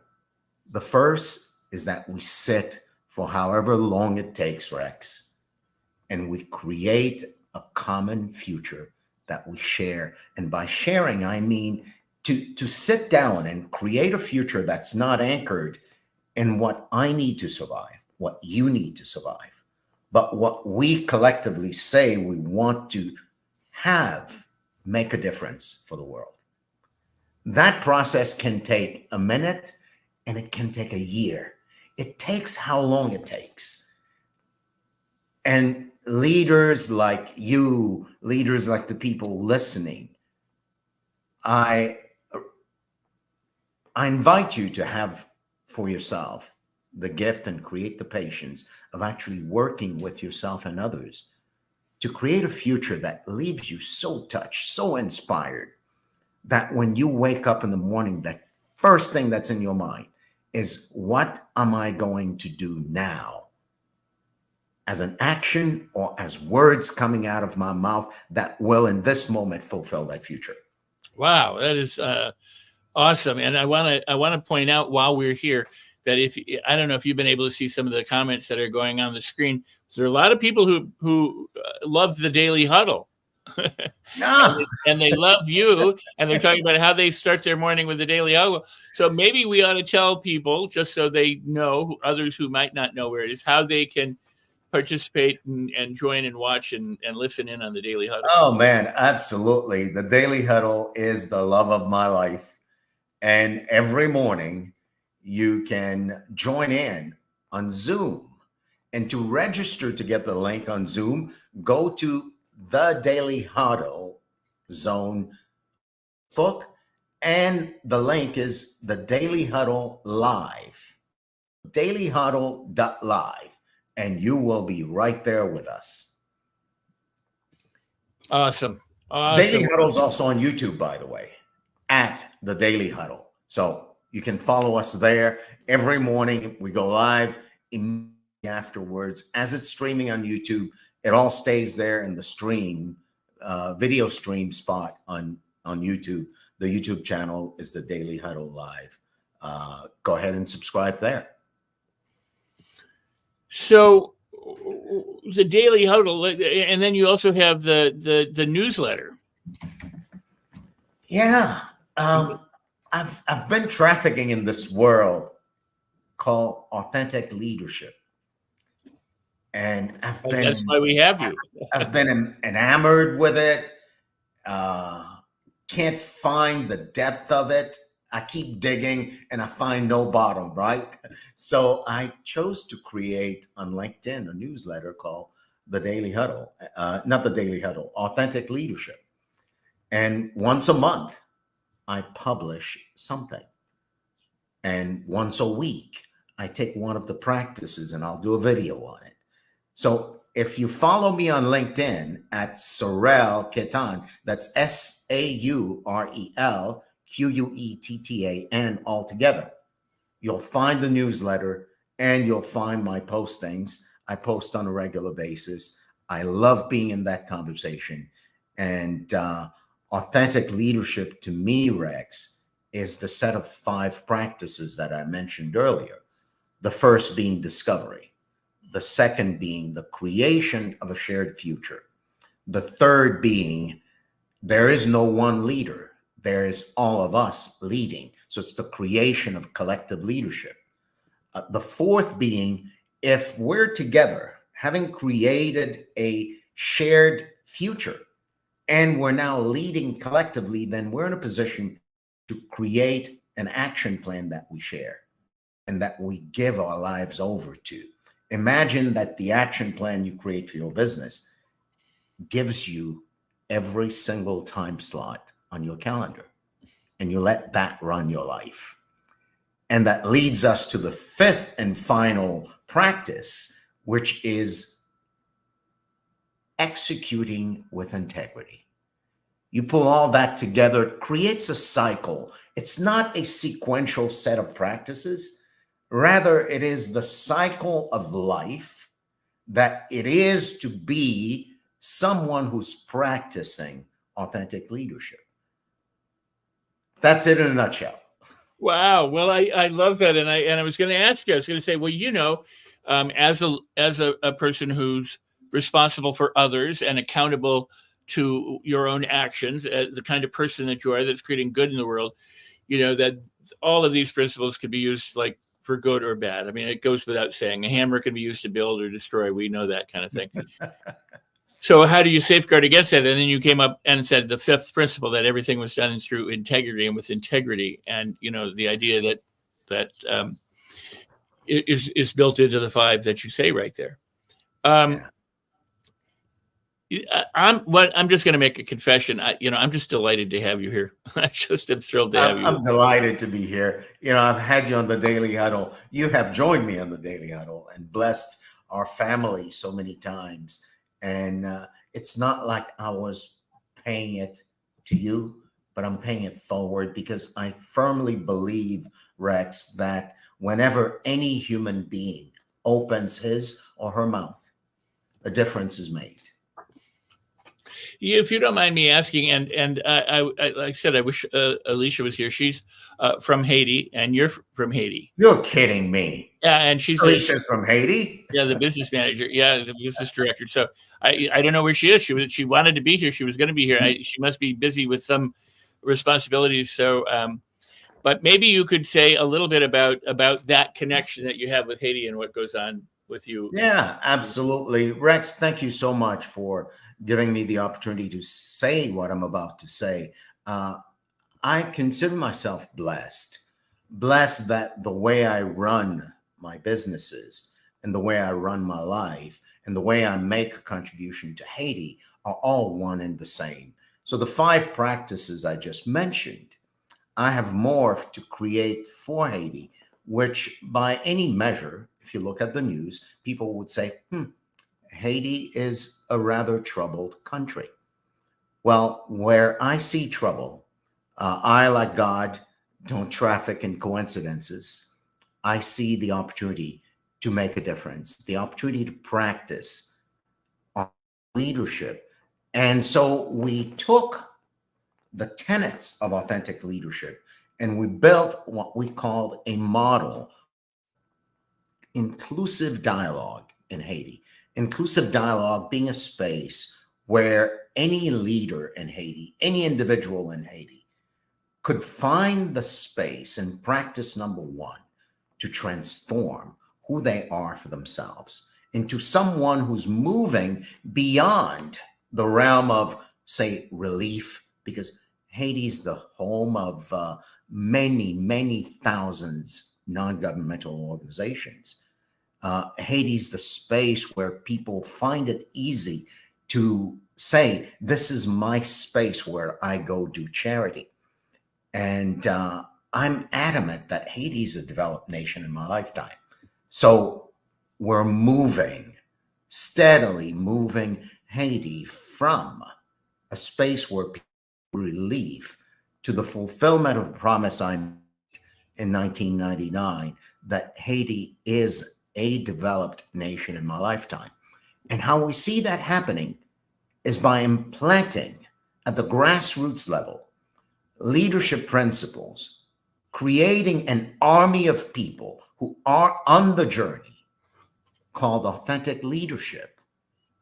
And one by one, group by group, institution by institution, they transform. They band together to create a new future, which gives them a new country, anchored in each person having transformed and declared for themselves their own sovereignty. I'm a firm believer, Rex, that only a sovereign being can create a sovereign home, a sovereign neighborhood, a sovereign city, a sovereign nation. So once they create that, they can band together and create a new constitution that gives them a new country. Create collective leadership. There's no longer the haves or the have-nots, the elite or not. There's us. And when we band together that way, we can actually create plans that we share. Not plans for me, not plans for you, but plans for the fulfillment of the shared future we created together. And then, number 5, Rex, execute that plan with integrity. And do that over and over, rinse and repeat it.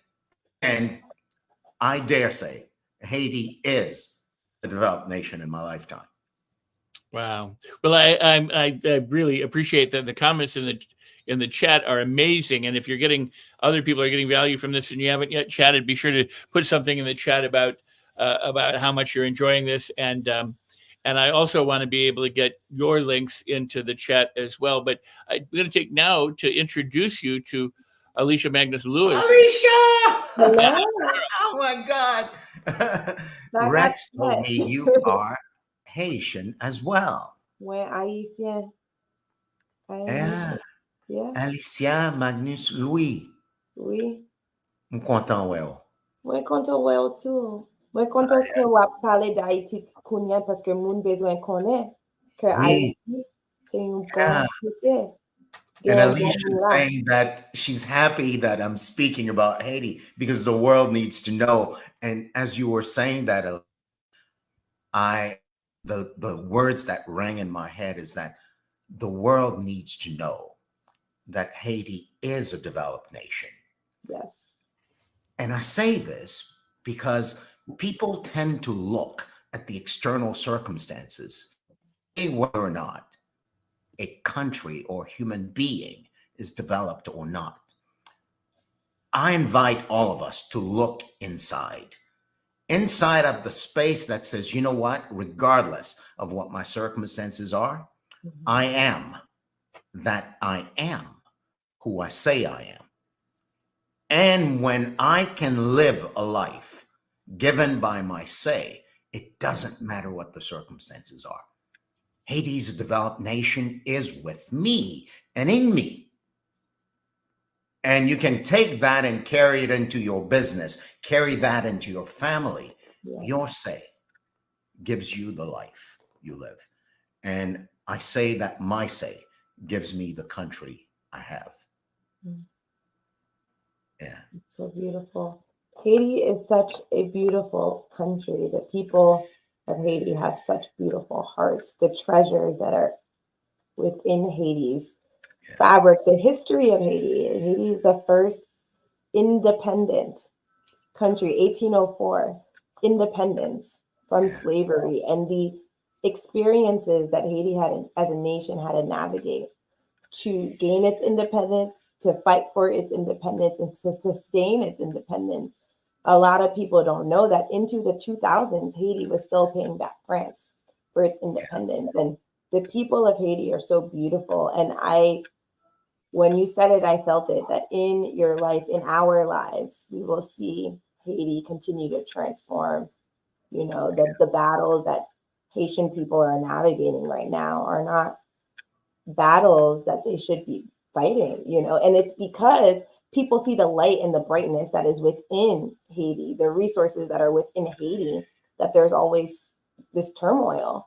And like you said, what Haitians are navigating, it can be like what people are navigating. Oftentimes it's those that have the brightest light that people try to dampen their spirit, because they know if their light shines so brightly and it radiates so brightly, watch out world, because they are a force in this world of ours.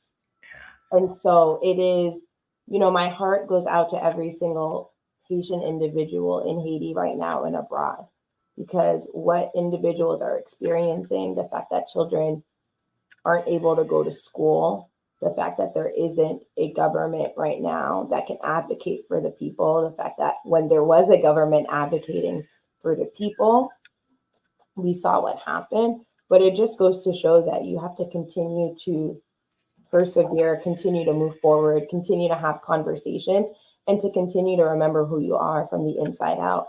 Because no one's going to be able to dampen the bright light that is Haiti. And in our lifetimes, we're going to see the country continue to transform. And it's going to take people, it's going to take resources, but it's going to take community coming together. And when people don't want people to work together, they separate them. They turn them against one another. But what happens when people come together in unity for each other, with each other? So many shifts can happen in Haiti and beyond. Yeah, absolutely. You know, Alicia, I say, so goes Haiti, so goes the world. Human beings, I do, you do, and others have the tendency to look at the transformation of a spot in the world as transformation that's just for that spot. Yeah. I see it differently, and I'm inviting others to see it differently too, that when together as a race, a human race, we can stand for the transformation of one little corner of this planet. That little corner of the planet is a microcosm of the whole thing. Yeah. So whatever there in terms of transformation, whatever happens there in terms of the uplifting of individuals and institutions and people declaring themselves as sovereign and honoring themselves that way, guess what? I believe that that happens for the entire planet. So while I am from Haiti, I was born and raised there, didn't leave until I was 18. Parle créole tant qu'on rat.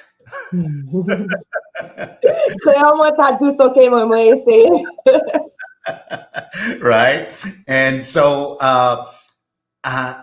there is that aspect of Haiti, the food, the music, the people, the mountains, the streams, all of my memories. And by the way, I go to Haiti quite often. In 2013, I took 8 trips to do the leadership programs that I run in Haiti.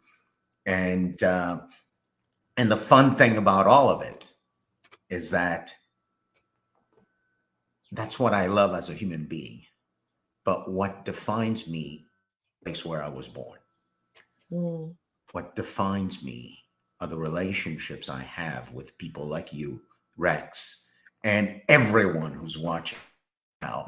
And what defines me also is the promise I make, which promise I give the permission to run my life. So I'm saying this to the world. If you want a great life, make a promise and then live your life as if your life depended on fulfilling that promise.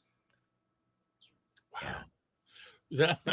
I mean, that talk about a mic drop.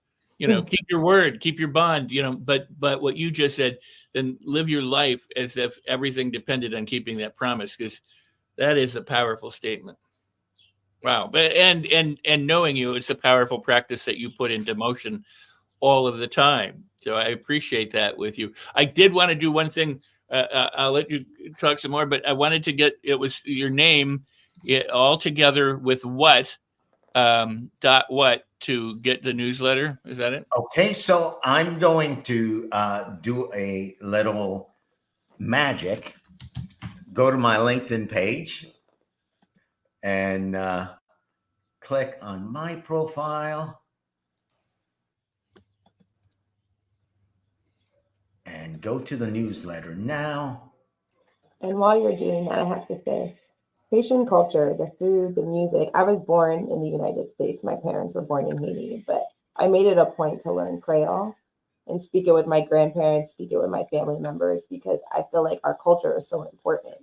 And I love that there are so many Haitian Americans and Haitians in other parts of the world that are committed to community. And what happens when you can create community, preserve history, and preserve legacy.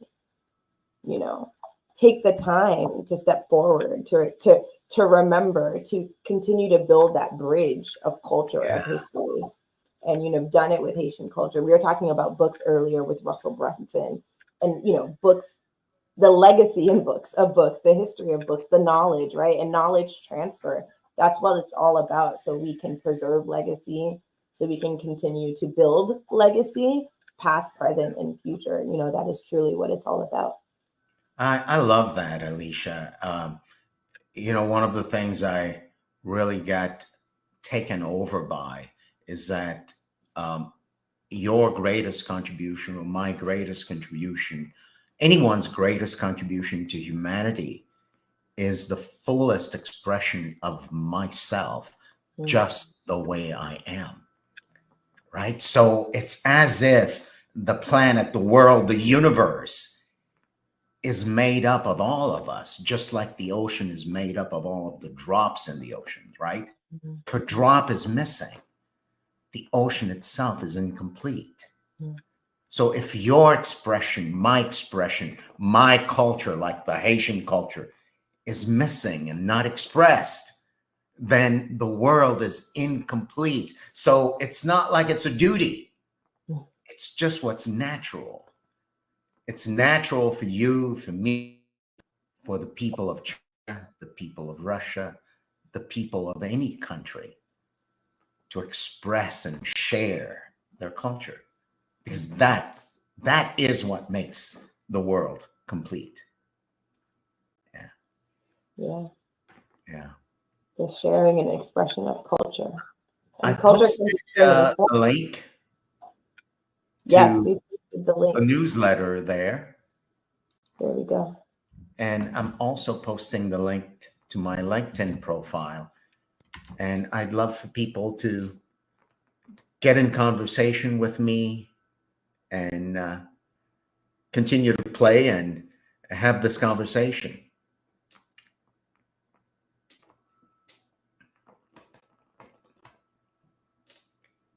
I can't hear you, Alicia. Oh, but I know we could continue on this conversation. Would love to have Rex back on as well, Sorrel. It's been such a pleasure and such an honor to speak with you, and for us to collectively share our culture, our history with the world, a beautiful culture, a beautiful history. And also a reminder that don't always think you know something by what you see, because often things are not what they appear to be. And take the time to really get to know a people, a country, whatever you don't know, take time to explore, to learn before you make your opinion, because you might just be surprised about what you find out. And it might just blow your mind in the most beautiful way. Wow. Yeah, let me again ask, because I want to make sure that we are giving out the right information. I see the LinkedIn link. I think that's great. But you said that it was your name with a dot something. What was that? Sorrel, that is it right there. Oh, okay. My whole name with no dot. Okay. That's And then, but then the Daily Huddle. Let's get that one down so we can give. Yeah, let's put the link. Well, you don't need to go find it. You just say it, and somebody will type it into the. Okay, go find it. It's here, and what I'm posting is the link for the Daily Huddle on YouTube. Okay, cool. It is a beautiful morning panel show. It's a great way to start your day. And yeah, I've been a guest on it a few times with Sorrel. I've always been delighted. We always have wonderful conversations. But even when I'm not a guest, I tune in the Daily Huddle because it's a great way to get inspiration. It's a great way to find your own internal motivation by looking at other people who are leaders and thought leaders in their own right. So it's a great life and business tool. I see. May I say one more thing about the Daily Huddle? Please. I would be remiss if I did not mention the fact that the Daily Huddle is a collective effort. So on Mondays, we have something called Money Monday. I have two wonderful friends, Kimberly and Zach Odie, who are financial advisors and run a team of over 200 people. They made money. They know how to make money. They know how to teach people how to make money. Mondays, because we say if you don't have money in this lifetime, you're probably going to have a hard life. Then we say if you have money, but you do not have someone to share it with, you might not be as fulfilled as you want to be. So on Tuesdays, my Catherine and Tara Heaton, lead for communication and relationship. If you have someone to share your money with, but you're not healthy, what good is that? So on Wednesdays, my friend, Mr. Chase Gray, hosts Health Matters. And we wrap all that up and we say, well, God, unless you're connected to something bigger than you, your life may be. So Dr. Monica Ogando hosts Thursdays, Spiritual Matters. And last but not least, myself and Giovanni Gonzalez, the co-founders of the Daily Huddle, we host Business and Leadership on Fridays, because we say if you've got all that and you can't bottle it up in an enterprise to create a legacy for the world, well, what good is it? Well, what a That's the beautiful way to model, go. Sorrel. That's a beautiful model of community. We're doing something together. I wanted to come in. My name is Ava. I'm the editor-in-chief of the Los Angeles Tribune. And it was so beautiful to see you and Alicia in conversation about Haiti. You know, like Alicia and I had a lot of heart-to-heart conversations about her heart for Haiti. So it was so beautiful to see it on screen today and have that opportunity for her to share it. And Rex, thank you for inviting Sorrel.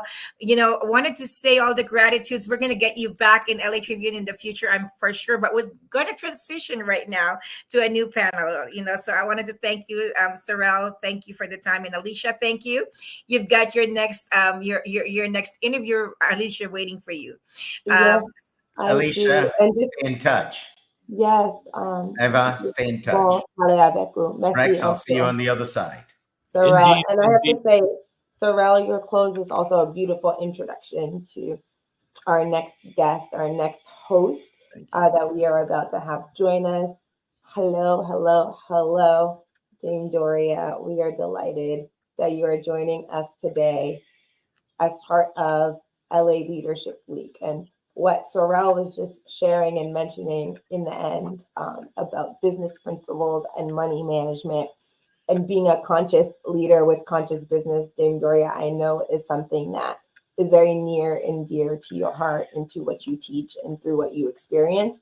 So Dame Doria, it is such an honor to have you joining us today. And we'd well, like until Dame Doria joins us, I know you just finished Money and You, Alicia. So tell us a little bit more about Money and You and your experience. I'm not, of course, we're not going to blurt it all out like Dame Doria. We at the Los Angeles Tribune are graduates of Money and You. And so we are excited to bring the owner and CEO of Money and You. Been for how many years now, Rex? Like over 45 years, right? Over 40 years. So wanted to bring on stage Dame Doria Cordova. I sound so young when we talk that I've been doing this for 45 years, you know? So I am a happy camper to be here with all of you. And hey, Rex, how are you doing today? You doing good? I am doing well. Thank you for asking, and thanks for all the love and the behind the scenes messages you passed me. I appreciate it so very much.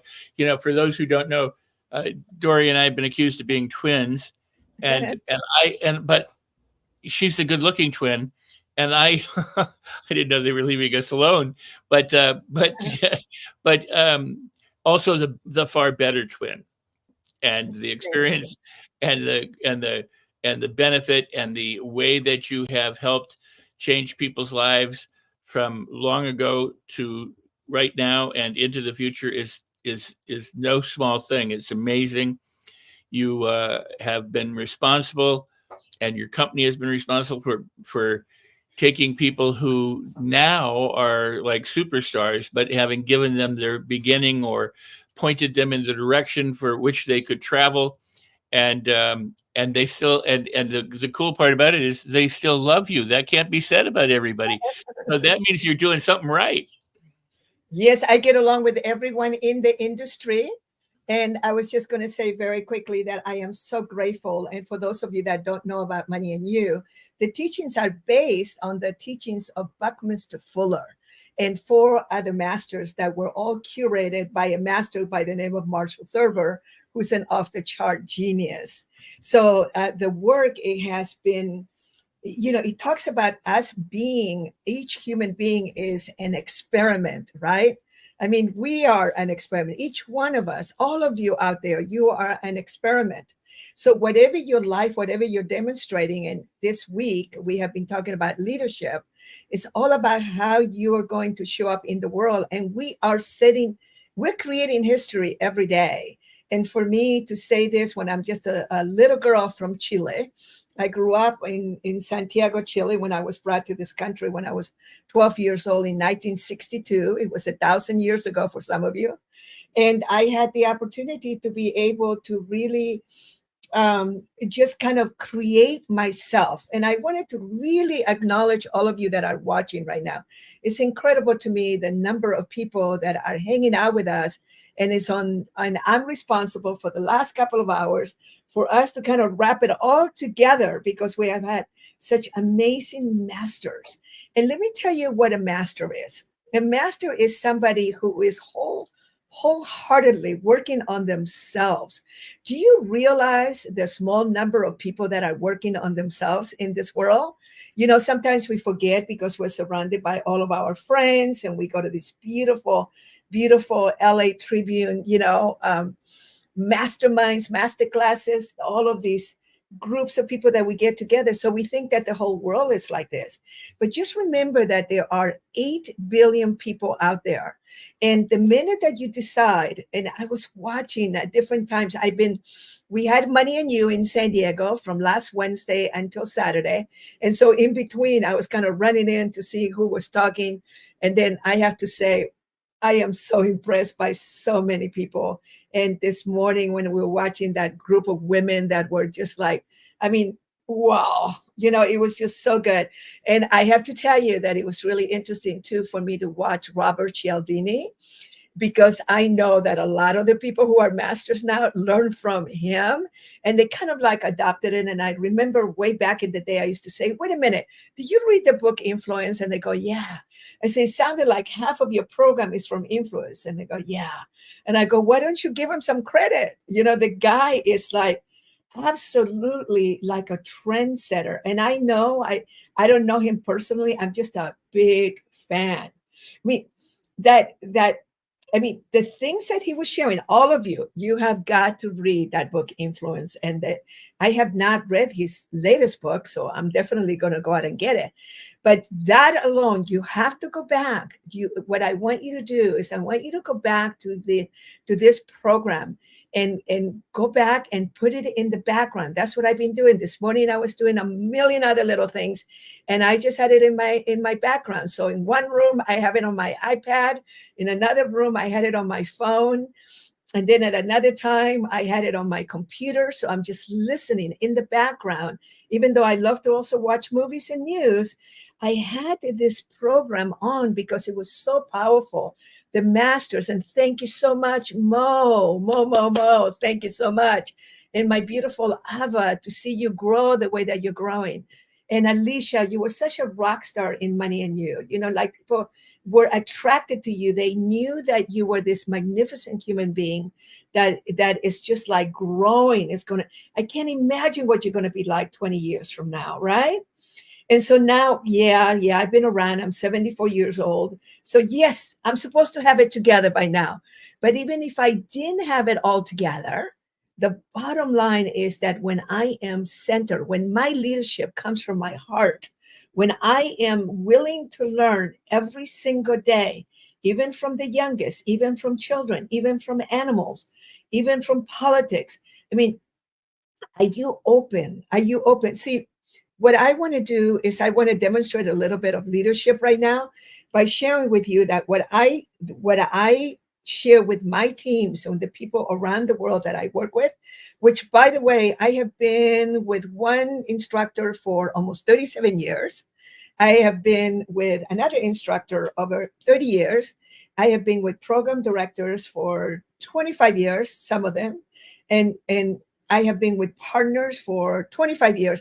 So it's like the reason why I am able to hang out with these people for so long is because we have the ability to be able to create a context, and these are behind me from over here, is from Money and You, which is to create a fruit bowl. is to create the context, to create a container that can actually put people, that holds people, that holds rules for the game, that holds the policies, that holds the goals, that holds all the things that are going to make an economic engine work for you. So being a leader means, and whether you're just leading a small team, you're leading your family, you're leading your own family, you're leading a community, you're leading a country, you're leading a movement. See, all of us, and the gentleman that was right before me, oh my God, such a beautiful, beautiful human being. And what he was also talking about, he's talking about creating movements. What are the movements that you are going to create for the world? It's like, what is the movement that you're creating? I didn't know when we got started, we didn't know what we were doing. What we were doing is we were using the highest teachings, the highest principles that we could find. We were using that which was available to us so that we could have the ability to be able to prove to ourselves that self-mastery worked, that we were leading each other, we were holding each other responsible, we were telling each other, we were encouraging each other, but at the same time also, and Landmark put these words, actually est, which Landmark came from, put these words on the map, which is to take a stand for you. So I am taking a stand for you when I am supporting you in seeing some of the things, some of the behaviors that you may have that are not the most empowering for you. They are not the best for you. So as I am beginning to, I'm going to give you a few more things here about leadership. And then I have connected with some friends and some people in my life that I wanted to bring to you that were absolutely magnificent, that could really help you out. I have one right now, one of my guests that is actually at the airport getting themselves very quiet. This is a mega entrepreneur. And I said, God, he's so successful. So I wanted him to come and share, how do you create that level of wealth? How do you create that? How do you stay in your heart and allow yourself not only to be a beautiful family man, to be also someone that is so committed to the betterment of humanity, and is also in very traditional businesses, right? And so what I'm going to do is I'm going to bring you some people that are living the dream, but also living the vision. And this is really, really important, because what we want to do is like be outrageous in your visions. Be outrageous. I mean, the bigger the problem, the bigger the vision. So without me realizing it, when I met Buckminster Fuller, when I was 27 years old, and I was introduced to him by Werner Erhard, the creator, the founder of EST, which became Landmark Education. And by the way, that is one of the most successful human potential companies in the world. We're in the billions, and with millions and millions of graduates around the world. And many of us that were S graduates, many of us, and put it on the chat if you ever did Landmark or S, just so you know, I love that work. I love that work. It's so different than my work. By the way, there was a part of me that when we were co-creating the logistics of Money and You, what we actually did was we said all the things that weren't working on Landmark Education that we didn't like the no frequent breaks, no refreshments, no music, all these things. We put all that in Money and You. But one of the things that we did when I met Buckminster Fuller, and I want to have a little chat also with Rex here. When I met Buckminster Fuller, it was at a time when I was just beginning to open up, but he talks about this big problem, which is that scarcity was no longer real in the world, that we had enough. In the early 70s, we had not proven that we had enough resources, enough water, enough food, enough everything for the world to work. And we were still not doing it. And we're still not doing it in 2024. That was when the big problem came for me, which I want to solve world hunger. And it was like such a big problem. So within that context that I personally was going to be responsible along with millions others, to eradicate hunger on planet Earth. The precessional events, the ripple effects, became the most magnificent thing that I could ever imagine. So that's why you have to think big. Rex, what say you? I say you are amazing, and you have instituted and initiated and have been maintaining and sustaining something that has gone on for many, many years, and that will continue to go on after you and I are gone from this planet. And I think that that's fantastic. You know, your leadership has helped so many people worldwide, and is based on principles of Buckminster Fuller and the work of Mr. Thurber and your input. So, I mean, it's a win all the way around. Yes, it is. And now, what were you doing in 1977, Rex? 1977, I was acting. I was doing movies. I was teaching. I started teaching acting, and I was doing some smaller workshops in personal development, meditation. I was also spending an awful lot of time on personal improvement and self improvement and personal development. And it was a wonderful time. The 70s were a crazy time, coming on the heels of those turbulent and wonderful and weird 60s. So I was devoted to myself, devoted to my craft, devoted to making a difference in the world, and trying to help people find their way, in whatever it was, whether they were actors trying to get a career, and as I was, or whether they were people who wanted to be able to calm themselves through hypnosis and meditation and find peace within and discover their true self. So, you and I have been doing this a long time, and it doesn't seem like a long time. I mean, that's the amazing thing about it, doesn't it? I mean, to me, it seems like yesterday in so many ways. And when we talk other colleagues or people that we knew or that may have passed or that are still around, it seems like, just yesterday we were having tea, and then there are so many people who were not known when you and I were coming up, who are now very known and very prominent, and but they weren't around up until 10 or 20 years ago. So it's great how the world changes and how goodness gets added in, and it's like everything. Is the idea that I'm not going to say that the best are always the shiny objects that are making all the money and that gets the marketing share, because that's just not true. That's just good marketing. But typically, if you're good at what you do and you're really, really dedicated to what you do and you're committed to helping others do what you do, you will be at the top. You may not have the marketplace that somebody else does because they got more money or they got better marketing, but you will be making a difference all around the world by lighting a candle, one candle at a time, and making that spread throughout the world. Thank you so much. Thank you so much. I'm going to check in with my guest. Andrew, are you ready? Give me thumbs up. I can see you in the back. All right. So I'm going to bring, and Rex, you may want to hang out for a minute and meet my beautiful friend. And let me just go ahead and, there's beautiful Andrew. Andrew, how are you doing? I'm really, really good, Doria. How are you? I'm good. And, thank you so much. You are in between flights. And I know that I made you do this. and I'm honored. And, what they say, come hell or high water. When you call, I'll be there. Thank you.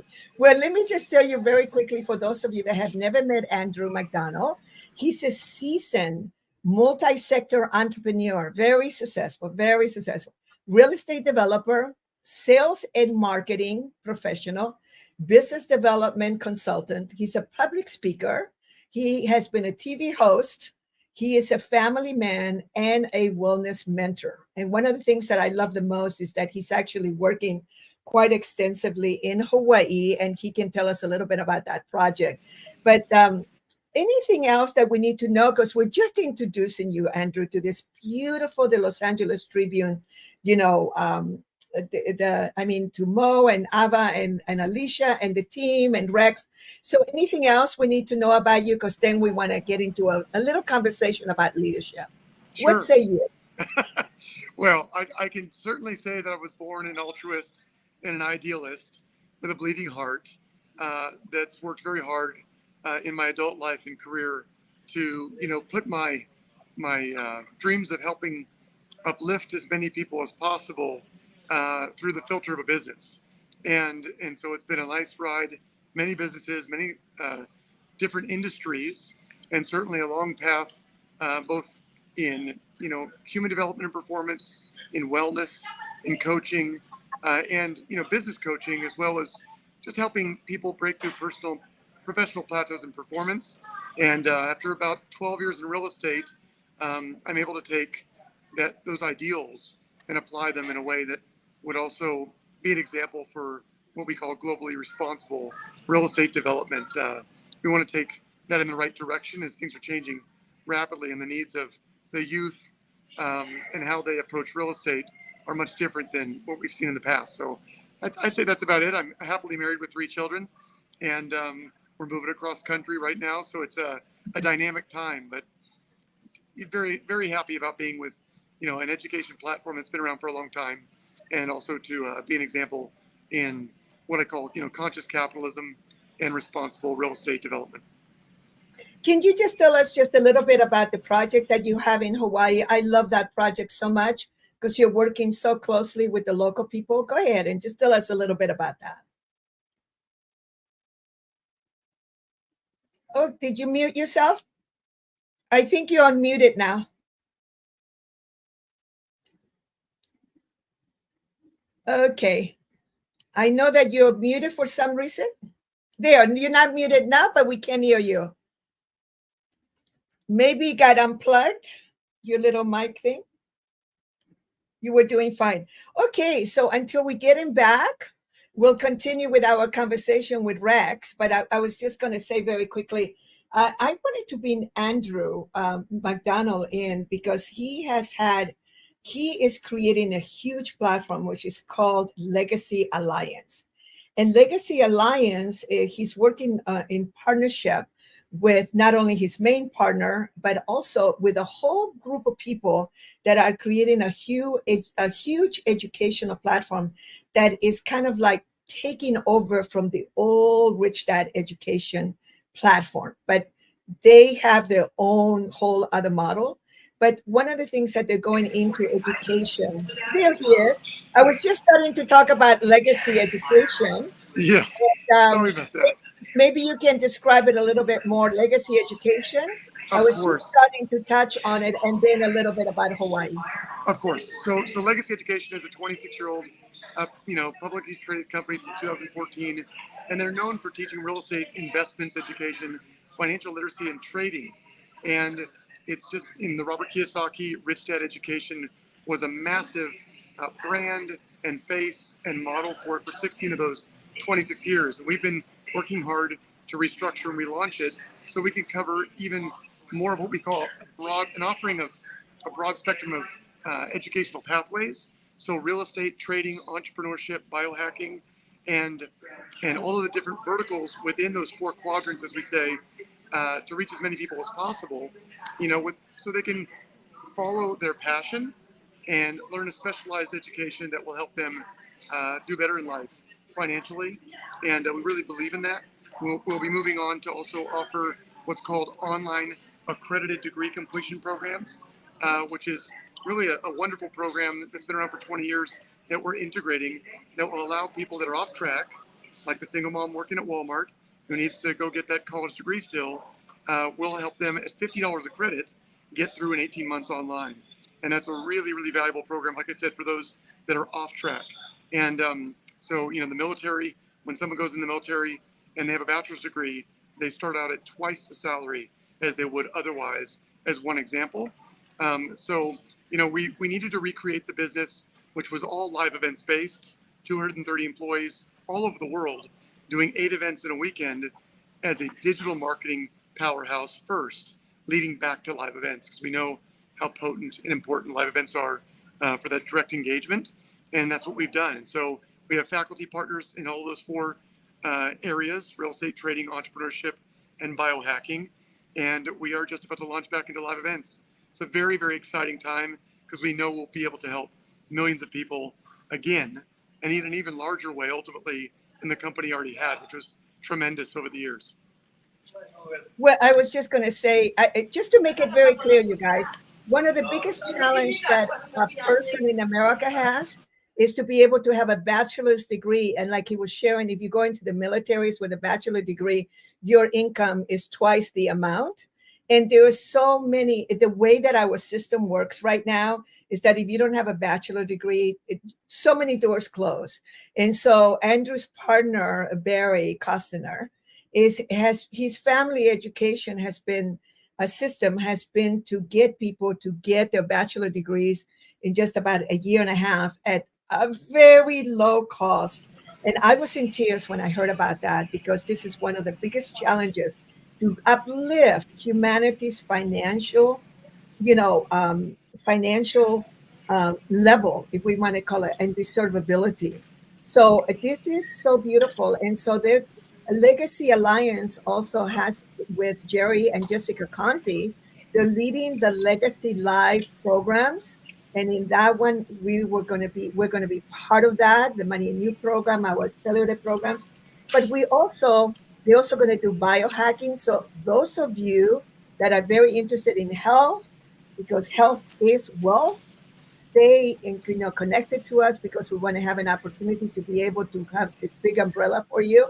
And one of the reasons I'm so excited to bring Andrew was to connect him with Mo and the Los Angeles Tribune team, because you guys both have very different but very on purpose platforms. And then, of course, they have real estate education and investment education, which is all the different quadrants that are necessary, again, to uplift all of the everyone's. It's education. The two things are most important in the world are education and energy. Energy, of course, meaning renewables, gas, oil, all that. But also for those of us who are light workers, also the other kind of energy, which of course Andrew also understands very much. So go ahead and tell us a little bit about Hawaii, and then the Hawaii Project. And then I want you to tell us what are your leadership secrets that you can share with all of us in creating such a level of success? Okay, thank you, Doria. Well, in Hawaii, for those of you who don't know, Hawaii has been experiencing a housing crisis for the last 50 years, believe it or not. And now the statistics show that 14,000 or more locals are having to leave the islands because of lack of affordability on housing. And so it's caused a real problem. And of course, Hawaii's always tried to protect from development from, say, mainlanders or people out of the U.S. coming there just to make money. And so what they really want to do is allow responsible development that is good for the land, the locals, and in alignment with policy and the politicians. And it's taken some time, but with the recent tragedy on Maui in Lahaina, some of the largest landholders in Hawaii have really decided to participate in solving this crisis. And they've been looking for teams of proven entities, credible individuals that are local and proven in Hawaii to put Hawaii first, put Hawaiians first, and build the right product mix for this to meet this need. And I've been fortunate enough that I was able to do a very large deal at Hawaii's first resort, the Mauna Kea Resort, which was developed by Rockefeller back in the 50s and 60s, and to do it with the right people, to bring the right locals together who have been involved in Hawaii in a deep way since that time. And because of that, new relationships in my business team that was built, of the the biggest leaders out there, gave me an audience with the largest land holders of their land banks on the islands, primarily the Big Island and Maui, as well as Oahu. And so right now we're focused, for all of you on this phone call, I normally don't put this out there, but on an 1,139 acre development in Kona, which is going to be in large part primarily about workforce housing and affordable housing, which are all in the same ballpark. And then, of course, some affordable luxury and then some true luxury. But that is a under 10% portion of the overall development. But there's 3 schools, a hospital, wastewater and sewage treatment plant, a business park, a forest preserve, and it's being done in really the best land area near the airport below those 6 resorts. and next to, where the Home Depot and the Costco is, and the national park on the coastline. So it's a tremendous blessing. But these are 15 to 20-year commitments, and it takes an extraordinary team and an extraordinary commitment to be able to go after these. And we're fortunate enough to build some workforce and affordable housing on Maui near two of the most prominent golf courses, which are very short on housing, and they've been trying to figure this out for 20 to 30 years. And one of the keys is, being so credible and so in alignment with the land, the locals, and the politicians, that you do have support from the whole line. So we have the old Department of Agriculture and head of climate resiliency, as well as the real estate commissioner and the governor, mayor, and so forth, all on board. So it's just been very exciting. But it took me bringing in an old friend of my wife's of 20 years that I developed a deep relationship with over the last 4 years as my main partner, who has done believe it or not, $3.2 trillion of net zero urban planning and design, urban development and design and master planning, primarily in other parts of the world where they have the money to spend on these progressive, giant, colossal projects. But the technologies and the systems and the sustainability programming that has gone into those, including the programming for human wellness, is made it possible for us to then say, let's go take this to places where there is a need and great attention, and let's create a model for other developers and builders to follow. And that's what we're doing. And so there are certainly bigger projects than even those projects, they are multi-billion-dollar projects that have been offered to us, but one thing at a time. We're doing that also in Colorado, even, where we're annexing, large acreage, starting with 1,000 acres, annexing the land into the city, entitling and permitting, and then creating this affordable and workforce housing. And the challenge with affordable and workforce housing and build to rent, as they say, which people can justify because of the trends and demand, is that it can be somewhat Orwellian, I would say. And my concern is that it may pencil and have profit, but we don't want to put our youth in gray boxes, small gray boxes.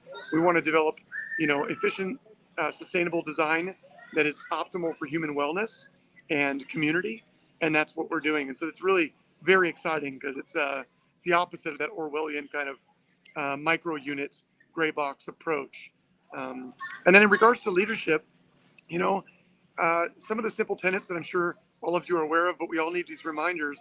One of the things that when I think of leadership, I think of there's no success without commitment, and there's no true leadership without authenticity. And one of the things that, I'm always trying to remind myself of is, I was born, as we all were, with God-given gifts and talents, and that those of us who sleep best at night have surrendered and embraced those gifts that we were given from birth. And of course, nature and nurture comes together to kind of optimize and clarify what those really are and what our calling is. And we're just trying to live in our calling. So when you see someone with leadership capabilities that's in full alignment with their calling and being authentic and their God-given gifts, it's very easy to identify true leadership from those people. And that's why sometimes people who have great leadership qualities, they end up doing great things as a quote-unquote great leader, but it was who someone told them they should be, or how they were conditioned based on their environment or teachings and upbringing to be. And sometimes we have to unravel that early programming as a child or as an adult, and through meditation and introspection and prayer and asking the question, who am I? We can really be reminded of who we are. And that's where I think every individual will find their leadership potential realized. So that would be my fundamentals there. Wow. Now listen, you guys, if you have been here for the last 8 days, he just wrapped it all up, everything. I mean, I swear to God, Andrew, you might as well have been watching every hour because you just wrapped it all up. Thank you so much. I wanted to bring Fred. Fred is going to be our next speaker, but I just want to introduce you to him for 1 minute. Okay. And I think I'm able to bring him up. Let me add him to the stage. Oh, I love it when I'm in charge. Yes, you have the controls. Woo! Hello, everyone. So I wanted you to meet for 1 minute. Andrew literally is on his way to get on a flight to move his whole family to Florida.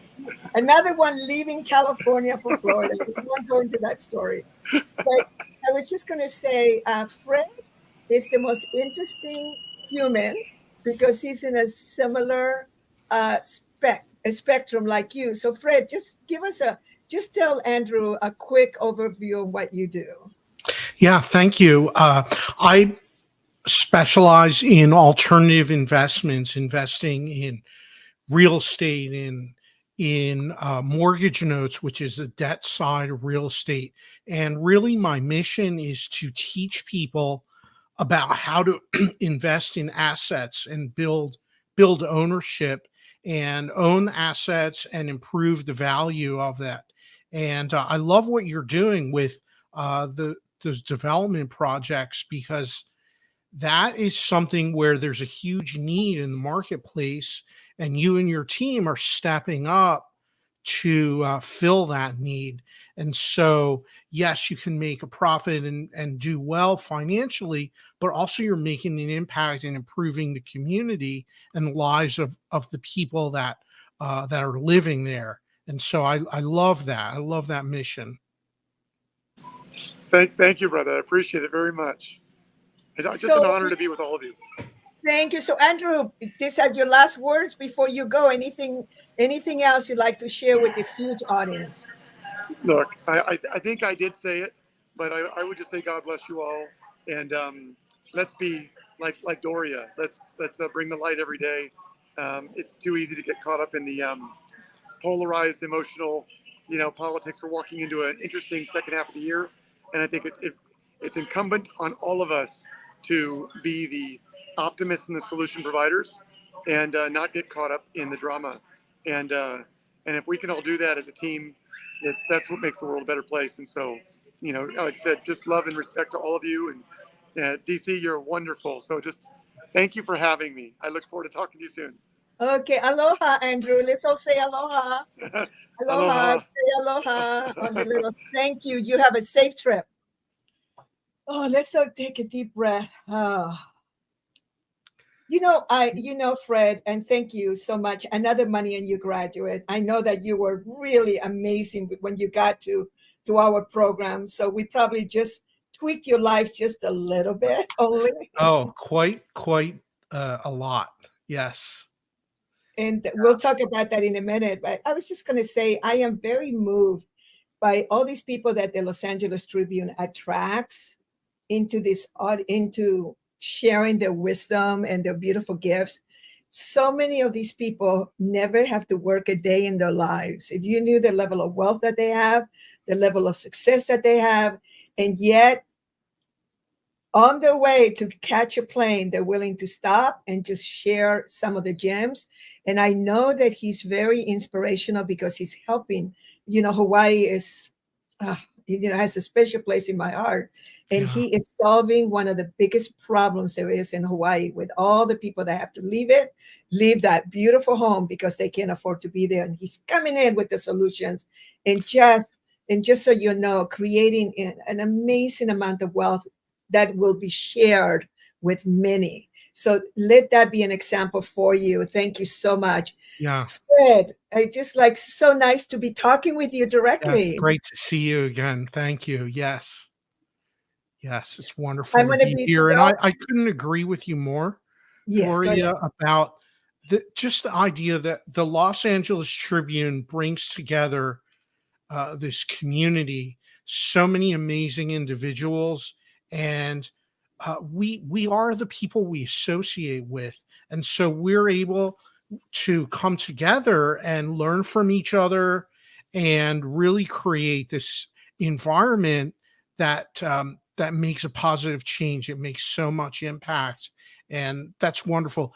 This is the type of room that I want to be in. I seek that all the time. Wow. Well, I'm going to be a little bit selfish right now. And I just wanted to ask you, how did Money and You impact your life? I know you are very successful and you're such a fun participant and you played and you just went full on in the program. what would we be able to contribute to your beautiful life?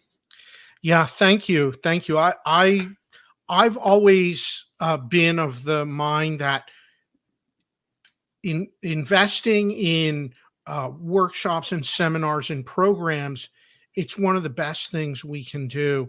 And when you participate in something, you go all out, play all out, because that's how you're going to benefit the most from the experience, and how you bond with the other people that are there with you, and you build relationships that way.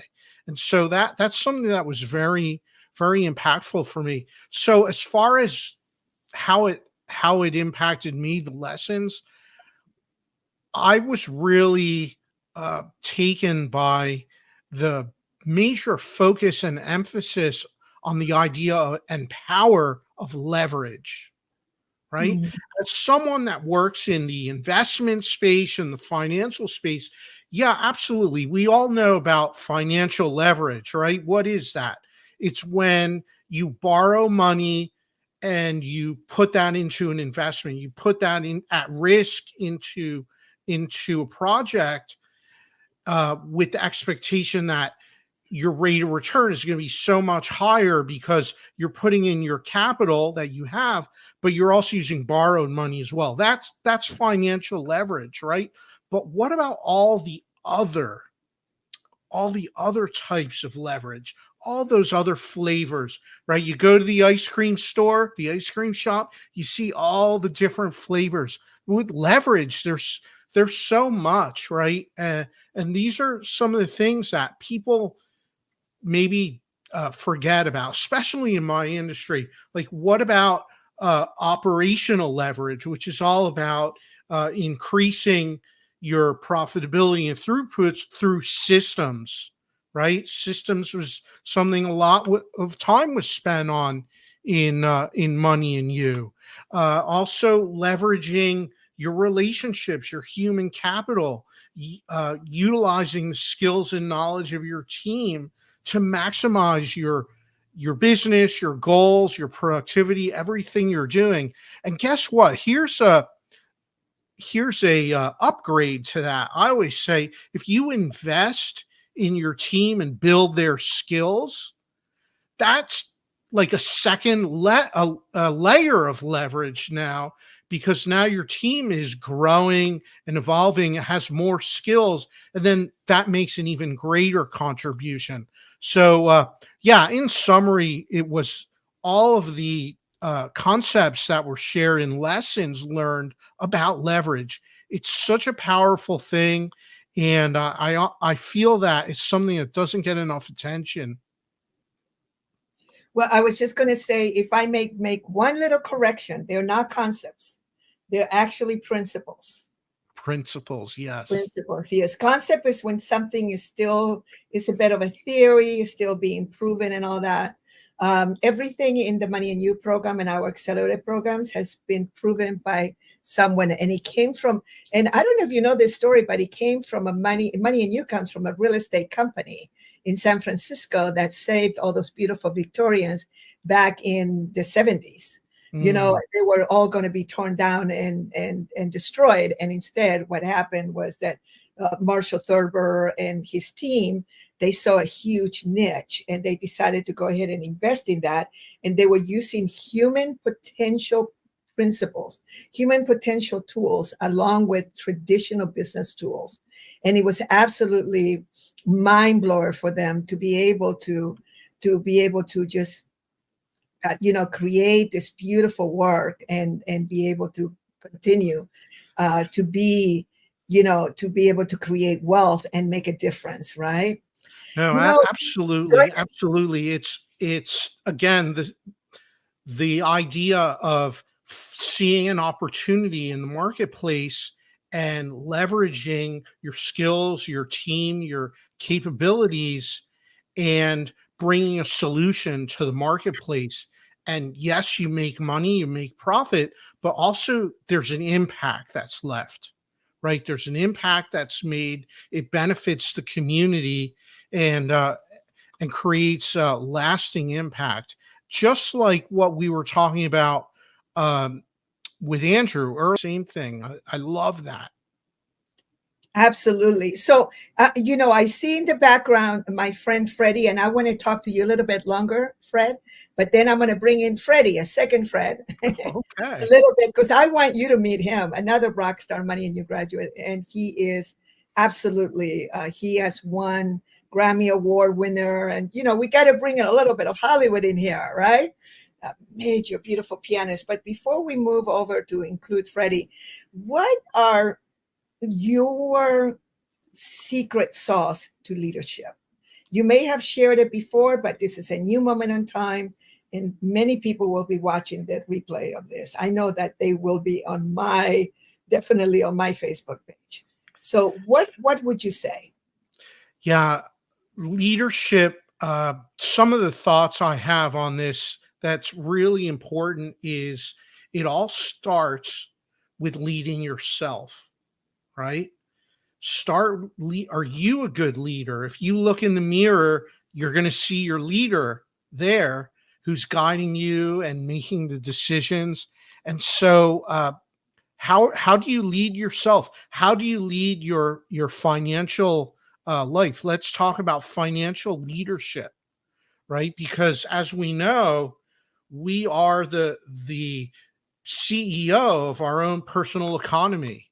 And so it's important to be strategic and purposeful about how we handle our finances, our income, our investments, all of our accounts, right? Asking for help when you need it and working with good experts to help review your progress. As in my work in the investment space, I wanted to share a couple of questions I talk to people, because this is something that comes up all the time, like to assess your stewardship with your capital, with your accounts, right? I always like to ask these questions because I'll tell you, I came from computer engineering background, worked a lot in the tech industry, and we moved jobs around a lot in the tech industry. And so what happens? You move jobs and maybe you left your retirement accounts behind at the last employer. But I always love to ask these three questions. Do you know where all of your retirement accounts are? Because over time it can get scattered, right? Do you know where they are? Do you have a good records of that? The second question is, do you know what investments or what funds your capital is invested in? Do you actually know that you could list that out and talk about it? And the third question, this is the big one, is do you know anyone personally that works at the company where your money is invested? Would you be able to call them up on the phone and talk to them, right?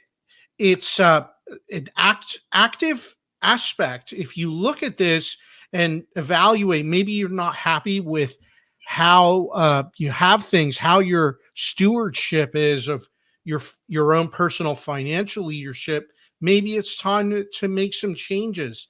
And so I wanted to answer your question from the financial perspective, because I feel that sometimes it's not something that people give a lot of thought to, yet it's so important. It's so important to be a good steward and take care of the capital we have, because when we do that, more opportunities will come to us. Thank you, Fred. Thank you so much. Let me bring up Freddie. Are you ready to go? Give me a thumbs up if you are. All right. I want you to meet another Freddie Ravel. Hello, wow. Freddie. Good afternoon. Good afternoon. ¿Cómo estás, mi amor? Muy bien, gracias. Vamos a hablar todos en español aquí. Yo no sabía de eso. Oh, goodbye, everyone. You need an interpreter now. We got 3 Latinos. That's right. That's right. Freddie, I don't think you've been in this platform before. Have you been with the Los Angeles Tribune yet? I have not had the pleasure, and it's a real honor to be here. I'm a native Angelino, so it feels especially good to be here.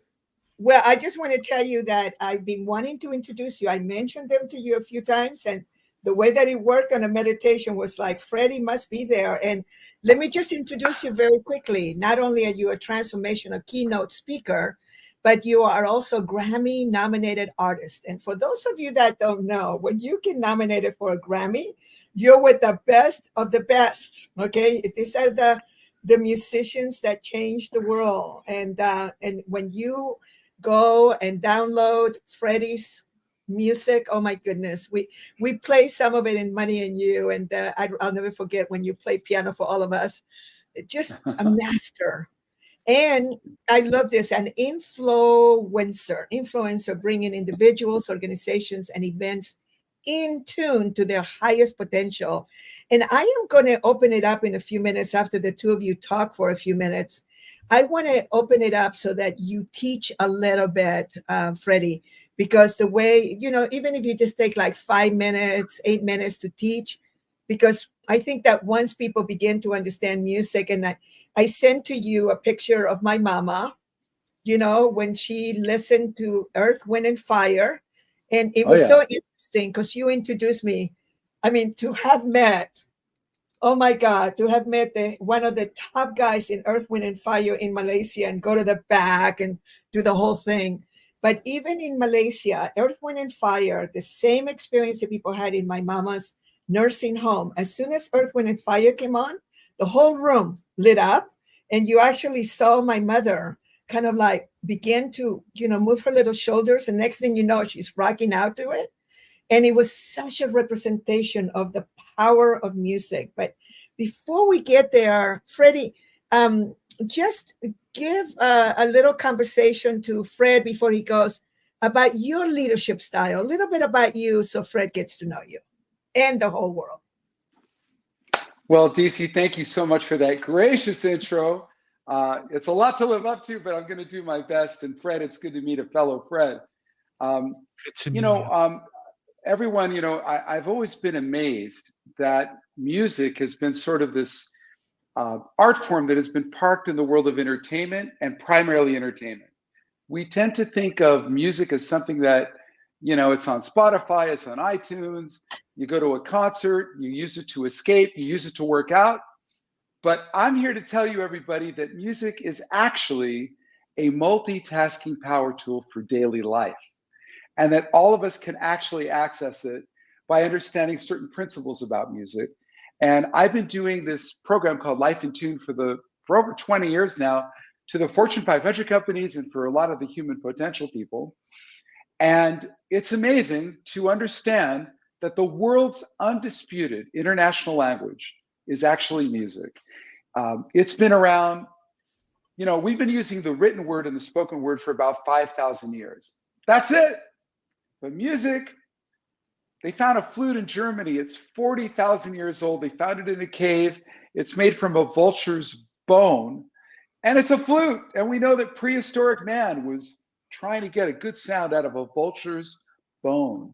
That's right. So music is something that we have been chasing, that we have been pursuing, that we have been embracing as human beings from the very beginning of time, since we walked the planet. And I'm very excited to have had these programs that show people how melody, harmony, and rhythm, the three fundamentals of music, are connected to leadership, collaboration, and time management. And I call the whole thing Life in Tune.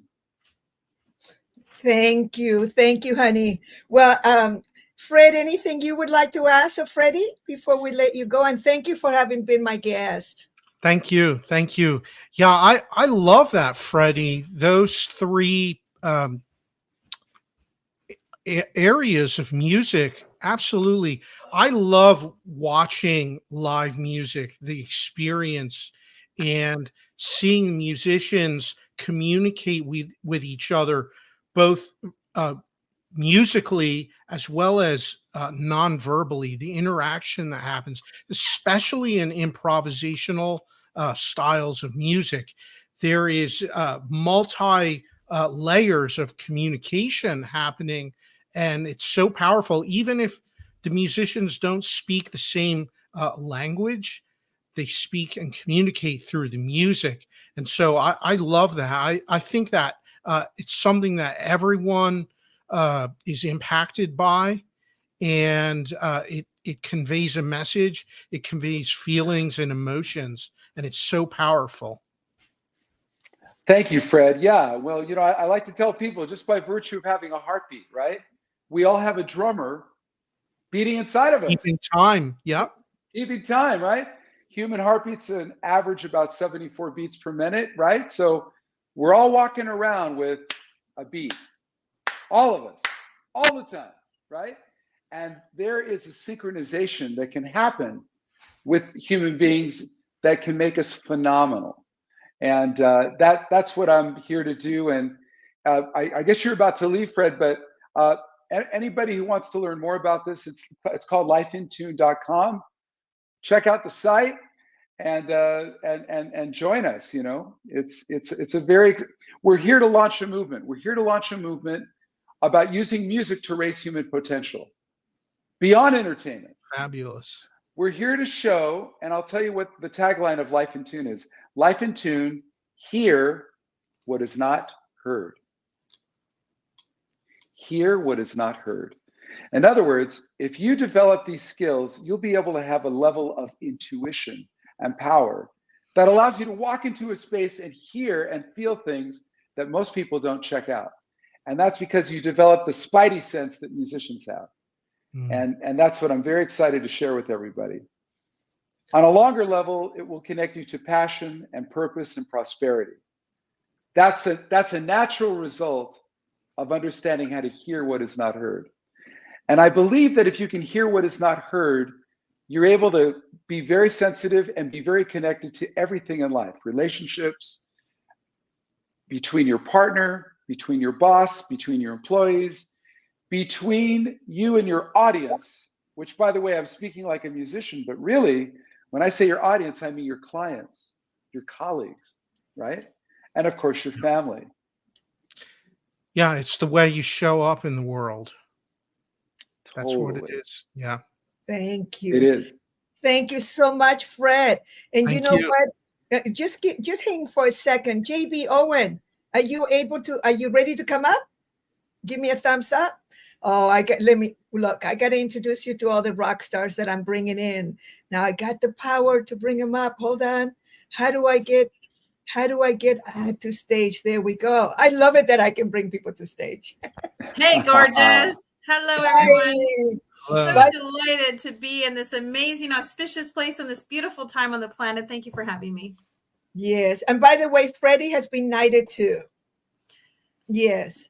Yes. For all his contribution. He's one of the people that I had knighted. But I was just going to say, JB, I just wanted you to meet Fred for a minute. And then what we're going to do is I'm going to have you and Freddie have a little conversation, but both of you can be teaching. This is about leadership, but Fred is such a beautiful human being. And of course, another Money and You graduate. I can't help myself. We love being here. Yeah, Yes. It's great to be here. Nice to meet you. Pleasure to meet you also. And let me very quickly, I just wanted to have oh my goodness, we have Jennifer that has also come in. Hold on just a second. Let me just go ahead and bring up, are you ready? Jennifer, I know you're a little early. Is that okay? Here we are. Woo! All right, here we are. And so Jennifer, look who we have. I don't think you've ever met Freddie Ravel, have you? Okay, she's going to unmute herself. Yes, go ahead. I know it's a little tricky. It's at the very bottom. We're not in Zoom. And see where it says mute, unmute? I think I can do it too. Okay, let me see if I can do it. Okay, hold on. Unmute. I can do it. All right. Of can course. Unmute because you chose to mute yourself, to mute themselves. Okay, I'm sure you'll be able to figure it out. All right. But JB, it's like I just wanted to introduce you very, very quickly. You're the founder and CEO of Ignite Publishing. You have been featured on Forbes and Forbes Women.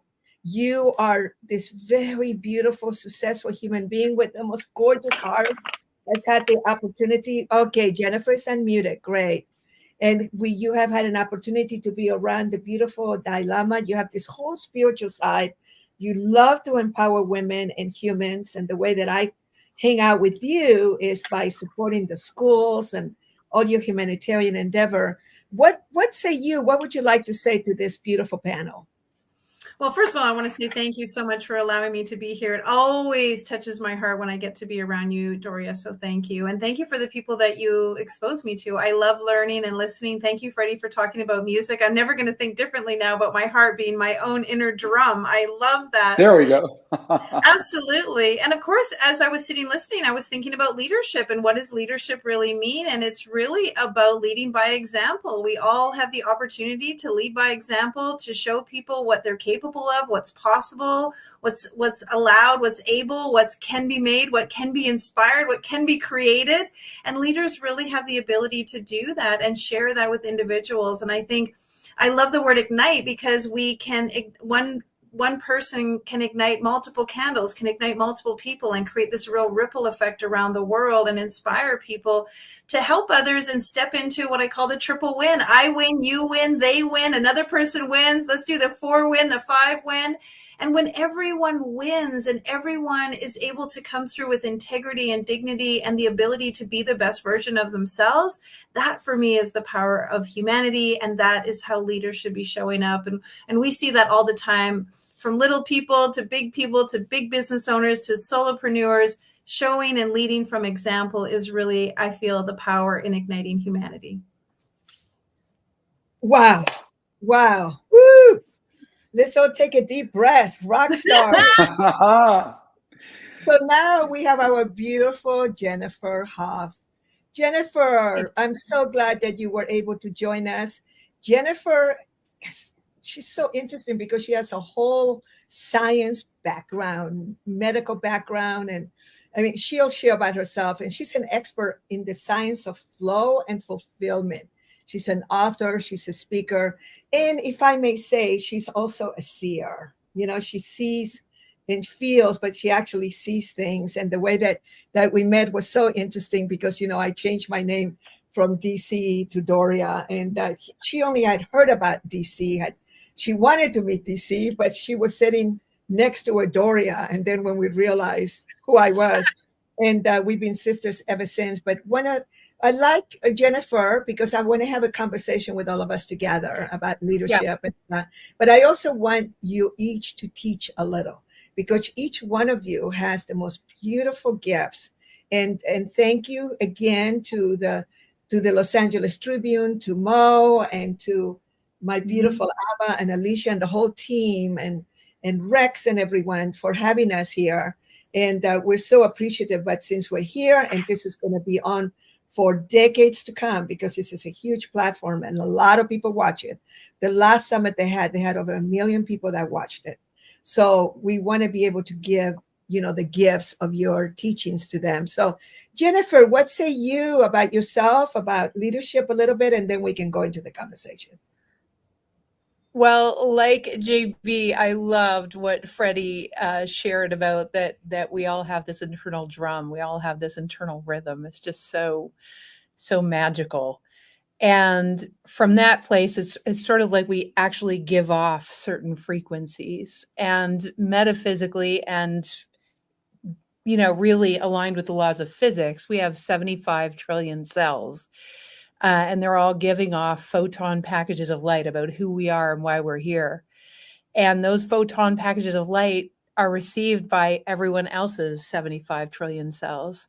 The information about who we are and why we're here, and even the evolutions we've made internally. That's the important piece for me, Doria, that each of us, as we're having the courage to become who we came here to become, as we're answering the question, what's the greatest thing I could do with the skills I already have, to be able to wake up inspired and know that I came here for a reason, going to sleep with a sense of peace in our hearts. If we can answer that question, the way we get to become that person, all of the information that we use to bridge ourselves in our becoming actually comes out of us in the form of photons. So anyone else in the world or anywhere else can actually access the ability to build a bridge for themselves. So the gift of becoming who we really are and the gift of being the leader that we are is that we pay it forward by even the photons that we give off that travel around the earth 7 times in a second. So we evolve each other. Our courage to evolve evolves each other. We receive the information of others' evolutions through our own cells. Yeah, I always laugh when people say, you know, you're given 2 ears and 1 mouth. So what does that say about how much you should be listening? And to what I say to that is, yeah, and you were given 75 trillion cells that are also listening to what's going on in humanity. So, so for me, this is really about answering that question. You know, what is the greatest thing I can do? I just came off a TED Talk that was all about being a movement of one, but we're billions of people who are individual movements of one, and we're all connected by photons and beyond. So it's a very powerful time to be alive. And thanks for having me, Doria. I love you. So very quickly, would you explain to those who have never met you before that this is science? This is not. This is not. This is blue. Yeah, I'm actually an economist.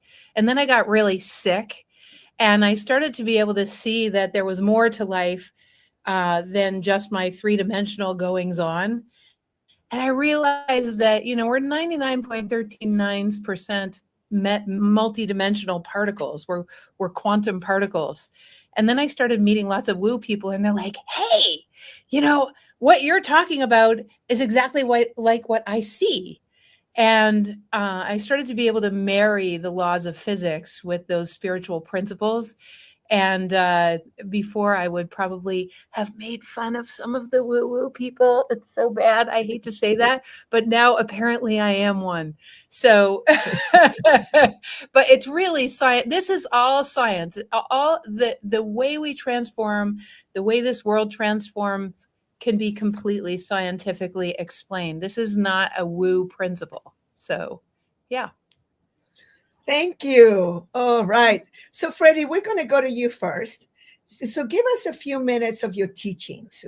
Just, you know, related to leadership, to success. I know that all of us are committed to personal, business, and of course, the world working for everyone. So, just give us some of your core teachings that are so beautiful. And are you near your piano by any chance? I was just gonna thank you so much, Doria. I'm going to switch to this camera because this camera you can probably see. I don't know if you can all see a keyboard. Yes. But the thing is, I don't know if you can hear it because I've never been on this platform before. Can you hear this? No. No. No. No. Then I don't know how the audio settings work inside of StreamYard. So otherwise, I would use the keyboards. I have a lot of keyboards here, and I'd love to share it with you. But I'll do my best to explain things without. I'm going to see if I can figure it out in the background. Okay. Okay. So yeah. In Zoom, I know how to do it. It's very easy in Zoom. But nevertheless, here I'll switch back to here for now. Basically, I for the last 25 years, ever since I started working with Deepak Chopra. And playing with the different bands I've played with. A little background, everybody. Most of my career, I've always worked as a bridge. I've always been connecting one world to another world. And usually it's with cosmic people. So one of the first cosmic people I started working with was Earth, Wind, and Fire. They invited me to be their musical director. And I'm still working with Earth, Wind, and Fire. In fact, I'm producing some music for them right now. And they're still going strong. They're about to go on the road with Lionel Richie this year. A great band from 1971. And here they are. They're still reinventing themselves and transforming the world. The next cosmic person I worked with was Carlos Santana. And I toured the world playing with him. And then in the midst of all that, I also worked with the great Al Jarreau. And I worked with Madonna and Prince and many, many other people in between. And all of these people, I was taking notes, you know, what is it about these iconic artists that have certain lessons that could be a benefit to people on a day-to-day basis. What is it about the way these people treat their audience, the material they sing or play, that is connective tissue that we know about music that connects to people? And I like to tell people that, I mentioned this earlier, we all have a heartbeat, we all have a drummer inside of us. But here's another way to think about it. If you think about music, there are three basic premises of music. You have a melody, you have harmony, and you have rhythm. And basically any song on the planet, no matter what culture you go to, no matter what style you listen to, there's a melody, a harmony, and rhythm in virtually all music. And another truism about this is that the melody is almost all the time in a leadership position. You know, we say if Lady Gaga's singing, she's the lead singer, right? If Carlos Santana is playing the guitar, he's the lead guitar player. So you'll notice that we're already using the word leadership in music to describe people that are singing the melody, right? So think about melody as leadership. The next thing to think about is harmony. Now, I imagine, I don't know how many of you out there play a musical instrument, but if you want to make harmony, you can't do it with one note. It's impossible. You got to have at least two notes or more. Kind of like human beings. You cannot make harmony by yourself, but you can make harmony with another person. And if you have more than two, you could have an entire choir of people making harmony. And ideally, you can even have the entire world making harmony when things are really lined up. We're working on that one, though. So you have melody and harmony, leadership and collaboration. Harmony is an act of collaboration. That's all really good, but if you don't have timing, everything falls apart. You have a great leader, you could have a great team of people working with you, but if people aren't mindful of being in sync with each other, it all falls apart. So you have to put everyone in sync, and that's the rhythm. That's the drummer of life, right? Melody plus harmony plus rhythm will get you to a thing that I call the score. And the score is the results, the proper use of melody, harmony, and rhythm to get you there. And I'll add maybe one. By the way, I'm going to call this the 3-minute blaze. I usually take a 1-hour keynote to go through all this. You're on your way to get to a thing called the score. The score is success. The score, by the way, I call success any achievement, big or small. Getting your kid ready for school, making their lunch, that's a score. Getting them out the door safely, that's a score. Getting a little task complete in your house, that's a score.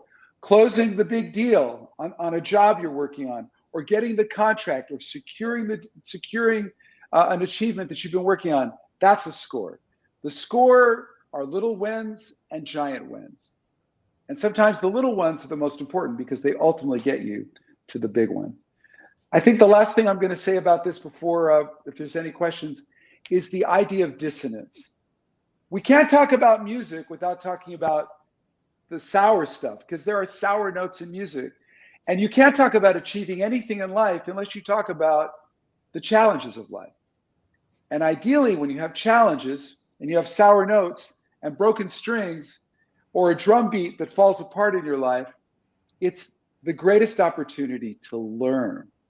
So I want everyone to embrace and think about dissonance as an opportunity to grow. And when you think about it that way, you'll get to your score a lot faster. There it is.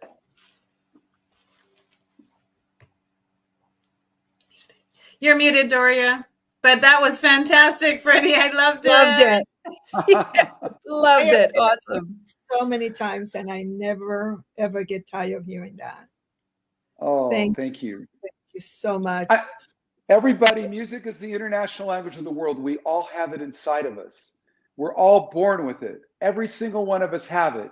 So to use music as just something for entertainment is so small.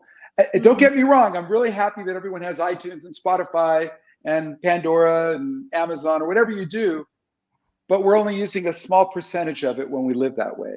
If you think about melody, harmony, and rhythm as a daily thing in your life, life is a lot more joyful. Now you have a bunch of albums. There is one that is so rocking. Which one is the one I like the most? It's one of the orange cover one. I wish I had it in front of me. Which one is that one? That one's called Soul to Soul. SOL as in the sun to soul. Oh, that is so good. Go download it, you guys. Go get Freddie's music. It's so good. All right. Thank you. So, Freddie, can you stay with us a little longer, or do you have to go? I can, and by the way, I know that we have a lot of LA people in this call right now, and I just want to let everyone know, because I'm a native of LA, my band is based in LA, and we play very special concerts in Los Angeles. And I just want to extend an invite. Our next one is on June 9th at Vibrato, which is up in Beverly Hills. June 9th is on a Sunday. It's a beautiful place. And then we're going to play in Orange County at Spaghettini on July 8th, which is a Monday. So I want to share that with everybody in case you are in town. And I have an 8-piece band. It's a serious, everyone in the band's got a Grammy, and everyone does not hold back. And, we're talking the best music, you guys, the best music. July 8th, Chris, make sure you note that. We can go see Mama first and then come and see you July 8th. That's a special day. That was the day that I received Money and You as a gift from Marshall Thurber in 1985. Oh my God. Yeah, July 8th. And so July when you come to the show, you gotta tell me, and I want to announce that from the stage, because that's you have been the most incredible. Without that, none of us would be here. Without that moment, none of us would be here. And so, the dominoes trigger many things. And so we're all grateful for that event. Well, Spirit was talking really loud this morning about you, Freddie. It was very interesting, just so you know. I think that you should go for some even bigger things that may have been holding you back, because there was some loud talking about you this morning. Like to include. I want to tell you, DC, I'm having the best year ever. And I'm speaking in San Diego to 2,000 people on Monday, and I'm going to be going to Dubai to speak to 9,000 people for the $1 Million Roundtable. And when I do these events, everybody, they're like a TED Talk and a concert at the same time. Yes. There's a piano on stage, and there's storytelling and music performance as you tell the story. And I have to tell you, when you can tell stories and play at the same time, it's a lot of fun. And people learn 5 times faster when they're having fun. And that's why you love Money and You, because we had so much music, remember? Because music is what drives learning. Oh, there's a whole other conversation, but we hang out if you would like. We'd love, because we have Lady JB Owen. Give us your gifts of leadership. I mean, you run so many different businesses and projects, and you are so successful. Tell us some of the distinctions. There's a lot of wonderful people that want to learn from you, JB. Go ahead. Thank you so much. Well, Freddie, I appreciate everything you said. It was fantastic, because you kept mentioning stories, and you kept mentioning how we go through our trials and our tribulations, and we have these moments, and I call them ignite moments, these moments that wake us up and redefine us and make us step into that next version of ourselves. And we all have ignite moments in many areas of our life.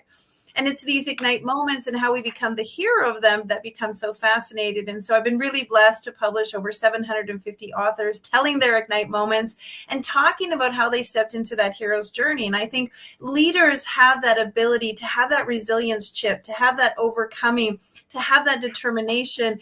And they show people through leading by example, as I said earlier, how if they can do it, you can do it too. And so I love this power of storytelling. And I think and I've been doing lots of research and speaking to doctors and scientists who prove that the brain actually releases chemicals. Different things are happening in the body when you hear somebody's story, when you listen to where they've come through. And so on a physiological level, we're feeling compassion and empathy. We're feeling closeness and connection through storytelling. And so often I think about, we don't need more policies. We don't need more governments. We don't need more politics or politicians. What we really need is the ability for all of us to freely tell our story and share where we've come through, and allow that that to be a teaching tool for others. And the truth is, people want to do business with people, not with logos or big, nice websites. They want to connect with others. And when you share your story in a very profound way, you give people the invitation to feel closer and more connected to you. And that really becomes a powerful, powerful way to create your tribe, be surrounded by people like-minded. And I think that's the key really to leadership, is to surround yourself with people like the people here in this event, like everybody at the Los Angeles Tribune, like all of the speakers that have shown up. They're surrounding themselves with like-minded people to help lift them up and inspire them to go forward. I will share something with you that I just recently grokked into a couple of days ago. I'm doing a big event in Las Vegas, May 16th and 17th. Doria is coming to speak. We have 54 other speakers speaking in 2 days on a miraculous stage, all about business, branding, and breakthroughs. And the truth is, when I had the dream to do Gatherama 2024, I didn't realize all the things that it was going to take to do it. So I started something, just sharing with my clients, my legacy clients, the other day, called the Dream Calculator. And I just want to share it with you folks. If you have a dream, you need all the soft skills, you need all the mindset skills, you need all the determination. But here's a hard skill that you can do. Take out your spreadsheet and put your dream at the top of your spreadsheet. And then in column 1, write all the different things you need to do, all the action items that need to happen to make that dream come true. In column 2, I want you to put, can I do it? Can I delegate it, or do I have to hire somebody? And really get clear on which one of those task items you can perform. In column 3, you then want to say, how many hours is it going to take to accomplish this action item? And get really practical. I mean, this is something why people don't fulfill their dreams or go after the things that they want, is because they're not making a proper perspective of what it needs and is required. So column 3 is, how many hours is it going to take me for each one of those action items? And then column 4 is, what is that going to cost? Is it going to be free because I'm going to do it? Is it going to be a trade or a barter because somebody else is going to do it with me? Or am I going to have to hire somebody, and what is that going to cost? And so suddenly this dream calculator comes about to really help you be clear and focused and able to accomplish your dreams in a very tangible way. Because many of us love to talk about mindset and opportunity and optimism and all of those things, which we all have. But if you really want to accomplish your dream, and you really want to go after something big and yummy that's going to make a difference in so many lives, start putting it down on a spreadsheet. And it may take you a while, but action item 7, I have to do this. I can delegate it. This is how many hours it's going to take. This is how much money it's going to cost. And at the end of your beautiful spreadsheet, you can see how quickly you can create your dream by just mapping it out. And so I've been sharing that with people recently. I thought I would share it with you because people ask me all the time, how do you publish so many books? How do you put on so many events? How do you cycle across Canada or do 50 or 60 or 70 days of cycling? How do you build schools? And I really do it because I break it down and put it into tangible, doable pieces that not I have to do everything, but I really can see the dream unfolding. So thank you. I hope that's helpful. I hope that supports all of you, because every single person here has a dream. And when you have a dream, I say go after it. There's no such thing as no. No just means new option. No just means next opportunity. And the universe and the world is just waiting to see you shine, show up, and be the magnificent you. Wow. Can you hear the applause? Woo, wow. The dream calculator and money in you. For those of us that love spreadsheets, actually, I'm not crazy about them, but now I am. I am. Oh, wow. What a way to use it. Wow. Excel sheet. Woo, I'm going to create one of those. Wow. Okay, Jennifer, how are you going to top that? But I know you can. Oh, yeah. Well, I don't know. I'm just synergizing with it. I love what Freddie shared and what Lady JB did. It's just, it's so in alignment with what I feel to be true in this world right now. And I'm feeling the love and the magic right now. So thank you guys both for what you shared. I think, I was going to share something else, but now that I've heard what both of you had to share, I thought it would bring up something that's a bit of a spreadsheet itself. And it's based on the laws of physics, because we've been talking about dreams. We've been talking about alignment with who we are and the dream that's actually dreaming us. There's actually a dream that's already dreaming you. And the laws of physics say that before you came in, you are already on a trajectory based on the skill sets that you have, the trajectory you've been on in other lifetimes, you know, your natural propensities. My mother was an identical twin, and the two of them could not be more different. It was very clear that they each had their own propensities, and they each had their own natural directions. But for me, what I noticed is when they tried to do what they should do, or what they thought they ought to do, or what society was trying to tell them to do, or really following the shoulds, musts, and have tos of the general public, life wouldn't work for them. Neither of them, even though they had separate paths, they started to try to conform, and there was no magic. As I was looking at their lives, and as I was in life, and I had almost died 5 times, and there was so much struggle, and I lived through migraines, I wanted to know, what is it that has people live in flow? Why? And why is that not happening for me? So I invented this little process called ABCDE. You guys are going to have so much fun with this. ABCDE is basically a way of telling whether you're in alignment with the way that life, the universe, the cosmos work, or whether you're out of alignment. And if you're in alignment, you will feel all of the cosmos, the God creation, whatever you want to call it, line up behind you. But it requires that in your life, you're doing mostly A things. So let me tell you what A things are. This is a second spreadsheet. I think if you do what Lady JB just talked about, and you combine it with what I'm going to about to share, I'm sure some deep alchemy could happen for most people. So here's how it works. An A thing in your life is something that gives you energy when you do it. You love doing it, and you're really good at it. So the exercise is, in your spreadsheet, to actually list all of the things that you do in a day, all the things that you do in your business, everything that's involved, from emails to grocery shopping to whatever it is. And you basically categorize them as A plus, A minus, B plus, B minus, etc. Now, A things give you energy.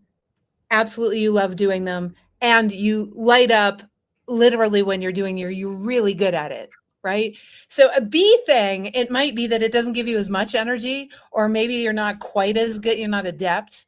And so what you're looking for is only doing A and B things in your life. You can imagine what a C and a D thing is. Just so you know what an E thing is, you have no business doing it. It's like, I have no business building rockets, so I'm not going to do that. What that does, to go back to what Freddie was talking about, is it harmonizes you with your own trajectory and with the cosmos themselves. When you're in alignment with that, what happens is you become a living magnet to all of the resources you need to keep flying forward. So that level of alignment actually allows you, and it's such a straightforward exercise. And to be able to get yourself to do A and B things takes you out of, just imagine what it's like to be in those things. It takes you out of all the resistance. The only thing I wanted to add to this conversation, Doria, is that the laws of physics are being more deeply discovered all the time. It's so powerful what's coming forward from some of the leading edge teachers lately. And one of the ones that guides me in my life, what's being shown right now through some deep research, is that not only are we in the universe, but literally, in order for the equation for consciousness for the entire universe to bear out, to equate, to balance. In order for that equation to work, the very equation that Einstein was working on when he passed, in order for that to work, the entire universe would also have to be at the basis of your protons, which means that not only are you in the universe, but there are 75 trillion cells in your body times 100 billion atoms per cell. And those 100 billion atoms have protons at the center. And there lies the actual hologram of the universe itself, not a reasonable facsimile, the actual universe. So I know it's kind of mind-blowing to consider, but if you imagine that, it means that everything we seek and everything we don't have, everything that we think that we don't have power over, we actually can affect all things and receive any information that we need, because it's all within the very universe that is within at the same time that we're living in the universe itself. So for me, that is a place I go when I forget that I start feeling small. I'm not small. The universe is within, and I'm made up of the very atoms that birthed this entire universe itself. I'm made up of those atoms. And so I have access. My question is not why I don't feel that way. My question is that I wake up with every morning, how can I feel more of the universe within so that I can do what I came here to this planet to do?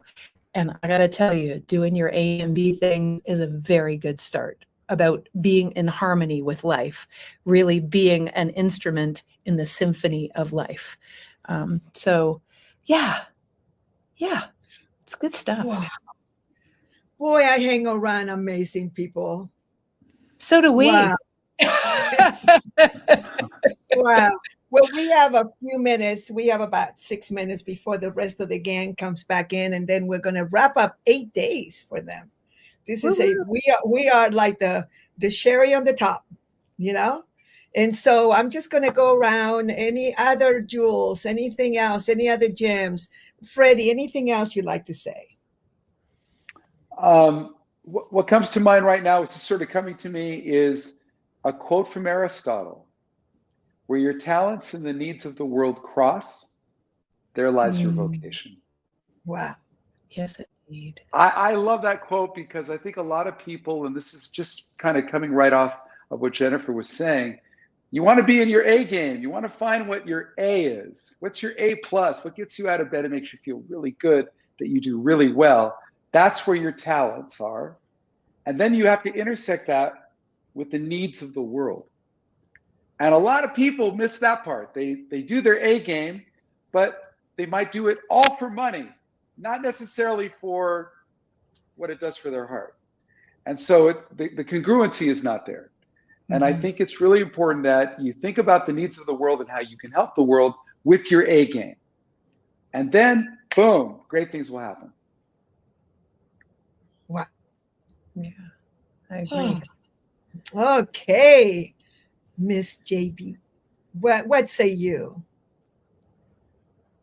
Oh, I think you're on mute. Thank you so much. Thank you so much for letting me speak one more time. As many of you know, I'm on a real quest to ignite humanity. And I've had a lot of people say, well, what does that look like? What does it mean to ignite humanity? How can you measure that? How can you decide? And do you really think you can ignite humanity? And I've wrestled with that question internally, and I really have come to the understanding, and God has blessed me to know, that if each and every one of us just do a little bit, we will move the needle. We'll move the needle just a little bit. And maybe it'll be just a little bit in our lifetime, but over time, the trajectory will make a massive change. And so it becomes so much our responsibility for each and every one of us to do and ignite humanity in our own little way. There's 7 Ignite Humanity principles that I've started to collect. And the last one I will share is to give first and give all you can. And I think this is a true money in you principle about giving first, because you cannot receive before you give. You must give to get. The more you give, the more you receive. And give all you can versus crumbs and apprehension and worry and concern. give all you can. And it doesn't have to be money. It can be time. It can be effort. It can be love, understanding, forgiveness, compassion. Just give first and give all you can, and you will be astounded to the amount that you will receive in return. And when we give first and give all we can, we will change humanity. So thank you for allowing me to speak. I love you so dearly, and I appreciate you so much. So that reminds me of the teaching of Buckminster Fuller. Remember the trim tab? Do you remember trim tab? Mm-hmm. Right? Who you want to explain it, JB, or should I? Go ahead. You please. You do it way better than me. I'm still a student. But so in a ship, there's the rudder that moves the ship. But inside there is a thing called the trim tab. It's a little thing compared to the size of a ship.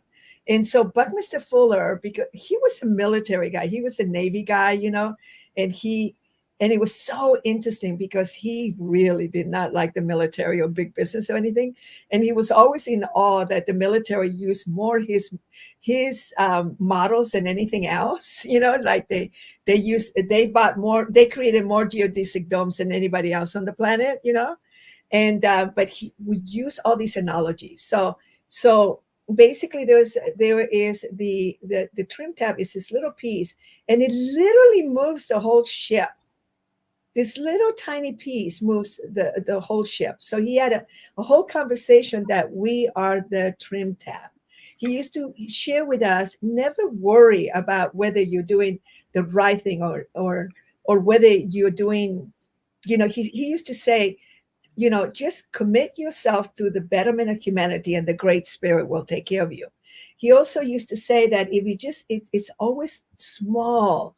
It's like even a 1%, if you take off from a port, the ship takes off from a port, and you just move it 1% over, it's going to land in a much different direction than just 1%. And so, it's those little things that really add up. It's just like we're all trim tabs, and so don't be so concerned about how big it's going to be or are you really making a difference. You won't know. I mean, we had no idea. When I started out in our business school, we made up this life purpose for ourselves in the school, which was actually it was profitable business, self-actualization through profitable business. That was our purpose. We just kind of made it up. We spent a couple of days. It was really, really hard work. But we decided to go ahead and create a purpose for the school, and then we decided to adopt it for ourselves. And mine, I think there's some noise somewhere, and mine wasn't really clear. That my purpose wasn't clear until I met Sai Baba in India in January of 1985. And Sai Baba says, I'm about uplifting humanity's consciousness. Well, the man was a guru. I mean, he was Sai Baba. Some people had judgments about him, but he was this grand human. And he actually was called the Man of Miracles. He created, quote unquote, many miracles. And, so he could just stand there and uplift humanity's consciousness. And I love that. I was like, I love that. I want that to be my purpose, except I'm not quite Sai Baba. So I'm going to have to find a vehicle to do it through, right? So it was like, oh, through business. Yeah, all right. And it just, whoa, right? And it was like, and so people would ask me, and I would say, to uplift humanity's consciousness through business. And it was like, it was such a grand vision, and people would just accept it. They would just go, okay, well, it looks like you're really doing that, right? And then about 15, 20 years ago, I should keep track of these things because I did that in 1985, that new purpose. And then about 15 years ago, I needed to tweak it a little bit. And that's when it became about socially responsible business. That now, not just business, because, when you really look around, there's a lot of business that are not uplifting humanity's consciousness. But the world was not ready to hear it yet. So many of you, the world is not ready to hear you yet. Not yet, but it will be.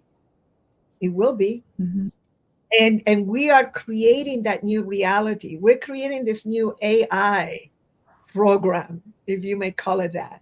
So when I began to come out of the closet that it was socially responsible business, it was like everybody kind of like, oh, I understand that. And those that didn't understand wanted the clarification, which it allowed for me to be able to explain it. And so the same thing with Buckminster Fuller when we started talking about eradicating hunger on the planet, and it was the whole group, whose time has come. That was the time for hunger to end. Its time has come, right? And it was such a foreign idea for those of you that were not born yet. In 1977, it was totally accepted. It was just like you breathe air and you drink water. People are going to starve and die because there's not enough food for them or water. I mean, it was just so accepted. There's a whole group of people in the world that still accepts that. And I have had friends that have said to me, you should be careful with saying that, because if all these people are going to be fed, there won't be enough for us. That is a very old paradigm. Okay, so either come to money and you read the book Abundance, right? And now we at the time that we started in 1977 with the Hunger Project, they couldn't even measure the number of people that were dying every day, and mostly children. So they were like maybe 45,000 that they had been able to measure, but they couldn't really. I mean, the Chinese government still doesn't know certain areas of China. In Western China, there are many places that the Chinese government will admit they don't know how many people are in there, right? So, and now we're down. When COVID happened, before COVID, we were down to 15,000 a day, which is still horrific, but little by little. And there is going to come a time, and it has more and more, that people are going, what? We have all these people that are hungry. We have all these homeless. I mean, I remember in New York, living in New York in 1986 for 6 months, and having people step over the homeless without even thinking about it. They just knew to take a step over it. Didn't think about it, nothing, right?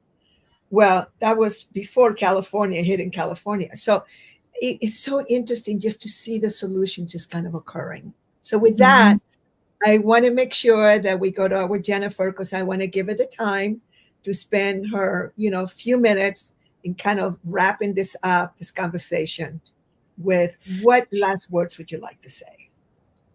First of all, I love Buckminster Fuller, so I'm all about it. I think I really resonate with your message, Lady GB. Honestly, there's an interesting thing around that TED Talk that I just did, which is called the movement of one, but it's really a movement of one times 8 billion. And today I was listening to an interesting TED Talk that kind of resonates with what you were talking about, Doria.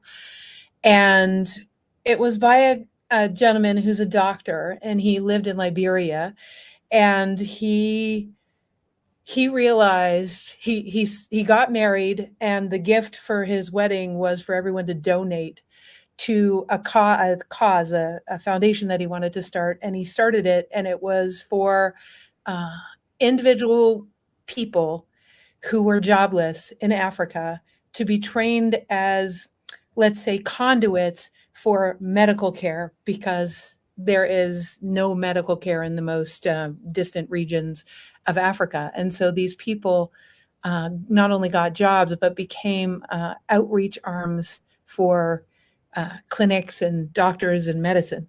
And they are saving lives now, tens of thousands and hundreds of thousands of lives, because this man had a vision that each person was a movement of one, that these people that were looking for some way to contribute, to make a difference, Freddie, in the world, they trained them to be outreachers for the medical community.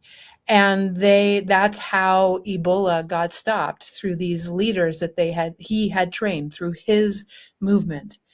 And he just enlisted movements of one. And each of us is a movement of one. And Doria and I and Freddie and Lady JB might seem like very, larger than life human beings. But in all honesty, we started as not larger than life human beings. We all have our story. And it took a certain willingness to just walk into the grocery store differently at first, maybe ask questions, maybe just be a better person by the way you park your car, and it evolves. So know that you just being aligned and coming from the harmonic of your heart, that thing that has a drum beat that resonates with all other people. When you come from that place, it resonates with all other hearts all over the world. And when you do that, you not only are one, but for me, 1 + 1 doesn't equal 2, it equals 11. So it's an exponential shift. We go beyond just that linear result. And it's just been delightful, an honor and a privilege to be here with you guys. And I love what you're up to in the world. I love the exponentiation of being able to make the world work for 100% of people. Doria, thank you for all you do. Wow, Ava coming up. Come and say hello. This is hello. What a powerful panel. This panel has been like bringing all the energy. Just talk about wrapping everything with a bow, Dame Doria, isn't it? Like everything from the music to the heartbeat, the resonance, igniting humanity, photons, and our resonance throughout the world. Oh my gosh. Like, I feel like everything that we did in the 8 days just got expanded with this panel. So thank you so much. Thank you for honoring us in the Los Angeles Tribune, our global community who really had a lot of takeaways, in the comment sections. We're just so delighted to have you. Thank you. Thank you. Thank you. And let's bring up Rex for a minute just to connect with them. I don't want to miss Rex to connect from everyone. Just Rex is an OG. OG of OG. Say hello to Rex when you learn more about him and his beautiful book, and just you'll love him. Just one of the many. Thank you, Rex. Anything you'd like to say? I know you've been listening. You got to be unmuted, though. If some would say, I don't need to be unmuted. Some would say, mute that man. JB, Lady JB, it's so good to see you. She and I know each other. We've done things together, and it's always an honor and a treat and a privilege to be with her. The other two don't know me, I don't think, and I don't know them. And I just really look forward to being able to connect with you both, because what you all did with Doria here today has been absolutely powerful and positive. And, it is pervasive. It will last forever. And I'm just really pleased that you all were able to share with not just the audience that's watching, but with us, the hosts and the producers and everybody, because it was really, really wonderful. Thank you so much, Jennifer. Thank you so much, Freddie, Lady JB, Doria, of course, my twin sister. I love saying that. A fraternal twin, so you must understand, right? Hey, I have many brothers and sisters anyway. You can easily be one of them. I always say when I grow up, I want to be like Dame Doria, who unites everybody and gets along and and loves on everybody. That's my goal in life. We just honor you both, Rex and Eva. You guys have done so much work in the background. No one knows your dream calculator. That is how huge it's been with all of the things you put together. Thank you for allowing us to be here. Big hugs to both of you. And I look forward to your event, JP. What a dream coming together! So excited for Ignite-orama. Yeah, absolutely. Please, everybody's invited. Yes, sounds everyone amazing. Thank you so much, Rex and Eva. Please come be my guest. I would love it. Oh, that would be beautiful. Thank you. And Freddie and Jennifer, we've got to connect and continue this, because you add so much value. I'm selfish. I want you to add value to me. Pleasure. Always. And Freddie, I want to come and listen to you play. I think that's going to be awesome. Yeah. Yes. So where do we find out more about your events? What's the best way to find out about your events? And if you're coming to Asheville, North Carolina. So the Wide Awakening is for Jennifer, and Ignite Humanity Life. You see that. And then Life in Tune, www.lifeintune, right? .com. Okay, perfect. Then Doria summarized it all. Yeah, and I want to make sure that you all know we have a reunion, a Money and You reunion on May 21st. May 21st at 5 p.m. And it's going to be the latest Money and You group that we were together. And September 25 to 28th, I swear to God, Rex Sykes, you better be there.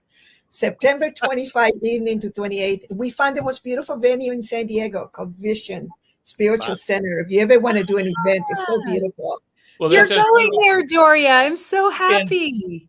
Yeah, Jennifer introduced us to that venue. But anyway. How marvelous. But also, I'm going to see you next weekend. Yes. Not this weekend, but the following weekend, the 18th and 19th, I'll be Oh, seeing. yes. We also have on the 18th, we're going to be with Joe Vitale in Temecula. You guys come along. Joe Vitale is going to be talking all about the law of attraction, but we're also going to be talking Ho'oponopono and doing Ho'oponopono. So come along. Listen, let's all just hang out together. Let's get the band together, right, Freddie? Yep. Absolutely. Let's get the band together. Yes, for sure. Yes. And Freddie, before you go, remember, always tell Carlos Santana that he tried to pick up on me when I was 20 years old. In the right off of Western. He used to his favorite cheesesteak place. This is when I used to eat meat. Used to be on the corner of Western and I think it was Hollywood Boulevard. And he had a white Rolls Royce and he tried to pick up on me. And I turned him down because I had a boyfriend and I was judgmental until I found out who he was and I'd look for him forever. Darn it. Darn. I could have been Carlos Santana's girlfriend and I passed it up. My boyfriend at the time says, "What do you mean you didn't let Carlos Santana pick up on you?" And I said, "Well, I was a little bit judgmental." He goes, "Do you realize how many concerts we could have done?" You know, it's We're really getting funny. all of the secrets here from Game Doria. Right? Exclusive in the Los Angeles Tribune. Juicy, juicy. We're going to let you go because we're going to wrap it up. So thank you, Jennifer. Thank you, Lady Thank JD. you. Thank you, Freddie. Nice to meet you all. Thank you. Thank So you so we'll much. be right back, Rex and I, to introduce another night. It's Baron, Dr. Sir James Dentley, and Baroness Cara Dentley coming right up after this. So let me just wrap it up real quick. So Yes, you guys sure, know, Doria. yes, I want to make sure that I do. Thank you, everybody. Aloha. Bye-bye. Bye, everyone. So thank you to the Los Angeles Tribune. I just wanted to say that I've been listening off and on, and I am so moved to see how many people are now living the principles, teaching the principles. Just so you know, you are a dream come true for me. You are. We made you up. People dreamed us up. We dreamed you up. And thank you to each and every speaker, to every person that participated. And we have Baron Dentley that, oh my God, he's really the cherry on the top. And I just wanted to just let you know, keep practicing, keep going for it. Just take action, just whatever it is. And listen, we all go through fear. We all have to walk through fire. We all have had to overcome so many things. I mean, the stories that I could tell on how fearful I was about so many things. And I just walked through it. It's just fear. They're just thoughts. Take a deep breath. Of course, be careful. You don't want to do things that could kill you. All right. So we're not talking about that. We're talking about things that are really like in your mind, they're stopping you, and do all the work. Take 3 deep breaths and just kind of like, just really choose clearly that you are going for something so big. So remember, create a big purpose, create a mission, create clear rules of the game, find the team that you need to work with, get very clear on your financial goals. What is your financial independence number? What is it, your net that you need in your pocket for you to survive well with your family, with your friends, so that you can live a beautiful life? And then what can you create more to add value to humanity? And I always like to leave with the question that you can find in my Facebook. How do we make the world work for 100% of humanity through spontaneous cooperation in the shortest possible time without any ecological offense or the disadvantage of anyone? You create a product, a service, or a program, like many of the people that taught here. If you create that as part of your economic engine, that is like the wind beneath your wings of your economic engine, you will be wealthy, you will be rich, you will have a beautiful life. Many of us were experiments, we're on our way to retire somewhere on Maui in the next 30, 50 years. So we need you. We need you. All right. Aloha. And thank you to the Los Angeles Tribune. Aloha. Thank you. Thank you, Dame Doria. Thank you so much, Jennifer. So, Dame Doria, I'm going to take the opportunity to just interview you for a little bit. I hope you're not in a hurry. But what comes to mind was how one of your principles changed my perspective. And when our perspective changes, it changes the direction and our trajectory, and it changes our life. And what that principle was your definition of wealth. So would you share us, Dame Doria, your definition of wealth? Wealth. My new definition of wealth is to have access to cash, access to resources, access to support, access to investment, access to information, access to tools that will help you with self-mastery. So access. And there are many definitions of true wealth, and our beautiful Ken Honda, who we definitely want to have here next time. Ken Honda has written a book. His latest book is called True Wealth. Go pick it up, because his book is called Happy Money. And he came and attended Money and You. I mean, this is Japan's one of the greatest human beings, and so has changed the lives of so many with his book called Happy Money. And it was really interesting. When I saw that, I thought, how come I didn't think of that name? It's such a simple name, Happy Money. And I realized that I had learned all these different things. Robert Kiyosaki, who used to be my business partner for 9 years, he and I made up a word called sushi money. Money that we could, that would make us happy. And sushi in those days used to be very expensive. So sushi money meant that you were getting big amounts of money. And I had learned true wealth also from Buckminster Fuller and other masters. And about 15 years ago, I actually don't remember how many years ago, 15, 13, 18 years ago, I was asking myself, what is true wealth? What is true wealth? True wealth is access. So what the Los Angeles Tribune and the whole team brings us together to have access. Do you realize how much wealthier you are? Wealthier than 8 days ago? I mean, all these people that you have access to, that you can meet, you can connect, you can write to them. You can say, hey, I saw you in the Los Angeles Tribune, Leadership Week. And I'm so interested not only what you're doing, but I want to connect. I don't have that much money right now. I don't have access to that. Not right now, but can you support me with this? Remember, you'll never be ROKE. Never. You might break a foot, you might break a finger, and somebody may break your heart. But you'll never be ROKE. You're just temporarily out of cash. You're not seeing the access that's available to you. So what the Los Angeles Tribune does, and what all of us do, all of us that come around here to support you, we bring you access. And access is true wealth.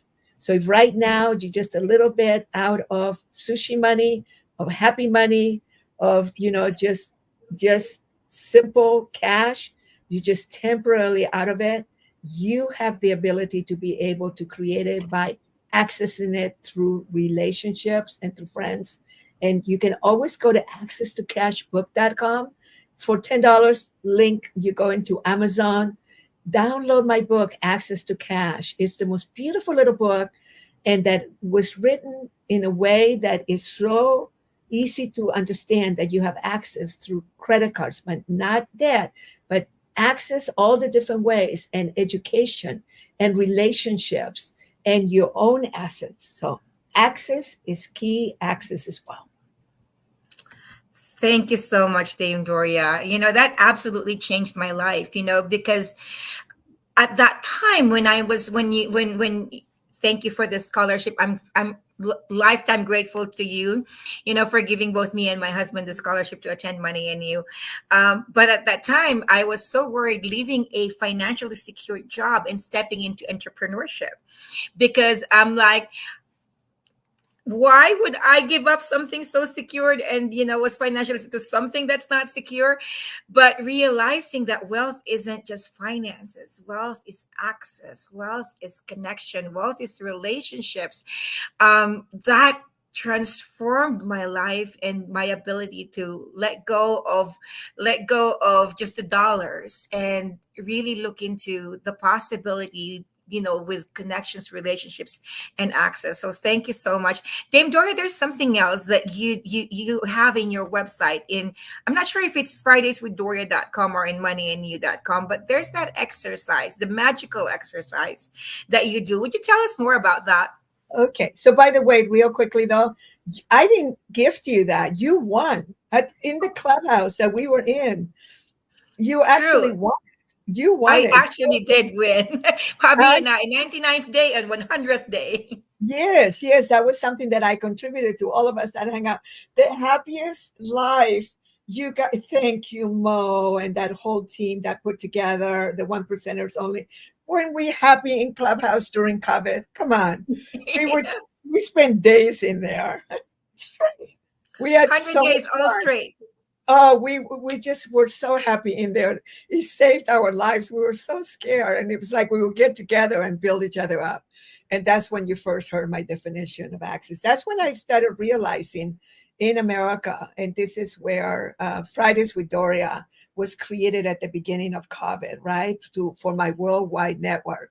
And then there was these magical exercises. So if you go to fridayswithdoria.com and you go under resources, you will see magical recovery exercises.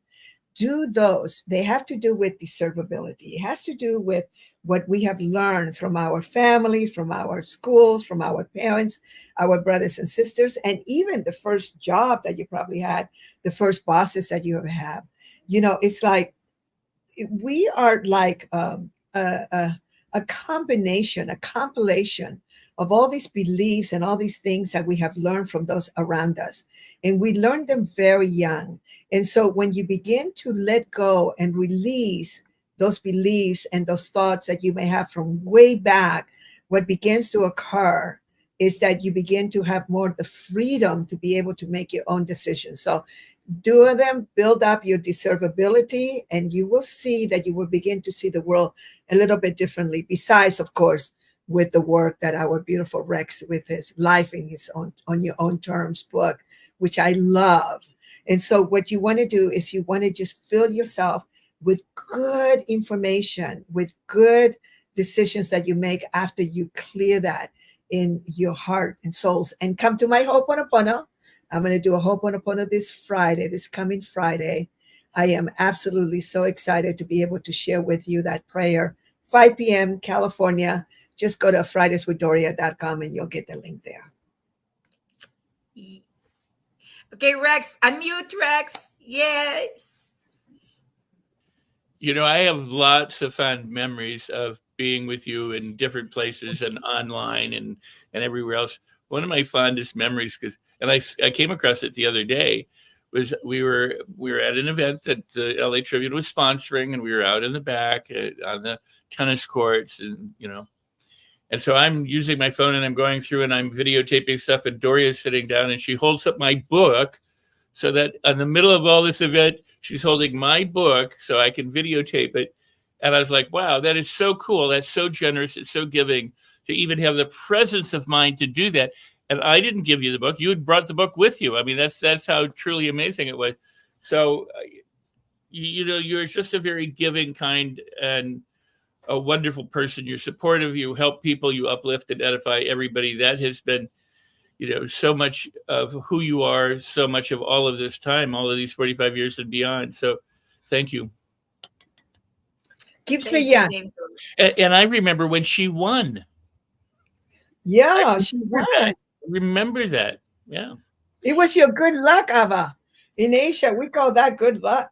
Well, it was also double a good luck because my husband won 99th day, which also came with money and you. And then I won the 100th day. I don't even know how, but you know, I'm like Meant just to be, grateful. meant to be. Yeah, Just grateful. it was actually a raffle. You weren't like being picked. It was a raffle. I felt like I was picked. You were. So I won. You know, my husband always says, "What did I won?" You know. Yes. From the That was one of the 1%ers. jokes. So thank you so much. Well, friends, we are having a lot of fun. I'm seeing the comments. We've got Parisa Rose with, you know, when you won as well, you know, full circle. Thank you so much to all of our audience. We will be right back, I promise, because we have upcoming, you know, Dame Doria, would you like to give a little bit of introduction of Baron James Dentley? Oh, I will hang out. Well, that gets to be now, because when we come back, they will he's be on going to be on. Oh, okay. So, well, I was going to say that talk about leadership and talk about a beautiful human being. You know, Baron Dentley.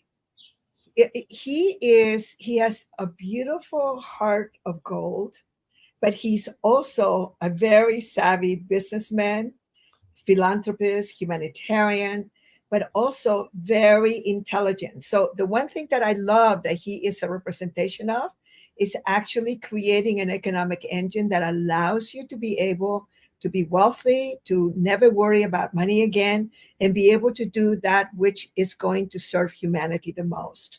And I think that's why he has been honored with many titles, and the fact that he allows himself to just give so many beautiful teachings and so many different platforms. You have to understand something about a lot of us OGs that have been around. We don't have to be doing any of this. We don't. But it's very important for us to be able to leave a legacy and to be able to create platforms and to create systems and economic engines for people to step into them and continue with the work. And I really feel that Baron James Dentley is somebody that's really an example of that. So beautiful human being. Thank you. Thank you so much, Dame Doria. What an honor. You know, James Dentley and Cara Dentley are just so excited to follow your footsteps with your panel. So really delighted with that. And Rex, thank you for joining me in co-hosting this. We will be teeing up. Oh, I don't know if you all were here during Russell Brunson's time, but it was so exciting how we watched, you know, his documentary and the trailer of his upcoming documentary. So we're going to be putting up that trailer one more time before we bring Dr. James Dentley. So thank you, Dame Doria. Aloha. Bye, everyone. Bye-bye. Bye-bye. I cannot believe I literally wasted $500,000. I've never seen him so mad. Right now, it's not looking good, brother. This part, I would prefer not to disclose it. Okay. I didn't know how to get past that. I was kind of stuck. What is it that I can help you with? Right now, we are a little over $10 million invested, 3,000 or 4,000 books. Brother, I got you. Justin's like, hey, do you want to go on this top secret mission? Like, wait, what is that? The goal was get the rights about winning the devil. How are we going to do that? These are artifacts the world's never seen before. I feel called to get this message out. This must be priceless. The only person that had it is the foundation. I've never seen this ending. We're at the home ground of Napoleon Hill. Russell, if you want this book, it's $15,000. I will buy it from you for whatever cost. This is a story I will never forget.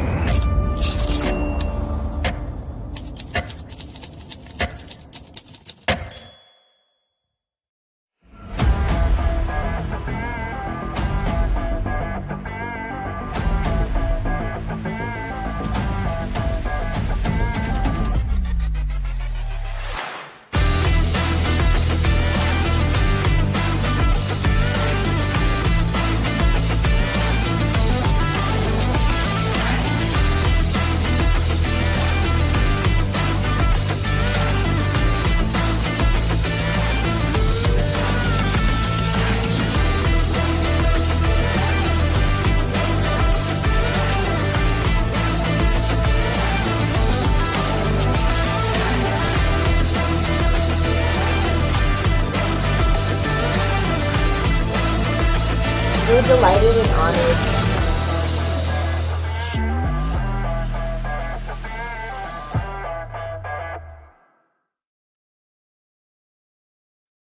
We're delighted and honored that you all are continuously staying with us as we are on day 8 of LA Leadership Week, which is all about leadership, values, and principles, and how we can all come together as community to uplift the world. And our next guests, they live and breathe these leadership values and principles. So honored to be bringing Sir James Dentley and Dr. Kara Dentley on to have a really insightful conversation about what leadership means for them in their lives, professionally, personally, in their relationships. I could say so much more to introduce them, but I just want to bring them up on stage with us today. Hi. Hello, hello. Hi, Dr. Kara. How are you today? Good. How are you? I'm doing great, thank you. We're so excited to have you on LA Leadership Week. You both are a big part of the LA Tribune family, and we could not have LA Leadership Week without having the two of you join us because, like I mentioned earlier, you two exemplify what it means to be leaders from the inside out, from an energetic place, from a way you inspire the world. Dr. James, Dr. Kara, would love for you both to introduce yourselves a little bit more for those that may not know who you are. Well, as you mentioned, thank you so much, Alicia. I almost called you Dr. Alicia. Maybe. Receive it. I am a scientist. I retired from the federal government after being there 9.5, 10 years. And I ventured into leadership and entrepreneurship, and it's been amazing. It really has, on so many different levels, to be able to impact the world in a way that I would say is probably unorthodox. And I say that because I come from a scientific background, and so having that understanding, having that knowledge of how these universal natural laws actually play a role in our lives every single day, I became an example of that. And so when people started to ask, well, how do you operate? How do you bring forth so many different things? Now everybody's using the word manifestation, but it's really just a level of awareness. And that's what I speak about now. That's what I actually tune into when I'm doing my workout classes with the ladies on a regular basis online. And I wrote a book about it, about just how there's a blueprint of intention and how you can use science to govern your greatness. I'm a wife. This is my amazing husband here. And I'm a mom as well. We have an amazing son, Caden. And I could go, when I mentioned his name, I just wanted to go and to venture off into a tangent about, now we homeschool. So we are homeschool parents. And that's all that leads into that whole idea of being intentional as well. And we could talk more about that too, but I'll hand it over to my amazing husband, Baron, Dr. James Dentley. It's so amazing to me. Like you said, now we homeschool. It's been 4 years. It has. It's been 4 years. Absolutely. Since COVID, we just never stopped. Yeah. Well, I've been speaking, training, and coaching individuals pretty much all my life. I'm the founder of JD3 TV and Media Company, a streaming edutainment platform. I'm the founder of Inspired to Speak, a speaking platform that teaches people how to walk in great, discover their greatness, and leave out even greater. How to find their voice, understand the psychology of the voice, overcome fear and anxiety, and understand the true nature of communication, because 57% of it is really nonverbal. So it's not even when you're speaking, because everything speaks, the universe speaks. So it's about how do you tap in? I'm the author of the 5 frequencies of high performance. I'm the author of a book called Spirit, MLM books that I've written, different workbooks that I've done, I've had, and I brought out to the market. And I've been training and having empowering events for about over 25 years now, helping people to discover that special something is inside of them, to bring it out to serve the world at a higher level, and to really try to tap into understanding that there's always more. there's always more in you. There's always more for you. And there's an abundance of everything. There is no lack whatsoever. So we own several companies. I'm not going to go into real estate and things of that nature, but I like to stay really, really busy. I love my life. I've been able to retire from my job in January of 1995. So I had a lot of time on my hand, and I learned the power of residual income and the income that gives you the freedom to do the things you really want to do and to keep learning and growing and expanding. So have an amazing family, amazing life. It's so thankful each and every day and just bubbling over with joy. And we have our nonprofit. Always amazing. Yeah. Yes, we have a nonprofit work. Yes, and we're Knights of the oldest royal order in the world. We're Baron and Baroness of the royal order as well. It started in 312 AD, and they got around to somebody who looks like me. So here I am with that. But with our nonprofit, we have a big charity royal gala coming up on June 23rd here in Chicago. And the LA Tribune is going to come out, and they're going to be presenting 12 individuals with the Presidential Lifetime Achievement Award. So we're just excited about that relationship with Maroc, with Alva, with you, Alicia's entire team, because you all operate with first class. We're always honored and thrilled to be in the company of greatness. And we are honored as well. And you all touched upon so many key tenets to living your life and contributing to the world. Dr. Kara, you're a scientist. Geospatial scientist. You work for the federal government. I loved in the past we've spoken and you talked about how you love to learn and you really love being a scientist.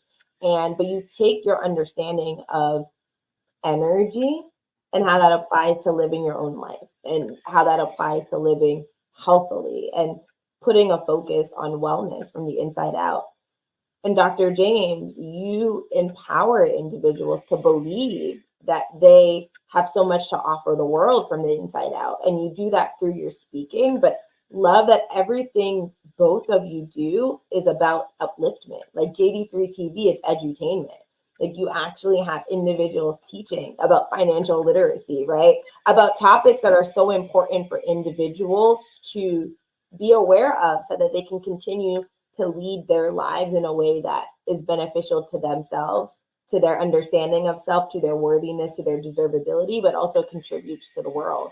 How did you both separately, but also collectively together, realize how you wanted to show up in this world, right? Like how you actually wanted to show up with intent, which is a word, Dr. Kara, that you used previously, because you could just be here and then you could be here with intent, with contribution. How did you get to that place?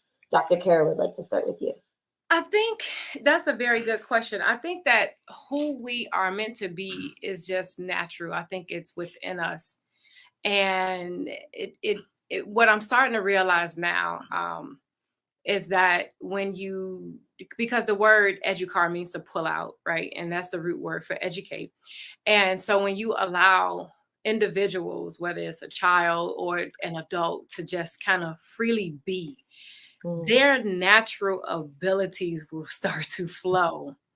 And so this is what I'm starting to observe. So for myself, I'm always just I'm very analytical. I'm very methodical because I feel like there's always an underlying root cause or foundation or something. So when I'm looking at the world and looking at individuals, there's always a connection from something going to something. And so when it comes to leadership, when it comes to showing up, I just let my natural of just innate abilities just come forth. And I feel like that's what we're here to do. And if you just allow people to just be, their greatness will naturally and automatically, it's not forced, it will automatically shine through and come forth. So you just let it be, just be. James always says the hardest thing for human beings to do is to be. Yeah. You try to be everything else but, right? Yeah. Everything you've learned, you try and figure out and do, but when you can allow yourself to just release and let go and be, because everything's within. And just surrender. Yeah. What about you, Dr. James? Well, life can seem complicated, but it's always been really simple. For thousands of years before we had technology and before we had lights, before we had fire, people survived. And I've been studying the laws of attraction for over 2 or 3 decades now. And I really believe in that. But I also, for myself, discovered before the laws of attraction were the laws of awareness. And Dr. Kara mentioned awareness. Because when you're aware, then you realize that everything you've been looking for is always there in front of you anyway. It's always there. Everything that is and everything that exists once upon a time did not exist. But everything needed to create it was already here. So when we're looking at things, we're looking through our experiences. We're looking through the paradigm of the truths that we've adopted in our lives. And those are a series of habits. I was with a group this morning, and I was sharing with them that, your beliefs come from your environment, the foundation of them, even in the theta stage in the mother's womb. What you live, you learn. What you learn, you practice. And what you practice, you become. And I am a product of my environment. I was just very fortunate to be an adventurer, to be a seeker, to be someone who wanted to figure out, can I climb that building from the outside 3 stories up at 8 years old? No fear of death, no consciousness of it. Just nothing's there but but climbing the building. And just like anyone who has a great adventure, when they get down, they want to do it again. And they want to do it again. They want to do it faster. And they want to go higher. And just to keep stretching, which people will look at and say, look at that crazy boy up on the top of that building. And I've always just kind of had that type of Peter Pan type of reality where I would challenge things and experience them. So as my wife is very analytical, I can get there, but I operate on my instincts. And I just go at it and I don't stop until I figure it out, and together it makes a great tangent. So I look at leadership is like beauty. It's really hard to define, but you know it when you see it. You know when you see it. And the leadership begins with setting the example and being a lifelong learner, because great leaders are also great followers. They're great students, and they know what to study. And they know when they study how to take the lessons that empower them and move them forward and incorporate them. And then you learn and get that sense of awareness of what doesn't work. And you kind of stop that. And sometimes it takes us a while because, we don't want to give up who we are. We're locked into those habits. I always quote a poem. It goes like this: who am I? I am your constant companion. I'm your greatest helper or your heaviest burden. I can lift you upward or I can drag you down to failure. If you teach me to do a thing repeatedly, I'll begin to do it automatically. I am easily managed, but you must be firm with me. I'm the first to all those who are great. And the last, those who are failures as well. Those who are great, I have made great. Those who are failures, I have made failures. I am not a machine, yet I operate with the precision of a machine, yet the intelligence of a human being. But if you teach me and train me, I'll lay the work at your feet. But if you are easy with me, I will destroy you. You can run me for profit or run me for ruin. Makes no difference to me. Who am I? I am called Habit. Habit is my name. And we're driven by our habits because 80% of our life is driven by our subconscious, is what's kind of baked in there. And then you got 10%, 15% is in your subconscious, but that magical 5%, the imagination, is how we create a new reality for us, how we feel, how we reference things. When things go wrong, we don't have to go wrong with them. So when you talk about leadership, I love that because I started in management when I was 18 years of age, and all of my employees were older than me. And I did it for many years in Chicago, Georgia, and through Texas. And even before that, if I was sneak out of church and buy candy, all the boys would follow me out of church. And I didn't know I was leading. I just knew it was fun to have company. But I learned that the great leader, you can become an even greater servant and create a culture inside of your own life that expands to everything else around you. There are so many gems that you hit upon that I want to come back to, because you said great adventure. I charge people money for almost. Yeah, a great adventure. But I want to dive in a little bit further to what you said when you were leaving church to go buy candy and people would follow you. And I think it's such a critical perspective and realization and understanding for people to have, because everyone is a leader because people are always looking at you, right? And you can be aware of that and know that what you are putting out in the world, people are experiencing, and they might want to follow you in whatever it is that you're doing. and to have that intentionality with how you show up each and every day. It doesn't matter what you do for work or what level you are in an organization, that if someone can see you, you might be leading them and you may not understand or even know that you are leading them. But to have that awareness so that you can understand who are you being. And you talked a lot about habits, right? And that was a beautiful poem that you shared, and that oftentimes we are operating from our subconscious and we don't even know. So that awareness that you mentioned earlier is so key. Dr. Kara, you were just featured in the film Beyond Physical Matter, which is about everything that you cannot see, but is there and is impacting your everyday. Can you please talk a little bit more about what your experience was like being in Beyond Physical Matter and kind of what it was important for you to touch upon? I'm just excited that Sir Don and Lady Melinda had the wherewithal to pull this together and to put so many amazing people from different sectors together to bring forth this information to the masses. Because it's one thing when you have people who are operating in their individual silos and their individual knowledge banks, so to speak, and not being able to really pull the thread between it to make that connection, that all of this is connected. There is no separation. There is none, especially when you're talking about energy. There's no boundaries. There are no boundaries with energy. And that's why we're able to sit here remotely and communicate with you, because there are no boundaries. Yeah. And once people start to understand that it's all one, it's the spirit of one. And, it's a beautiful thing. So when it came to the film, from the moment they asked me to be a part of it, I was just like delighted, because I was like, finally. And I even made a post, not a post on any social media platform. I made a Post-it note when I was in graduate school, just saying that my goal was to demystify the connection between science and spirituality, because as a believer, I would get the question so often: how do you answer the question, or how do you approach life if you're a scientist and a believer? Do you have believers asking you and questioning you about your beliefs in science? And do you have scientists questioning your belief about spirituality? And I'm like, it's one and the same. Science is only an explanation of. So when you think about science, the root word in Latin is sire, and it's to know.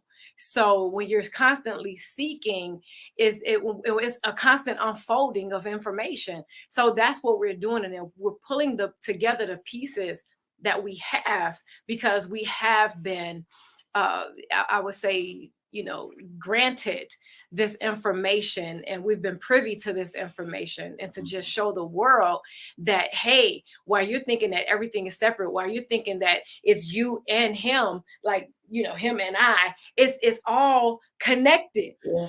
There is no separation. And when you start to look at other people like that, you start to see their greatness. You start to want the best for them, because you know that if you're in the same vicinity, when the best come for them, the best is right there in the vicinity with you. And when the best come for you, is right there in the vicinity for others. And so there's so many laws that actually contribute to this whole idea. There's so many rules and laws that lends itself to this idea. And one of which James and I talk about all the time is Tobler's law. It's a geographic term. It's a law from a geographer that talks about that everything is connected. First of all, that's the first thing. Everything is connected, but those things that are near are more like those things that are near it, rather than those things that are further apart. And so when you start to look at that, it's like there's so much commonality there. You can look in your own neighborhood. You'll see that most of the people shop at the same grocery store. Most of the people probably drive the same type of cars, because there's that commonality. But not only that, I'll go a step further, where there's, Aristotle said that the whole is greater than the sum of the parts. And most people would think that you're talking about just adding two entities, 1 + 1 = 2. But the reality is what he meant was the whole is greater than, it's beyond just the sum of the parts. It's everything that happens in between it that you can't see, which is what you mentioned. And so when people talk about going into certain places and they're like, the energy was off, that's a real thing. When you talk about, when you meet somebody and you say, oh, I love their vibe, that's a real thing. You're talking about their vibration. We just cut it short and start saying, well, I like your vibe, right? That's your frequency. And so we all operate at a frequency. And so when it came to that film, you know, it goes on to talk about like health, you know, inside, outside, how, you know, your thoughts impact everything, because it's all one and the same, you know, mind, body, spirit, and there's no separation. So thank you for bringing that up. I could go on and on and on about this. You're talking my language, science and quantum, everything is all the same. So just start looking at everything the way that you want it to be, the way you can envision and visualize it to be. And it will become just that, especially when you place the emotion with it. And anything you don't want, don't put too much energy behind it, because it just come true. Yeah, what you resist persists, right? What you're putting the energy on, even you're like, no, I did not want that. Your brain doesn't hear the want. It says, I want that, you know. And I love that you shared more about what Beyond Physical Matter is all about, and that we are all connected, because it goes back to what Baron Dr. James was sharing about, you know, being in church and going to get candy, right? Right. And, you know, it's kind of energy exchange, because people feel what you're doing. And, you know, when you're intentional and have that awareness about what you are doing, you can lead other ways in a way that contributes, or you can potentially lead others in a way that may not contribute and do something else, whatever that may be. And we don't have to categorize or classify that right now, but everything is so connected. What is advice that you could share, or perspective thoughts that you could share with our audience around the fact that whether you're aware or not, you're carrying a vibe? People are gonna feel that vibe. It's gonna, you know, they're gonna interact with that energy that you're bringing forward on ways that people can figure out, like, where am I at right now? And kind of, what am I giving off to the world? What do I want to give off to the world? And start to kind of have that conversation that they have with themselves. Because Dr. James, you know, you talk about the light, the gifts that people have within them, but sometimes they don't feel it. They don't see it, because they might be taking on something that was not there, stuff that someone else put on them that they may be feeling that's not there. And it's covering up all that they are, all that they can be in this world. So what is something that you would want to share with those that are tuning in, Dr. James? Well, first of all, there's so many things outside of you that you cannot control.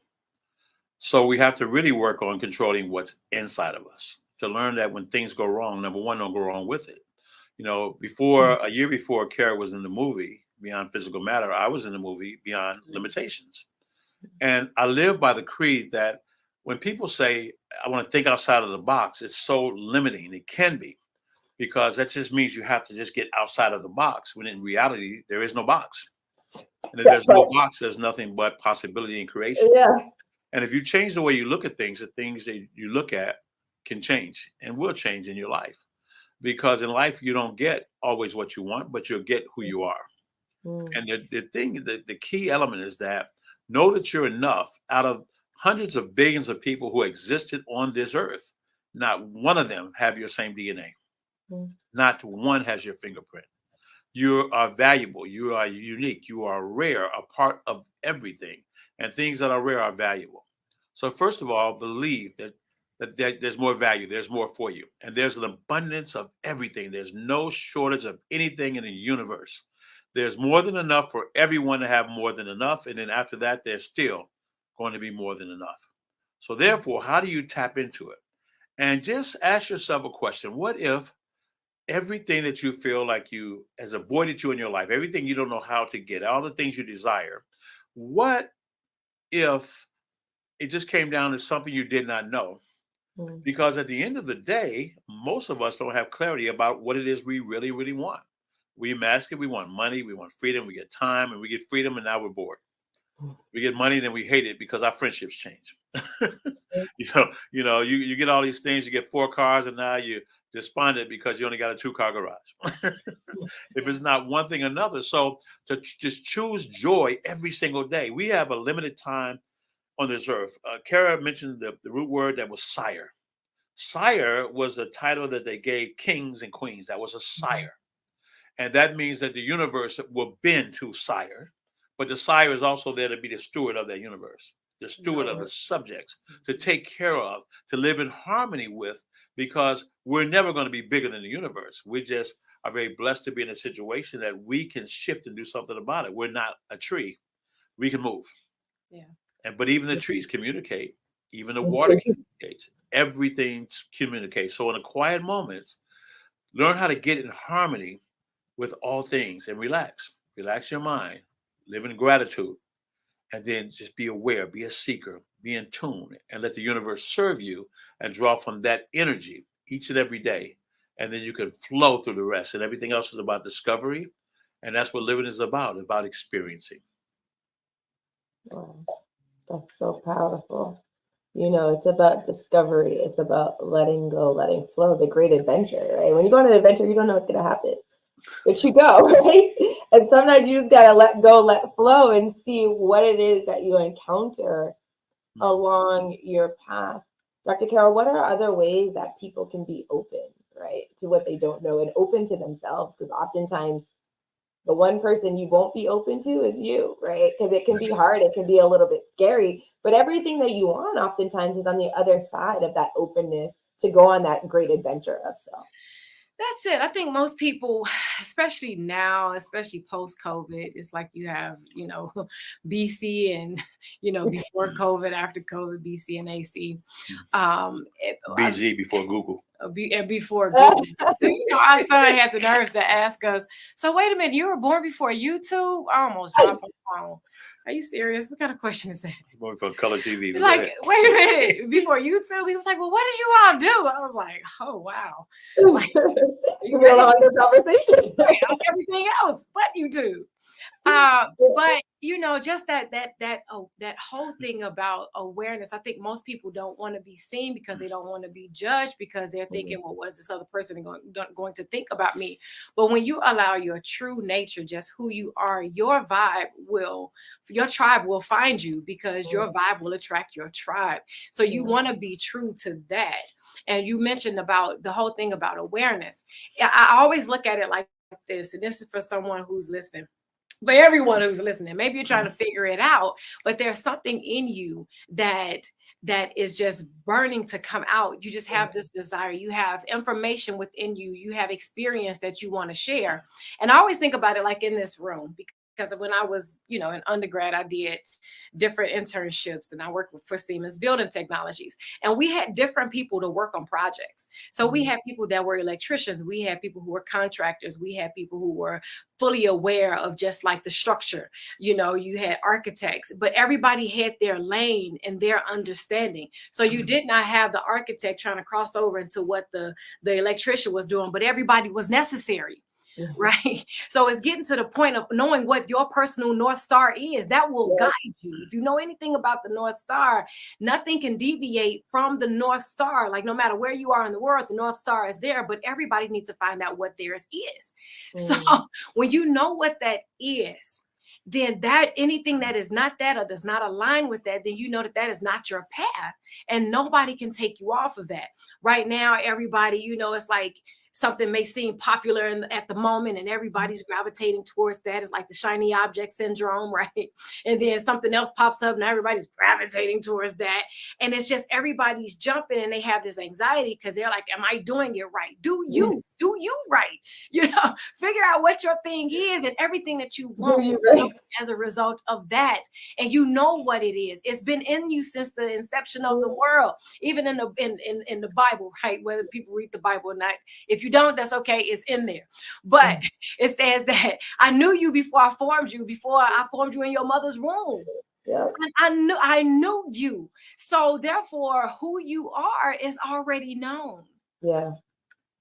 So just know what, and it's already there. And sometimes, like James mentioned about just going into a quiet place, because that thing that you think about, not the worries, not the anxiety, not the things that you feel like, what am I going to do? It's that thing that just come to mind that you just feel like, if I had nothing to do, this is what I would do. That thing will guide you. It will take you to your truth. It will flow so effortlessly. You mentioned that, like water. Water, if we're over 70% water, and water takes the path of least resistance, how much more should we? We should just take the path of least resistance, and it will serve you for the rest of your life. And people want to find their joy.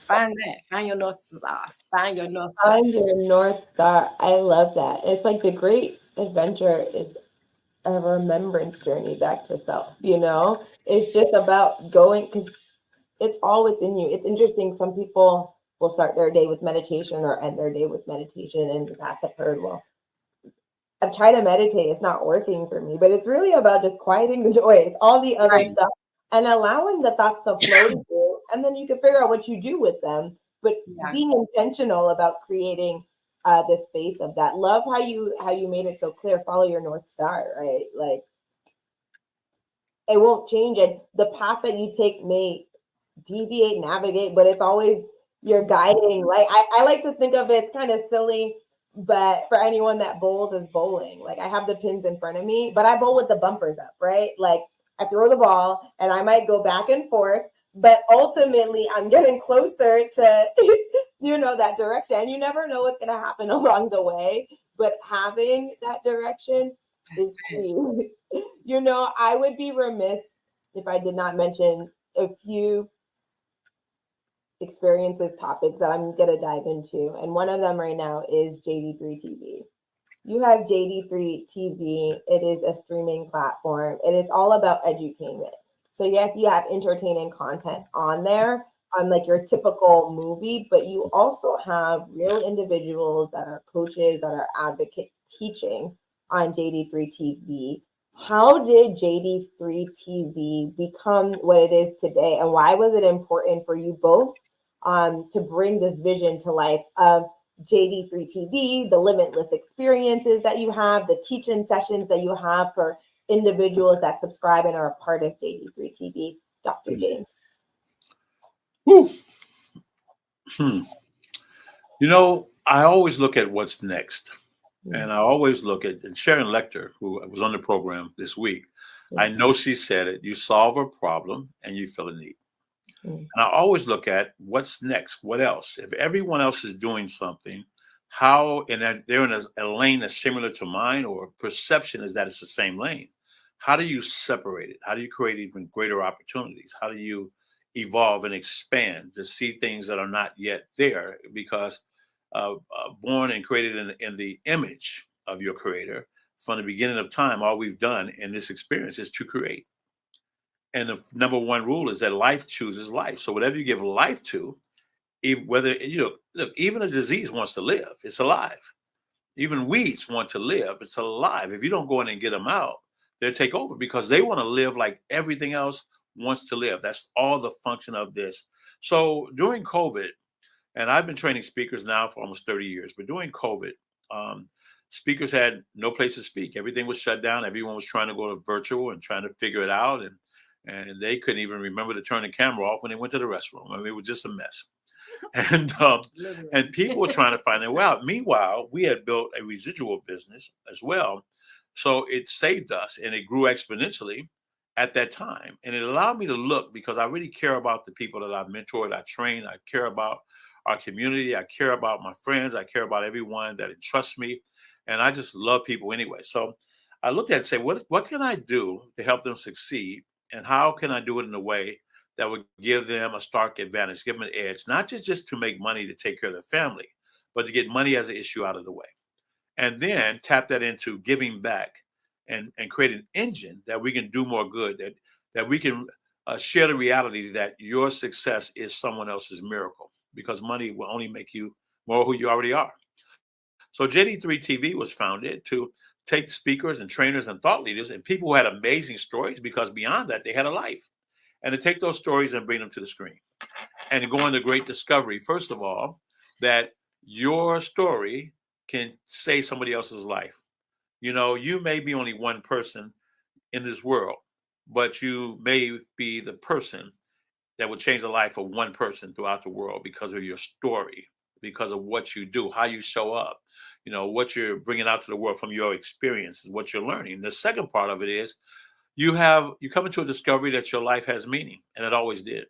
Through everything and all the crap you may feel like you've gone through, and wow, you're still here, and people want to hear your story, and you're not alone, and you never have been. So JD3 TV was founded on that premise to take these amazing stories out, as I'm a storyteller and a speaker and a trainer of speakers, and to give them a bigger brand, to give them a bigger platform, to allow them to be all over the world at one time. And that's how it started. So that we started that, and we worked through the technology, because our technology, no one has it in the world. We looked at how do we create a community. So it's not a streaming platform, it's a community. We don't have subscribers, we have members.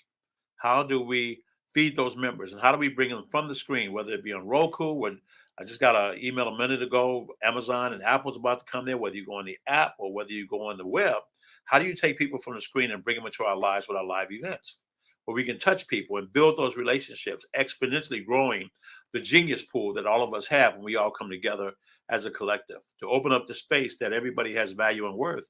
And when we put it all in the crock pot, we can come up with an entree that would be so delicious to life itself, that it'd be simply amazing. So that's pretty much how it started. And then it looked at, how do we create an opportunity that the content creators can win, the employees can win, they can grow, but have an economic engine that as the completion, as we exit, that they all can have the resources they need to live and create the things they're meant to create and live the life that they dream about. And to put all those things together. And every single day we wake up and just ask ourselves, how can we become better? And Kara helps me become better every day. She comes, she wakes up with research, and she comes out of that room with all that smoke. And like a lot of people say, you don't want that smoke. I'm looking for that smoke. I'm not going to even mess with it. I love it. Give me more of that. Don't mess it up. I might actually put something out. and take it in and just grow from it, because if you relax and understand you don't know everything, and you're allowed to make mistakes, because we're all through a process. And with JD3 TV and with the limitless experience and the events, we can bring people together, bring joy, and create an experience that will distract the person from the things that are holding them back, the things that they're distracted looking at the wrong things instead of looking at what's possible, looking at that North Star. They're looking at the problem, what's wrong, and what you give attention to is what you feed. And what you feed is what is going to grow in your life. So that's number two, to dispute the lie that you're not good enough, that you have to have money to do this, or you have to have everything perfect to do this. You have to wait till the right time. You make the right time. At the time is what you make it. Because whether you're super busy, I'm busy all the time, but I make room to do whatever I want to do. I figure it out, you know, and I can always say it's a bigger reason, and I get to do that. And we all get to do that. I don't judge it. I just understand if you're going to get things done, it means you get things done. And then you find out who you can become. And there's more inside of you when you have done the impossible, the things that could not be done. Somebody said that it could not be done, yet he with a chuckle replied that maybe it couldn't, but he'd be the one that would not give in till he tried. So he buckled right in with kind of a grin on his face if he worried he hit it. And he started to sing as he tackled the thing that could not be done, yet he did it. Because winning is fun, and winning is more fun than fun is fun. So let's have a lot of fun. Let's have a lot of fun. I love that you ended the experience that is JD3 TV. Even when you fall on your butt, laugh. You'll laugh later. Yeah. And you know, I have a vision board on my phone, and it's not a vision board of things I wanted, but it's feelings I wanted to feel. But something that is on there is that the impossible comes true. Because what is it to be impossible, right? And it's an expansion of mine. But thank you so much for sharing with our audience more about what JD3 TV is all about. You know, there's a concept that has come up in LA Leadership Week, which is the WWW. Win-win, but for the world, right? And what I love about 3TV is that it is a community. It is a community for those that are members that get to experience all of the content that's on the platform. You have events, you know, you do prizes for your community. There's ways for them to engage with the people that are part of the platform, but then also for the content creators. You educate, right? You create resources, help them understand the production aspect, the marketing aspects of the platform. So it's really individuals coming together to support one another, you know, and it doesn't matter what side or end of the platform you're on. It's a collaborative experience for all. And it truly is a community. It is a family. And so it's jd3tv.com. Check out JD3TV, what you're doing with edutainment and looking ahead and understanding how you can use technology, how you can use the experiences that you've had teaching and training and mentoring individuals that are speakers, but then also bring entertainment into the mix. You know, during Leadership Week, there's been conversations of what is your purpose, and it's continuously take actions and your purpose will find you. And we've heard it that individuals ultimately end up landing or being pulled into or flowing into, like this conversation right now, flowing into all that they were meant to be. And it pulls all of the aspects of their understanding of what their experience has been into what they're doing to contribute to the world. And I said earlier, I'd be remiss if I did not mention something, and there was something else on the list, but it was to say congratulations to the two of you for being the recipients of the President's Lifetime Achievement Award back in March, for all of the service that you do for the world and for your community. That is not just through JD3 TV and your other business ventures, but it's really true through the work that you do with nonprofits and to help uplift those in your community. It has been such a delight speaking to both of you today. I'm always honored. I would love to go to you both for closing statements, but you two are amazing. It's always an honor to speak with you. To you, Dr. James. I would just want to say this before I go any further. I want to thank the LA Tribune and Mo Rock. You know, we met in Dallas, Texas, and we just connected, and we decided at that moment we were going to get together. And I was so honored when Mo Rock, the founder, and your amazing team, you especially leading the charge. I watch you guys and I marvel. And you know so much about what we do because you're a part of everything we do, and you've been very helpful to us. But I'm thankful that Mo Rock has chose to build the LA Tribune Women Empowerment Network on JD3 TV. And he wanted to build that. And he said, James, we have all these incredible women. I want to give them another platform. And just like with the speakers I train, I give them the platform now of the LA Tribune as well. To be in that collaborative space where he wants to just has a vision about doing good. And when you live in that space, you attracted the people that were all around you. It's a perfect fit.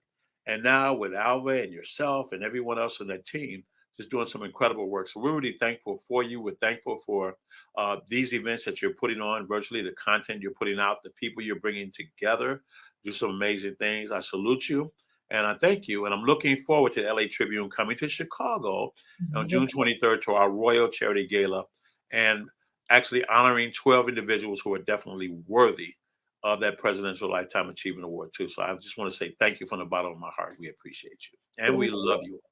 Thank you. On behalf of our entire team, we received that. We appreciate you and we thank you as well. Thank you. And would love to go to you both for closing thoughts on leadership, on our conversation today. It's always a delight speaking to you both. Thank you. And we can go to Dr.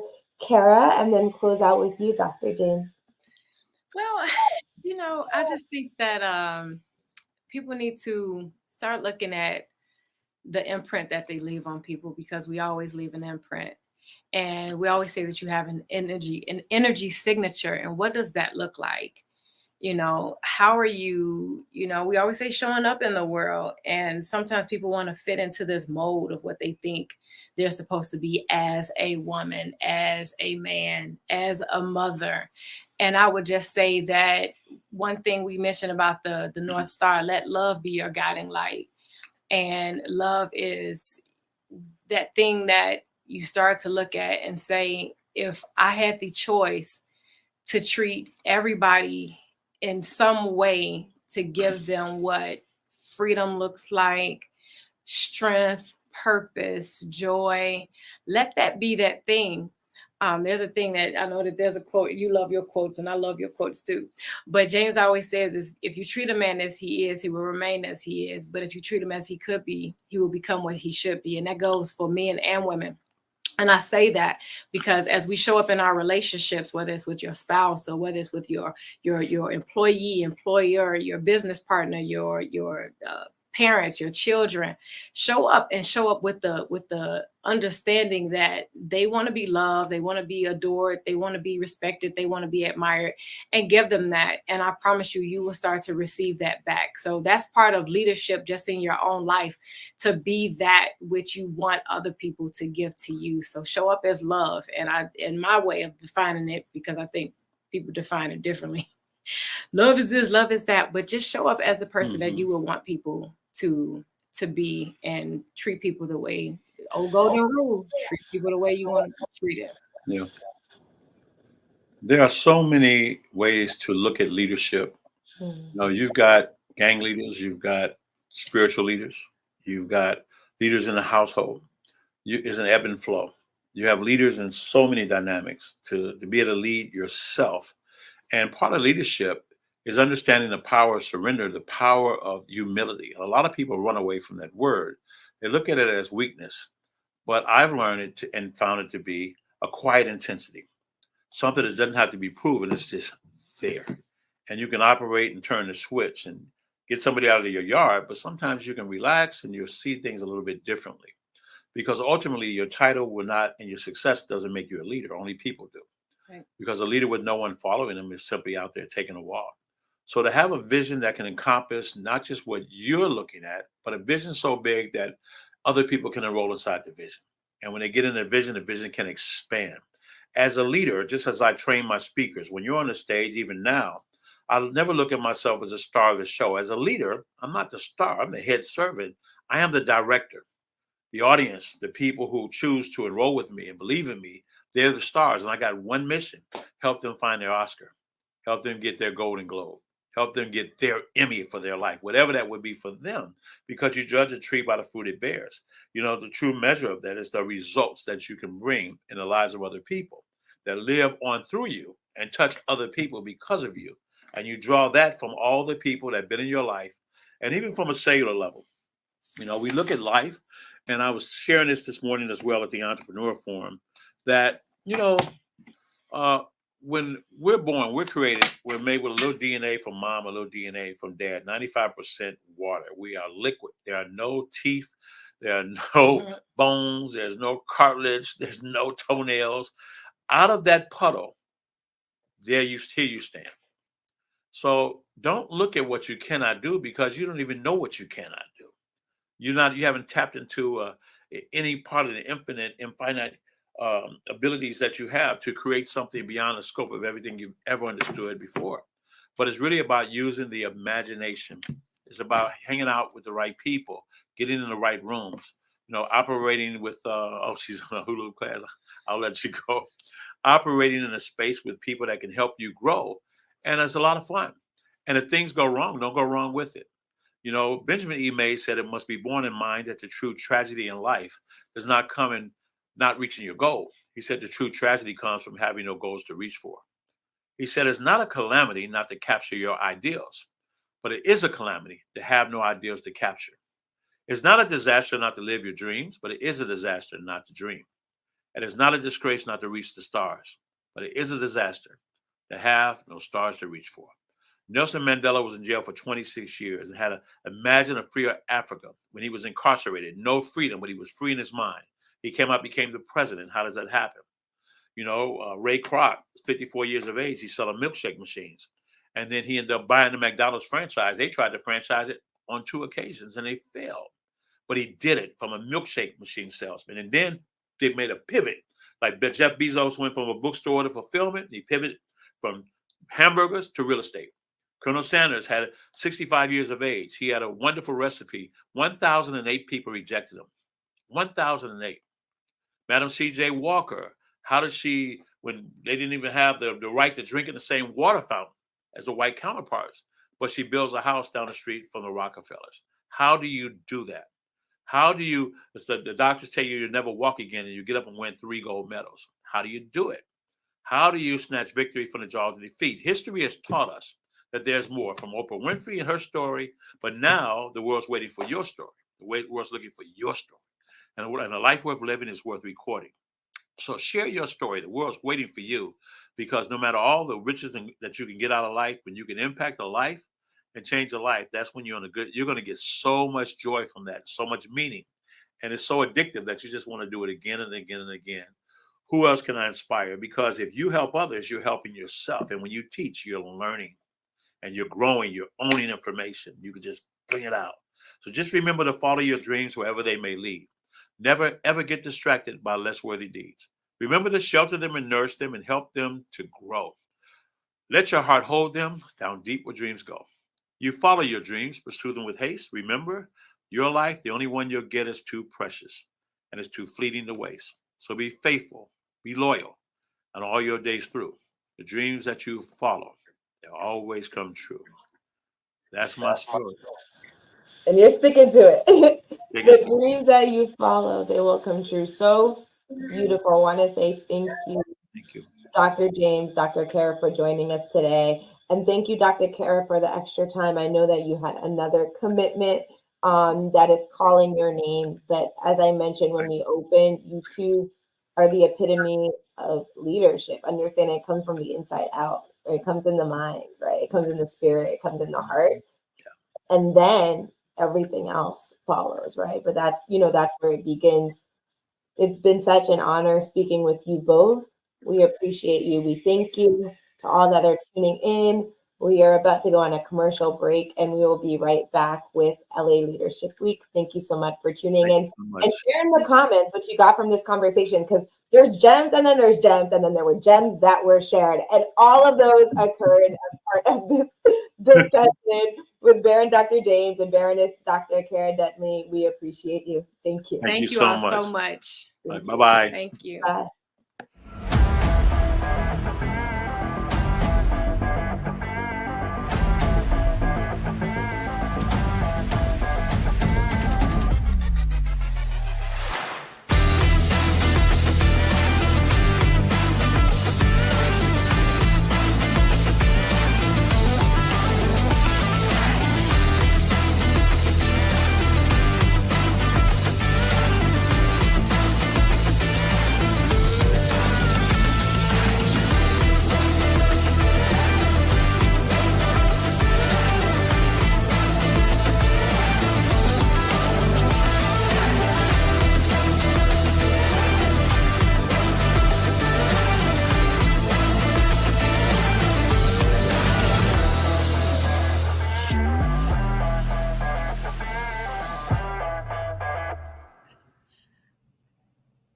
And we're back. Oh my God, what a powerful segment by Baron Dr. James Dentley and Baroness Dr. Kara Dentley. First of all, Alicia, thank you so much for that interview. What a powerful interview. I love the questions that you asked and how you pulled out all the gems. You've got so much comments on the comment section, amazing. Lots of thank yous, Alicia. Flowers for you. We love to make our family shine in the Los Angeles Tribune. So thank you for all the loves and all the hearts and all the celebrations. Parisa, what are your thoughts? One thing that really landed with me so beautifully, and I say this because I'm speaking about the beautiful Kara Dentley, is that she has a background in science, okay? And being that that's not the seemingly traditional path or placement for leadership, she found her way there for what was meaningful and significant to her. And there's so many conversations that I have every single day where people are like, how did you get into this space? Especially with this week that we've had. Like, what led you there? What about it that do you love? And all of these things. And I have a science background as well. And the fact that we can find ourselves in leadership because leadership actually is everywhere. And we can let it be what it is that is 100% authentic to ourselves Like, that is so special. And she does it in her own way and talks about energy and lets it just be her. I feel like it's so much more rich and felt and so honest. And that part I just so loved. So thank you, Ava. Thank you. Absolutely. I love just the groundedness of them both together. We've got so much compliments about them being a couple too. Alicia, would love to hear your thoughts. But before we give you, this is going to be actually the transition comments that Alicia's giving. Stay in the same page. If you've been here before during this time, you know the drill. We're going to close this stream, but another one will pop up right exactly where you are. And on the next stream, before Alicia gives us her closing thoughts and comments for this segment, we have the Habitude Warriors coming up this evening and another powerful interview as we close. Alicia, who's your powerful interview? Oh, you're muted.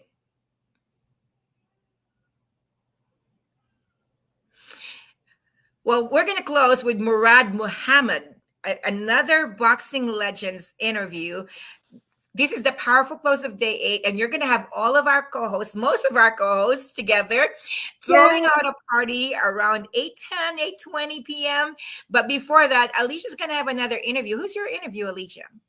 Annie Papazian. You all are in for a treat when you hear from Annie. I know Parissa's shaking her head. Annie has so much insight to share, but Baron Dr. James Dentley, Baroness Dr. Tara Dentley. Yes, I saw Debbie in the comments that they were so grounded together. Every time we speak, you learn so much. I was just sitting there in awe at the gems that they were sharing, and I call them gems on gems on gems.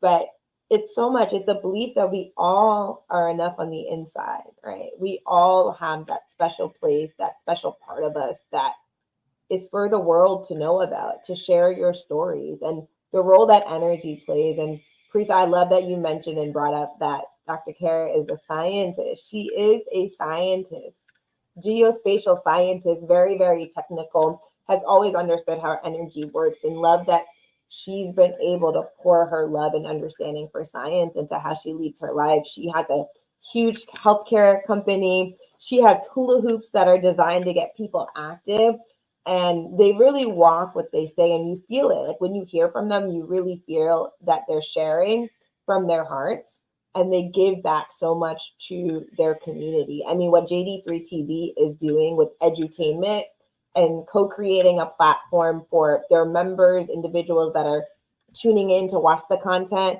but also for the co-creators, individuals that have shows on the platform, giving them space to teach in a way that can reach a lot of individuals. You know, it's very unique, it's very innovative. Every time we speak with them, I feel like we learn so much. But what I loved about each one of their stories, about their perspectives, is that it starts within and then it comes out. And I think that's so important. So like, yes, Debbie, gems on gems on gems on gems. I'm always amazed when I speak with them, and they have such a calming presence, because you understand they walk it, they feel it, and you feel it too. That's so awesome. I love that summary. But before we go, we're going to tell you, what's coming right up. And let me bring the man of the hour, who's going to be opening the next stream, Mr. Eric Awesome Swanson. Mr. Swanson, tell us what's coming up with the Habitude Warriors. Okay. Everyone make a fist. Can you make a fist? Yeah. And everyone go like this. What up? It's going to be the Habitude Warrior time. Oh, I'm so excited. So we have Ava, so excited about this. Thank you, Los Angeles Tribune, and everybody, and Parisa and Alicia and Mo, wherever you are, Mo. So excited about this next panel. So I've assembled some fantastic individuals, and they're all female, and it's a female empowerment on leadership. And we've got 4 or 5 fantastic individuals who are experts in their fields that bring different perspectives of leadership, just like we've been doing for 8 days now. We're only going to go 10 more days, by the way. It's an 18 month No, I'm just kidding. At some point, we all are going to have some water somewhere or something. But it's just an amazing opportunity to learn and grow and use what we call borrowed benefits. So what we do is we mastermind. We interview each other, but we mastermind, because one of my mentors, my main mentor is Brian Tracy, but my other one is Wayne Dyer, Dr. Wayne Dyer. And he used to say this. He'd say, "This is my way. What is your way? The way does not exist." So what are our ways? I want to learn from Ava and from Alicia and from Parisa to learn what their leadership skills are, so I can take those borrowed benefits and expand my life so that I'm expanding the world's life. I'm so excited about this. I'm ready. They're ready too. They're getting ready, guys. They're in the green room right now. Ava, I'm really excited. Let's go. Let's go. Okay, so here's what we're gonna do. Remember the drill. This is gonna close, but right where you are, same page, don't go away. You'll have another live pop up just within a few seconds, and you will see the Habitude Warriors female edition. Look forward to it. We'll see you soon.